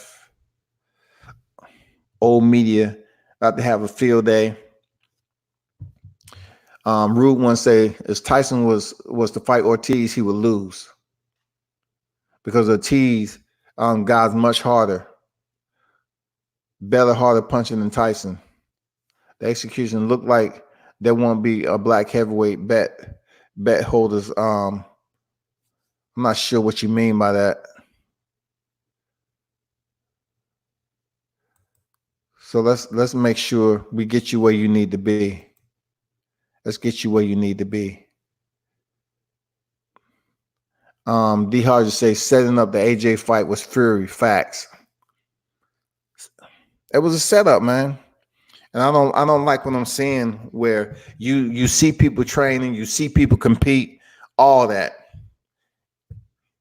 And you just go in there and get walked through like you just left the YMCA. Man, I don't like that. You know, this is the part of boxing where certain things are put in place. I was talking about this 2 days ago, and I was saying the person that will lose tonight will be Deontay Wilder. I've said a couple of times that, just not to sit up here and put anybody up in arms, but I did say in my live the other day, I say, who you think is going to win is not going to win, man. And that person was Deontay Wilder. Why? Because he's the right person to win tonight if you want a trilogy out of it. Not Tyson Fury. It is exactly Deontay Wilder. He's the right person to lose. 11th defense. Longest reign in WBC previously. Now Tyson Fury, they're putting him back in the limelight. And you know what? We don't know what's about to happen. We don't know if he's going to be the opportunity to go over there and face Anthony Joshua for the unification bouts. I don't know what to tell you, man. I don't know what to tell you, but everything worked out great for me not to go over there to Vegas for this weekend. It worked out great. Good spirits. I'm thankful. Rude once said, I don't think Tyson will fight Wilder. Wilder took a beating to throw this fight. Watch the start of the fight. D Hodge, but he did get 25 plus million to hell. So hell, he'll be okay. Hey, we'll all be okay with 25 million. Real talk.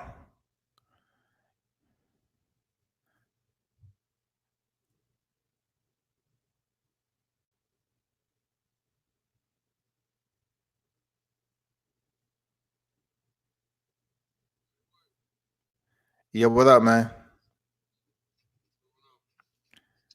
What you think of the fight? What you think of the fight, man?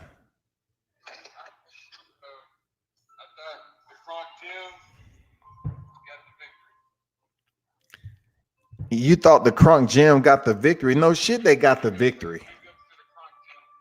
Man, you playing with me right there, man. Big ups to the Crunk Gym. Man, what did the Crunk Gym do? Not a dang thing we ain't seen. Man, please. Man, that fight, man, that was one of them boxing moments that I told you, bro. I told you it was gonna be one of those boxing moments, man.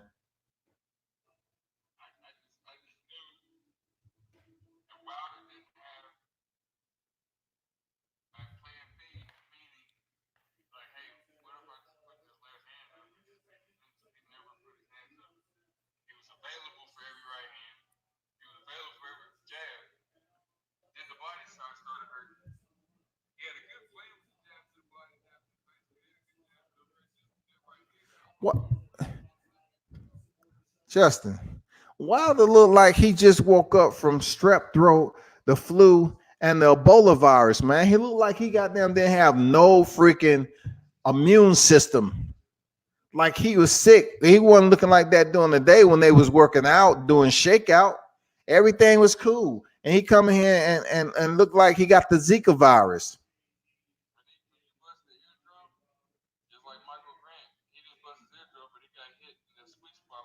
Bro, he was looking goofy before the eardrum, bro. Man, he was looking crazy before the eardrum, bro. Bro, he was different before the eardrum. The eardrum happened in what round?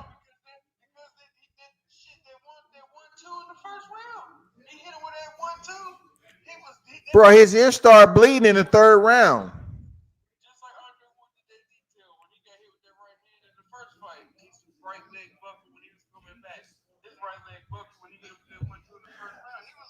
So when Deontay Wilder hit Tyson Fury, so when Tyson Fury hit Deontay Wilder,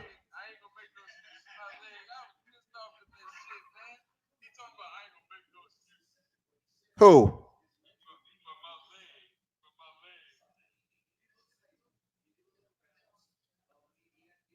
Man, he didn't. Man, it wasn't his eardrum, man. I'm telling you, it was something else going on. Just like Julian Williams fighting Jason Rosario, it's someone right.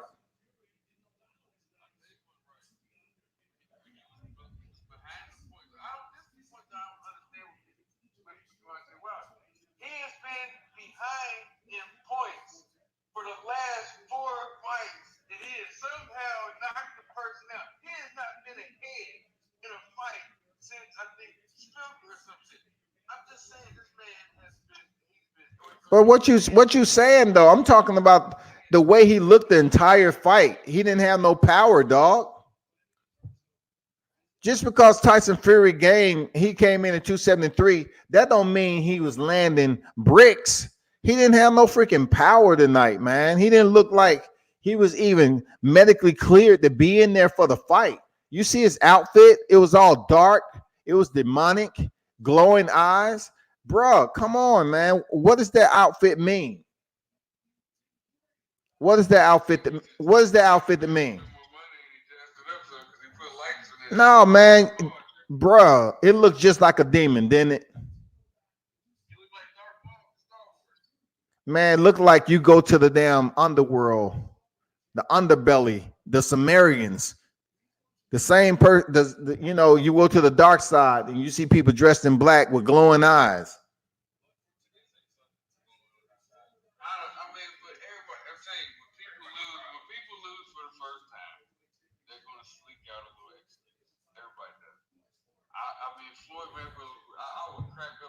Road One said, I don't get Tyson will fight Wilder to be.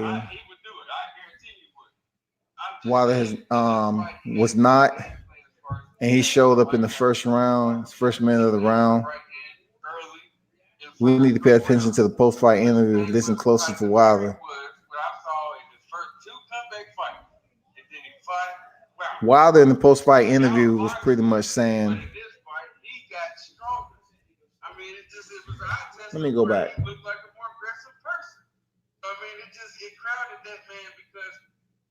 can't with somebody that think like I can see you gonna stay at bay because I can knock you out. He crowded that shit. I mean, he crowded it.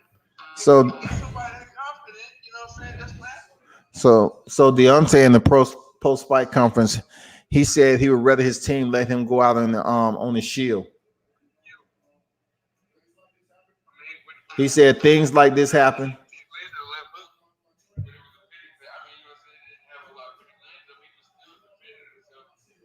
He said he loved to go out on the shield. When have you had to go out on your shield?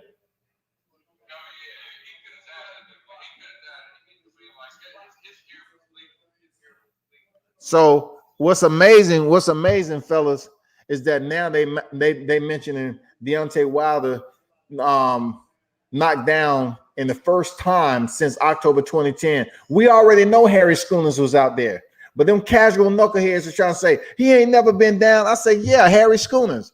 They just took it off the web, man. They erased that shit.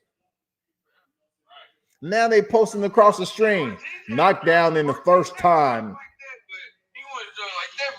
I said, his jump shot was a game changer, man. Because he was, you know what I'm saying. But Deontay Wilder never had no defense. He never had no defense. No, man, this is different. He was able to get 43 fights with the same defense he had tonight. Man, that's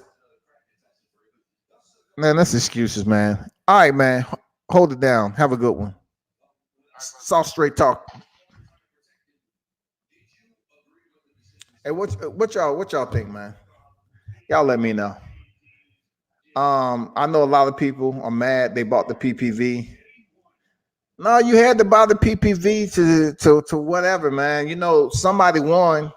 I'm not too shocked at who won because I thought it was gonna happen this way.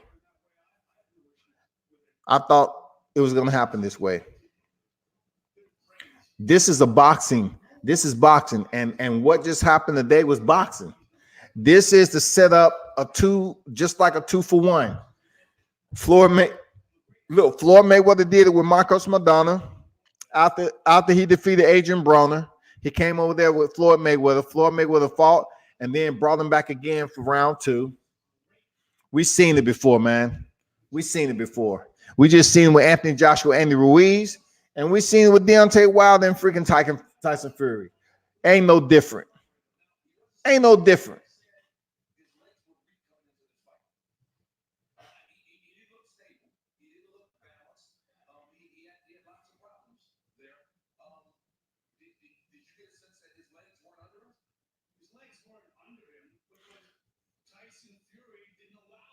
They said his legs weren't under him because Tyson Fury didn't allow his legs to be under him.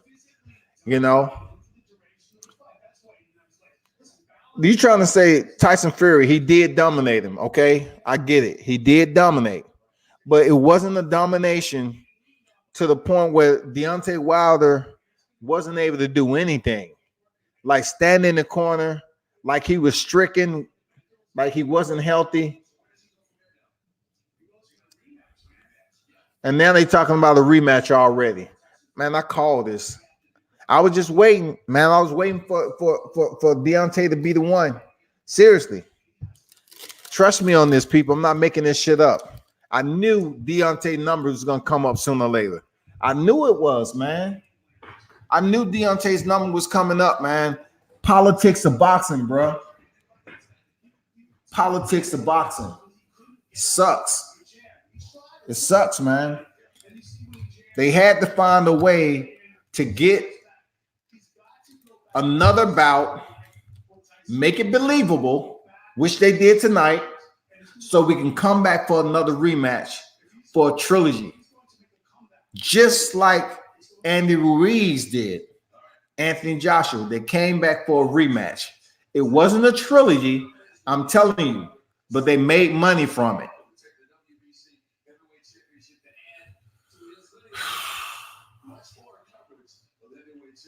Rude One say peace out from Sweden. Thanks, mate, for the communication. Appreciate it, Rude One. Appreciate you dropping through. The year of upsets already. You know Floyd happy right now. And Tyson. Lomo, one is erased.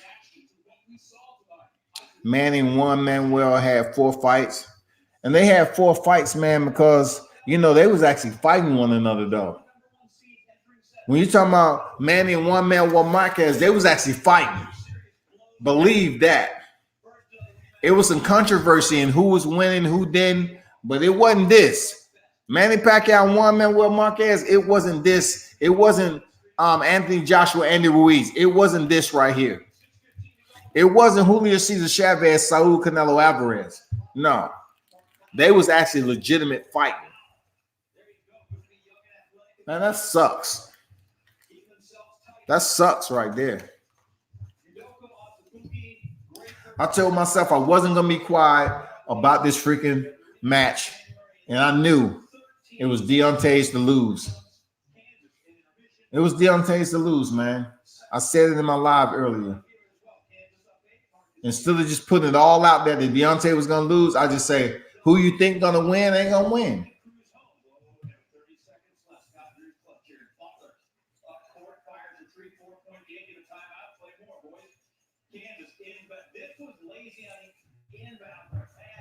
What do y'all think? What do y'all think? Let me put some comments up here. Christine Ferrer dropped by. Salute to you, Misfit. Didn't see you over there.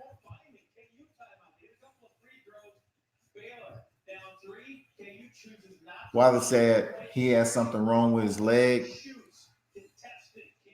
Look, if you've been in here several times before, I'm not gonna say nothing, but you know, I don't know what was going on with your leg, but Wilder was, you know, doing combinations and everything on the shakeout, on the mitts. I don't know what was up. I hope we find out sometime later, you know, what was up with his leg.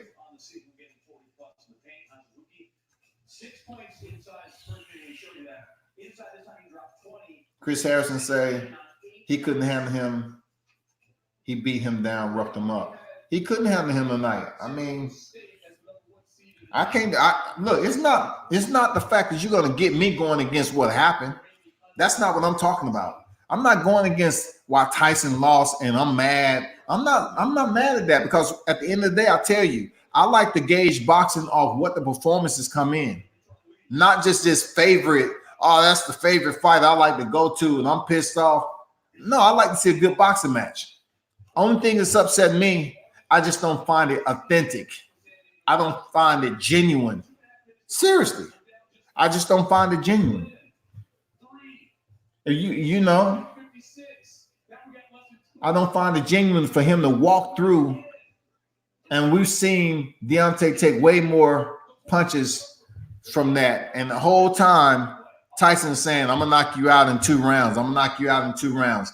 How? And you never knocked out anybody else like you did. You didn't run through Otto Whalen and you didn't run through Tom Schwartz. How are you walking through Deontay Wilder like this?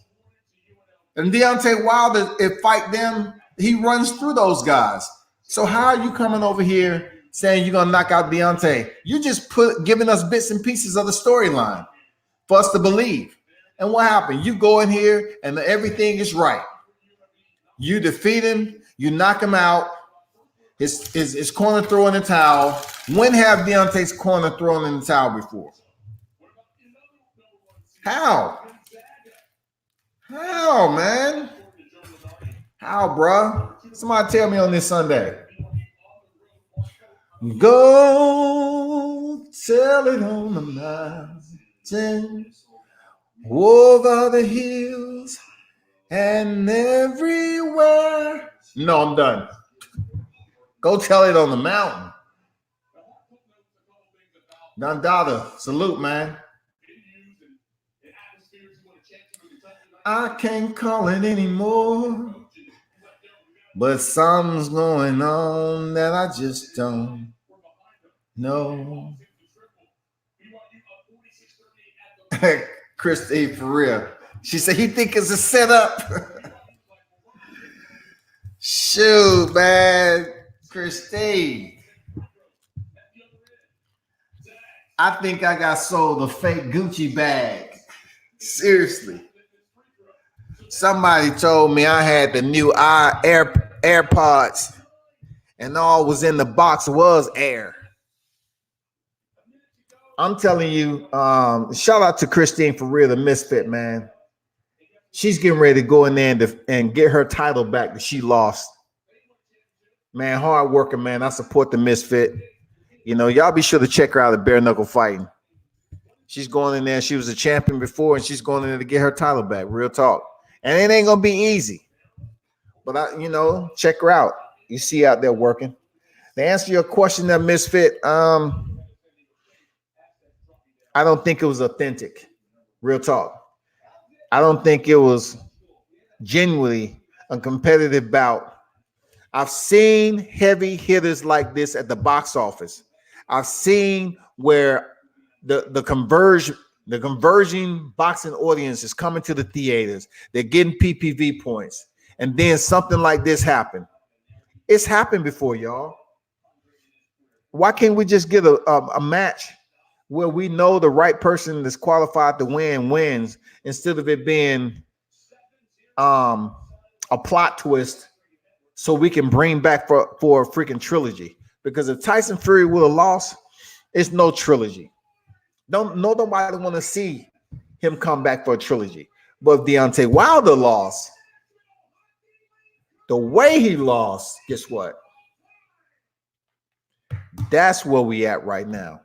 The only way to bring the fans back to the seats if Deontay Wilder doesn't have a belt. If he doesn't have a belt, man, come on. Now, you know what we're gonna see. Tyson Fury go in there and fight Anthony Joshua for the undisputed title. Is it something we're missing, or we gonna have an immediate rematch? What does the contract say? I know it says rematch, but does it say immediate rematch? I don't agree with that.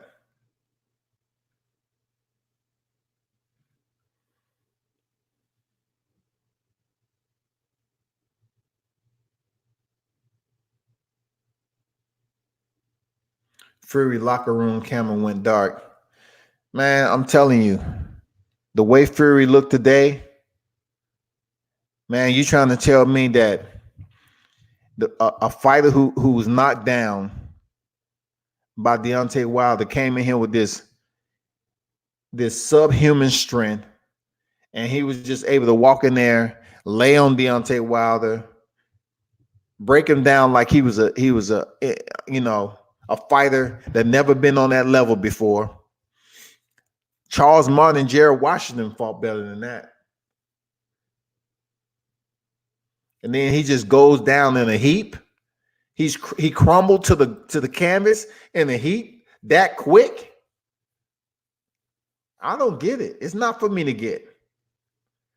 But what I did understand was that Deontay Wilder was going to lose tonight. I knew that already. But, you know, I just didn't want to sit up here and tell people on social media. And, you know, I didn't want to sit up here and light some trolls on fire for jumping on my channel, talking about I'm being a hater and I'm switching lanes. No. I can go to right now, the article I got written up to talk about this freaking fight that I didn't release. Because I was going to put it out there.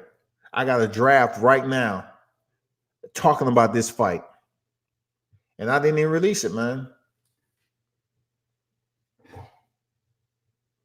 It's just been sitting in the draft. Because I didn't want to hear nobody's mouth come up here talking about I'm just talking. But this fight right here was the perfect fight with a trilogy already set for it to go the way it did. That's true. Anyway.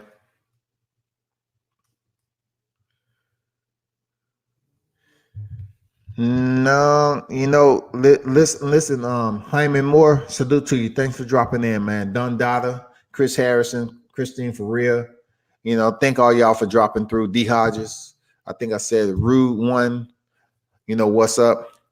Hey, listen, when they was doing Shakeout, there's a video out there. They was doing Shakeout today.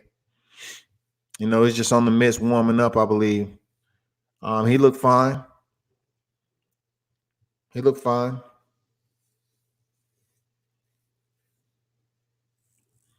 I just felt it. I felt the energy, man. I just felt the energy. My energy was right. It's not the first time I felt it. But I knew Wilder wasn't walking up out of here the champion today. It's just disappointing we have to go through this in boxing.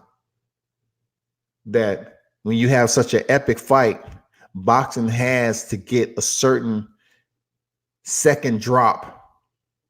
They have to get the turnaround. You know what I'm saying? They have to get the return on the second bout because everybody came up to this fight. Man, I am glad I didn't show up for this fight. I'm glad. It was raining over there in Vegas. I am so glad. It's a blessing in disguise, man. I felt it. I just felt it. I could have still went out there, but I just felt that this wasn't going to be right. And, you know, it's no way that you're going to convince me Tyson Fury was that behemoth. Tyson Fury was a behemoth. He was one of those gladiator type dudes that's just all built up and ready for the kill tonight. And he ran through Deontay Wilder. It's no one going to convince me. You know, you want to get on here tomorrow or whatever and convince me that Deontay Wilder, his legs wasn't right or this, that, and that. Man, come on, man. His legs was fine. He got hit behind the ear. In order to make everything look legit, man, the punishment was just, man, come on. We seen him get hit with more shots than that, period. When have Deontay Wilder went down to the ground and looked up at the ref like, what was that? What was that? When have we seen him go down? How many shots did Luis Ortiz hit him that was much harder than that? Much harder than that, people. Stop playing with me. How many times have we seen Deontay Wilder get hit with a shot with Luis Ortiz much harder than Tyson Fury? Over and over and over again, he still didn't go down. You trying to tell me 41 seconds? But in the third, he's going to get dropped. In the fifth, you're going to throw a body shot? So our champ going down for body shots now? Come on, man. Body shots, dog? No, yeah. I don't believe that one bit. Nah. I take a little visual of everything. I'll take the visual of the suit that he wore out there. Really didn't have anything to do with the Bronze Bomber. Seriously. I'm calling the way I see it. That suit did not have anything to do with the Bronze Bomber.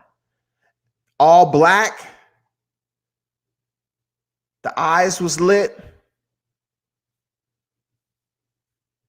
It looked more like it was evolved around, you know, the ominous side of the house. That's all. It seemed like it dealt with the Sumerians of life, the people who live in the dark. It seemed like it was a bit demonic.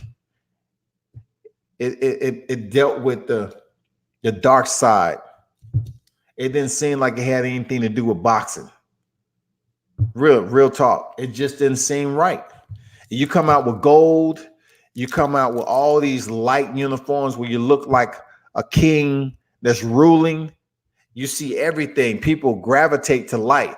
But when you come out in an all dark suit with glowing eyes, that puts us in the mood of this fictional place that they call hell, which don't exist. And you know what we've been made to believe, you know, as far as the demonic sanctuary that resides in that place. All of it was wrong, period. It was all wrong. Don Dollar said Wilder need Bomac. I don't know, you know, about them switching trainers, but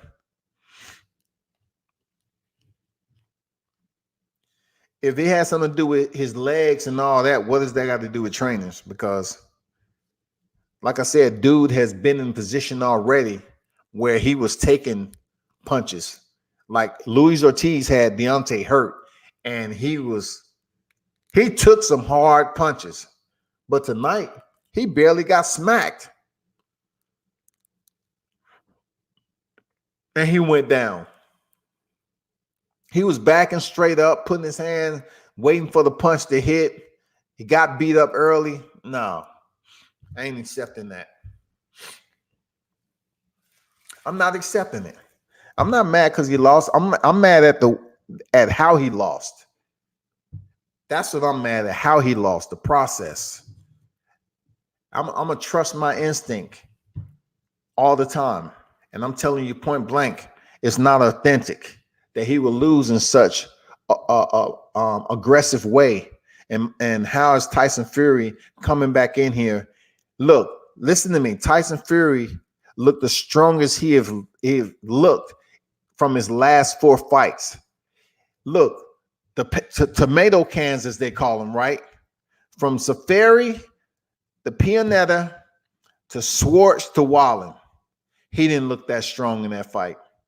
He didn't. He comes over here and runs over the WBC heavyweight champion in his 11th defense that couldn't barely stand up. Why take the fight if he was injured? Nah, you was good. Deontay was good, man. Seriously, I think he was good. He said there was something wrong with his leg. Man, come on, man.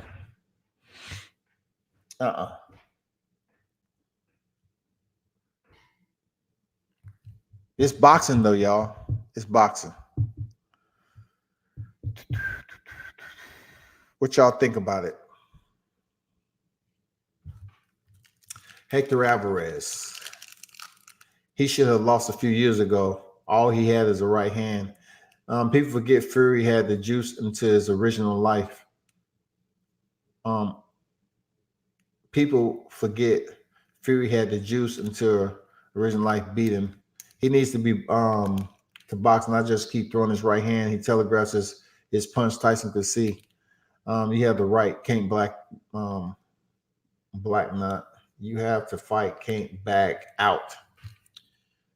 Well, if it was an injury, he could have backed out. He was probably, because I don't think Fury was Deontay Wilder's mandatory. You know what I'm saying? He wasn't as mandatory. So that fight could have been delayed anyway.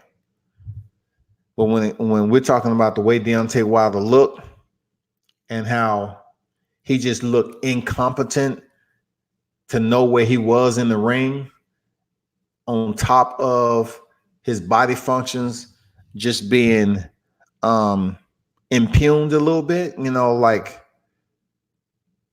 he had been injected with some anesthesia and he just didn't have feeling to move around and nothing like that. That's just the way it seemed with Deontay Wilder. It didn't seem real. The person we seen go in there and move around and take shots, he was just there looking the same way Julian Williams looked in his fight, looking the same way Anthony Joshua looked in his fight when he first stepped in there with Andy Ruiz, looking just bewildered, befuddled, puzzled, all that you want to talk about. It wasn't nothing, that we look at and say, okay, can we compare this to his last fights? Why is he on the ground so early? When did we ever see him on the ground so early? And now after all the freaking years,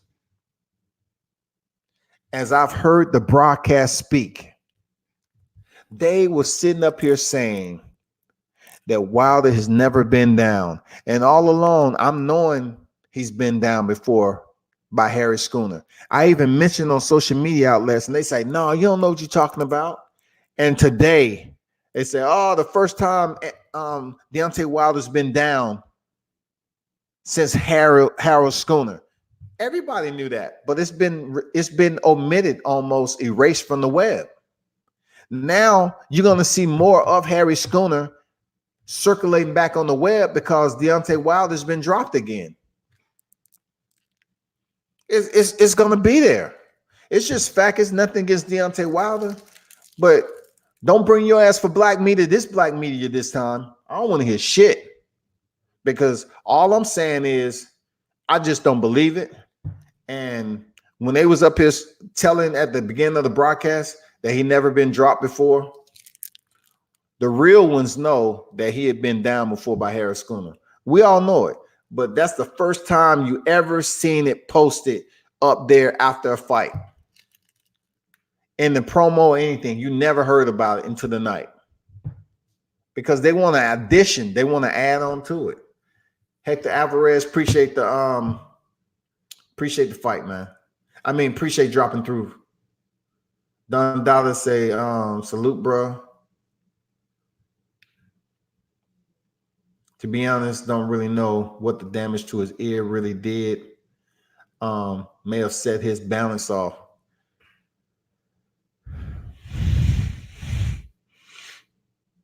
Out of all the punches that he received from Luis Ortiz, did you see his ear bleeding? All of a sudden, Tyson Fury comes in here and smacks him in the ear, and his ear is freaking leaking out like a goddamn a busted tomato. Like you punctured a goddamn Smucker's jelly jar or something. Like you stepped on a plum. It was just bleeding profusely from the goddamn heavy-handed Tyson Fury all of a sudden. When did Tyson Fury get so much power, though? Busted eardrum is no joke. Absolutely, but when did he get so much power? When did we ever see Deontay with a freaking busted ear before? When? Talk to me. When, people? This is serious. When did we ever see Tyson Fury with a busted eardrum? I mean, busting eardrums. When did we ever see that? J-Rock versus Fazari was real. J-Rock just didn't take it serious. Didn't take Ruiz serious. Man, bro, I disagree, D. Hodges, because J-Rock mouth was open early in the fight. And how is he not going to take Jason Rosario serious? This is defend his title. He hasn't even defended his freaking unified titles yet. He took him from Jay Hurd, and that was the first time. So you're trying to tell me in Philly, the mindset of these fighters is, oh, I'm fighting Jason Rosario? Don't worry about it. I come to the gym every other day. No, the mentality is to stay at the top of the heap, right? To stay at the top of the mountain. So you got to go in the gym and train your best, right? I believe J-Rock, something was going on with him because his mouth was open in the second round. And really, Jason haven't did nothing to his jaw. He hadn't landed on him like that. His mouth was open. I think it might have been more so an injury. Andy Ruiz, AJ, that was all pretentious to me. There's no way Andy Ruiz came in there. Deontay Wilder's laying on a stretcher, getting checked out by the doctor. Oh, they checking out his ear. They treating his ear.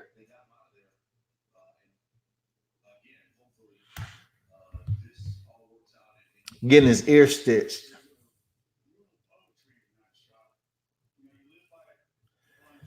I still, with him, man, no. I mean, no. But all this didn't take it serious between Andy Ruiz and J-Rock. Hell no. I think Andy Ruiz the second time around, absolutely. He did not take that fight serious because he was paid. Period. Andy Ruiz threw it. I'm going to say it. Andy Ruiz didn't train for that fight because he didn't have to. He was getting a second paycheck, and he went in there and he put on a damn marginal performance against Anthony Joshua because the plan was for Anthony Joshua to get his belts back and come two-time unified champion. And that's exactly what happened. They just needed the right opponent to make it happen.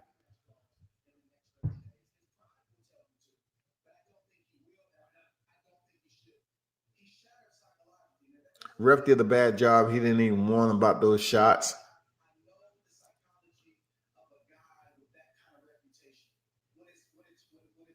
AJ caught one in the ear of the back of his head. AJ did get hit on top of the head or near his temple. That was much different though, because we're talking about AJ, who's been on the canvas plenty of times before. He's absolutely been on the canvas plenty of times before. Deontay Wilder's taking harder shots than that. That's all I'm saying, people. But it's been a pleasure, everyone. It's very, very late. I have to shut this down. Thank you very much for dropping through. Be sure to follow World Combat Sports on all social media networks, man. It's been a pleasure sharing this fight night with y'all in one of the biggest boxing matches in UFC history. I mean, in freaking boxing history. This shit got me thinking about other stuff, man. The biggest boxing match in history, in this era, rather. It turned out, in my opinion, to benefit only one fighter. It really ain't benefiting any other fighter. And, kudos to Tyson Fury. Go out here and celebrate as much as possible. I mean, you deserve it, man. You went in there and you was the winner. If it was Deontay Wilder, we'll be saying, okay, Deontay Wilder, go in there and celebrate. But, Tyson Fury, he won the fight, man. He won the fight. I knew he was going to win the fight tonight. Not because he could beat Deontay Wilder, because it was set for him to beat Deontay Wilder. Because they have a rematch clause, people. Just like freaking Saul Canelo Alvarez and Julio Cesar Chavez. He beat him for 12 rounds, and then Gennady stepped through the ropes like, okay, we have a match signed. Hello, everybody. We're officially announcing the match between Canelo Alvarez and Gennady Golovkin.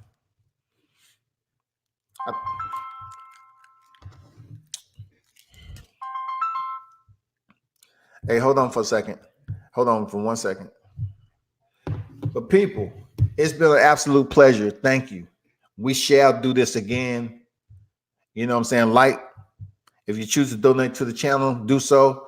In the meanwhile, turn up and tune in to World Combat Sports Fight Night.